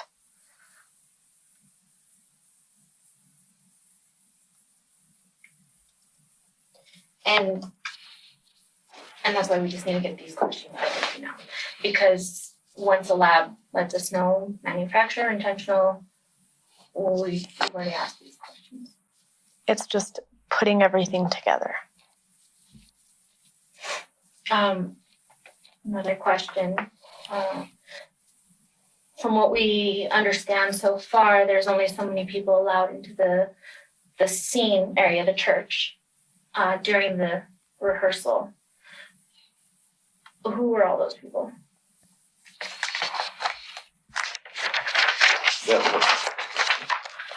There's only so many people that are allowed in the church. That's what we understand. There's only so many people in there while you guys were rehearsing the scene. Yeah. So can you name those people that were in there? Well, Alec, Baldwin, Halyna, Hutchins, Joel Souza, myself. Ross, I don't know his Ross. He's the dolly grip. I don't know his last name. Reed, camera operator. I don't know his last name. This is the people that I recollect. Now, we were also sequestered, so that I got to, see everybody that was claimed to be in the room. But when the officer asked me how many people were in the room, I just did a visual, and I said, I think it's like 6 or 7. So you got Alec Baldwin, myself, Halyna Hutchins, Joel Souza, Ross, the dolly grip, Reed, the camera operator. That's really who I really recall being there. Okay. Okay. Now I'm facing Alec Baldwin. There's There's people behind me, that I'm not seeing. Okay. And I got a pretty good idea who they are based on like I said, sequestered. Out of all of those people, including yourself, is there anybody that has been having issues with anybody else on set? Or anybody else in general? Have they been having any issues that you know of? No. That would be concerning? No, but I'm going to say something. Because this person, I don't think is psychologically very well put together. Oh boy. And it's Mamie, the script supervisor.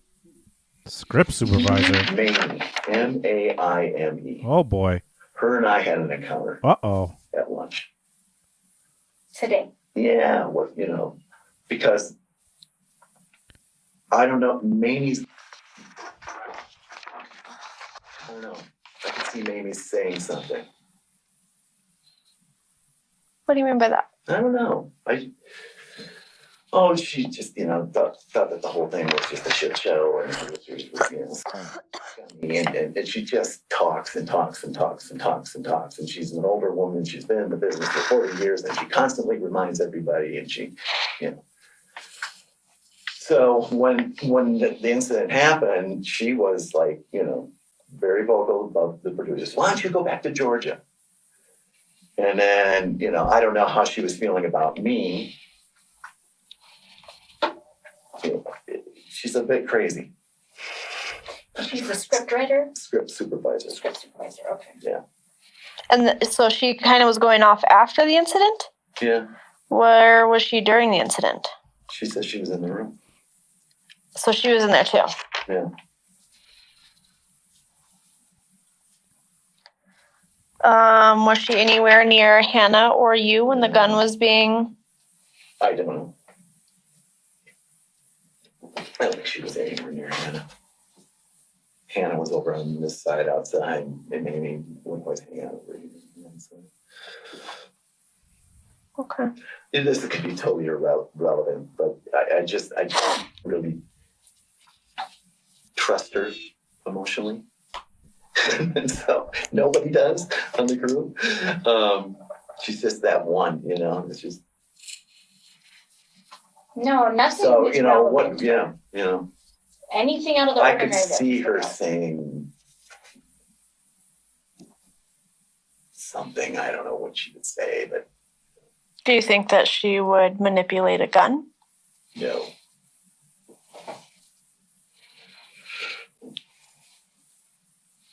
But she's familiar with the way these work and the mechanics of it being there for 40 years. I would think so, yeah. Okay. Well, mechanics meaning what? Well, I don't know if she can load a gun. it's I don't know if that'll load a gun, or she well, a can revolver, you could easily put Yeah. one in. Mm-hmm. You don't have to inject anything, it's just spinning with a cylinder. But why would you feel she had issues with you? I can't take this. I'm okay with it. It's about a ride from here. That's fine. That's fine. Hey, Tim, I'm still at the sheriff's department. You want to get out of there, I bet. Is anybody going back out to the ranch? Do you know, or how I might be able to get there? Can someone come here and pick you up, or? Sorry, Tim, go ahead. Yeah. This guy's on his phone. No. Joe Jacqueline was in here before. He's like, there's no way they should be on the phone.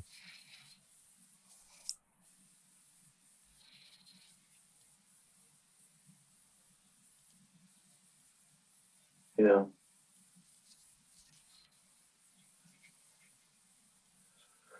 That would be great if you could. Do you have an address? 35. You want to write this down? It's not that far from the set. Yeah, it's not that far from the set. It's 35 Camino Justicia. It's like just an A. Yeah. Well, IA. Camino Justicia. Just like justice. Justicia. Justicia. Yeah. Santa Fe County Sheriff's Yes. Department? Okay. He could even Google that and Yeah, you Google it, it'll come up. All right, thanks, man. I don't think it'll be much longer. Yeah. Okay. Okay, thanks. Bye.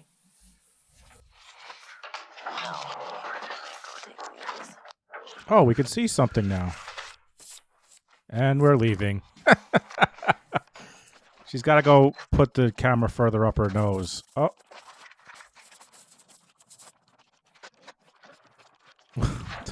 Sorry if anyone has any... This was, I don't know if this was point blank, but if it's a blank, it shouldn't do this. It should just maybe you get a powder burn or something, should. right? So If anything, out of any of your propolis projects anything, what would you expect to see? say that again. So you have all your propolis. If anything, You're blank. Yeah. or blanks, projects anything, meaning shoots Yeah. out, what would you expect to see? Because I understand some are clay and they just disperse and don't. Yeah, I don't Don't have know. a hard I mean, I've just, you talk to special effects guys and they get hit all the time, Okay. you know, with stuff. Have you And I've only felt it once and it was so very light. It was just, have you ever seen anything like that come out of any of your effects or anything? no. Except they pulled out of the director. Yes. And that's why we're trying to get the That's just something else. understanding. So it's matching what you guys use. I mean, can I say? I mean, it appears to be. It's all. Yeah. David, what's your date of birth? 1959. I mean, it's. It appears to be snub nose like those other ones, but I've never seen. So that's why we're anything, asking. coming out of an effect on a film set. No. That's why we're asking Yeah. why you would think this would be an accident or if it malfunctioned or, a manufacturer issue or intentional. Yeah. Can take a break.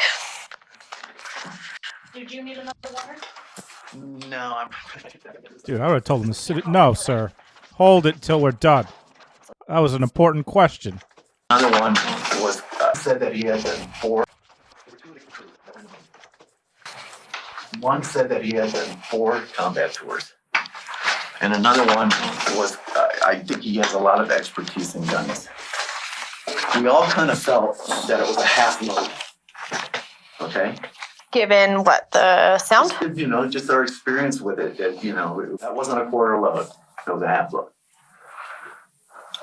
So, if that was a real 45 caliber bullet, it would have been loud as hell in that church. And I think those guys would have confirmed that. So,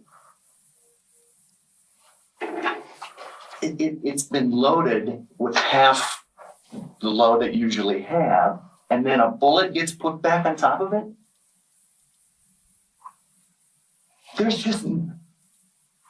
There's no explanation. There's, to answer your question, I've been pretty adamant about it. There's absolutely no reason to ever have live, real ammunition on a film set.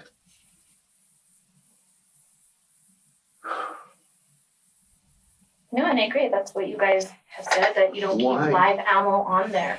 So what to you is this projectile? What does it mean to you? Like, was it the half load and someone put that on top of it? Is that what you're saying? I guess. Making it a real live round. Yeah. How does somebody If that's put... what came out of the director's shoulder, there was a bullet in there. Well, what was on the ones that I brought in here? What was what? Oh, the top of the ones that I brought in here. right? That's the terminology. Right.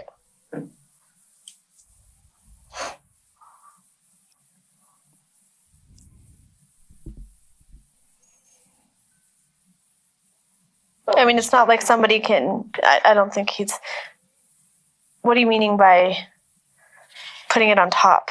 So the half loads that he's saying are the ones that you believe were in the gun, right? And those are the ones that don't usually have the gray part on top. No. Is that what you said? Yeah. Yeah, you're agreeing with me, right? I'm agreeing with you. Yeah, They so don't have- he's it's a saying blank. someone Okay. put that projectile on top of the one that doesn't have. So somebody put a bullet on top of a half load in 5 minutes. It could have been No, set up prior. I'm totally speculating that somehow manufacturer defect. I can't. But either way, during this rehearsal, the half loads, quarter loads, all of those were not supposed to be loaded in the gun. They were all supposed to be dummies, the two that we showed you. Yes. Or empty. Yes.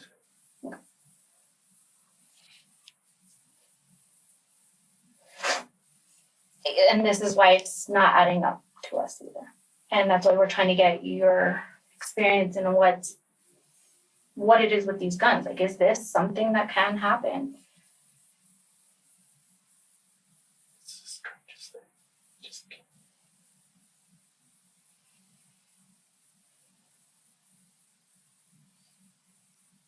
And I'll tell you, I see absolutely no reason to think that there's any foul play. If I did, I would tell you. But I think in general, everybody on this crew got along. Mimi and I like her. I consider her a friend, but she just has this tendency to be a little too chatty. It doesn't think before she speaks.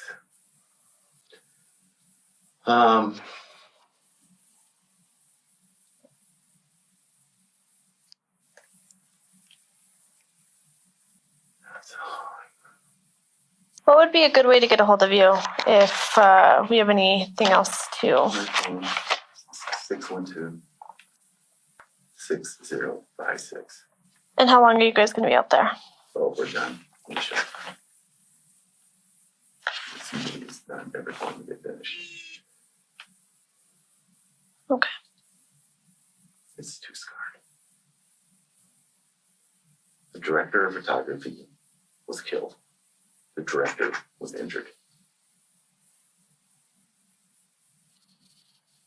Alec Baldwin was involved. It's just, but that's besides the point. We're gonna give you these cards. It's gonna be her information, mine's on the back. Both of them? Yeah. Okay. So if anything comes to mind or recall anything later on, you could always call us, and something sticks out that maybe is noteworthy. And remember, nothing is irrelevant of what you think, okay? The littlest thing could be maybe something. I understand. I just wish I could. We're not done obviously here. We're still gonna go to the same process, the same. We will run ballistics on the gun and the comparison of all of this, and maybe hopefully we could get an answer on all of that. Bring some closure to this. Because you're right, they're almost here, these two. You probably just left. Can I go outside and Yep. get some air? Yeah, we can walk you out. All right, guys, that is it. I mean, we got the main police interviews from Alec, Hannah, and Dave there.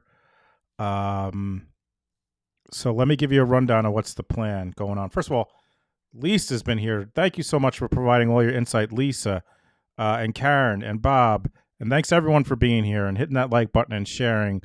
Tonight at 8 o'clock Eastern, Shannon is premiering a video on the Adelsons You're not going to want to miss it. It's so good. She's been working on it for like 2 weeks.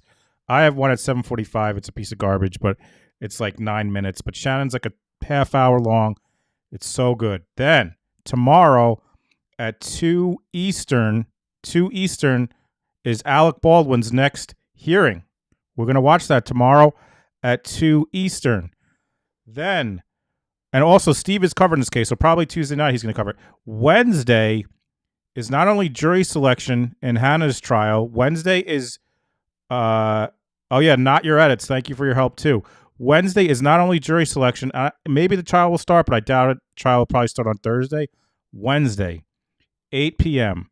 Me, Shannon, Lisa Statman, Halyna Burrows. You're not going to want to miss that. You're not going to get, a better insight to this whole thing of people who have, Halyna was her own armorer and she was a lead on her own set. And then you've seen Lisa in the chat. She has so much knowledge about this. So I'm so excited to talk to them on Wednesday at 8 Eastern. Then Thursday, Publicly Buzzed Steve is going to have Defense Diaries Bob on to talk about this case as well. So thank you so much for being here, everybody. I appreciate it. When I end the stream, it's going to take you to my premiere tonight at 7:45. Shannon hasn't finished hers yet, but let's get it in the algorithm. And then 8 o'clock tonight Eastern, Shannon's Adelson premiere. You're not going to want to miss it tonight at 8 p.m. Eastern. Thank you all so much for being here today. Thank you, mods, always crushing it. Thank you, everyone, for liking, sharing, commenting, etc. And I'll see you tomorrow at 2 if I don't see you in the chat tonight at 7:45 and 8. Thank you all so much. Catch you on the next one.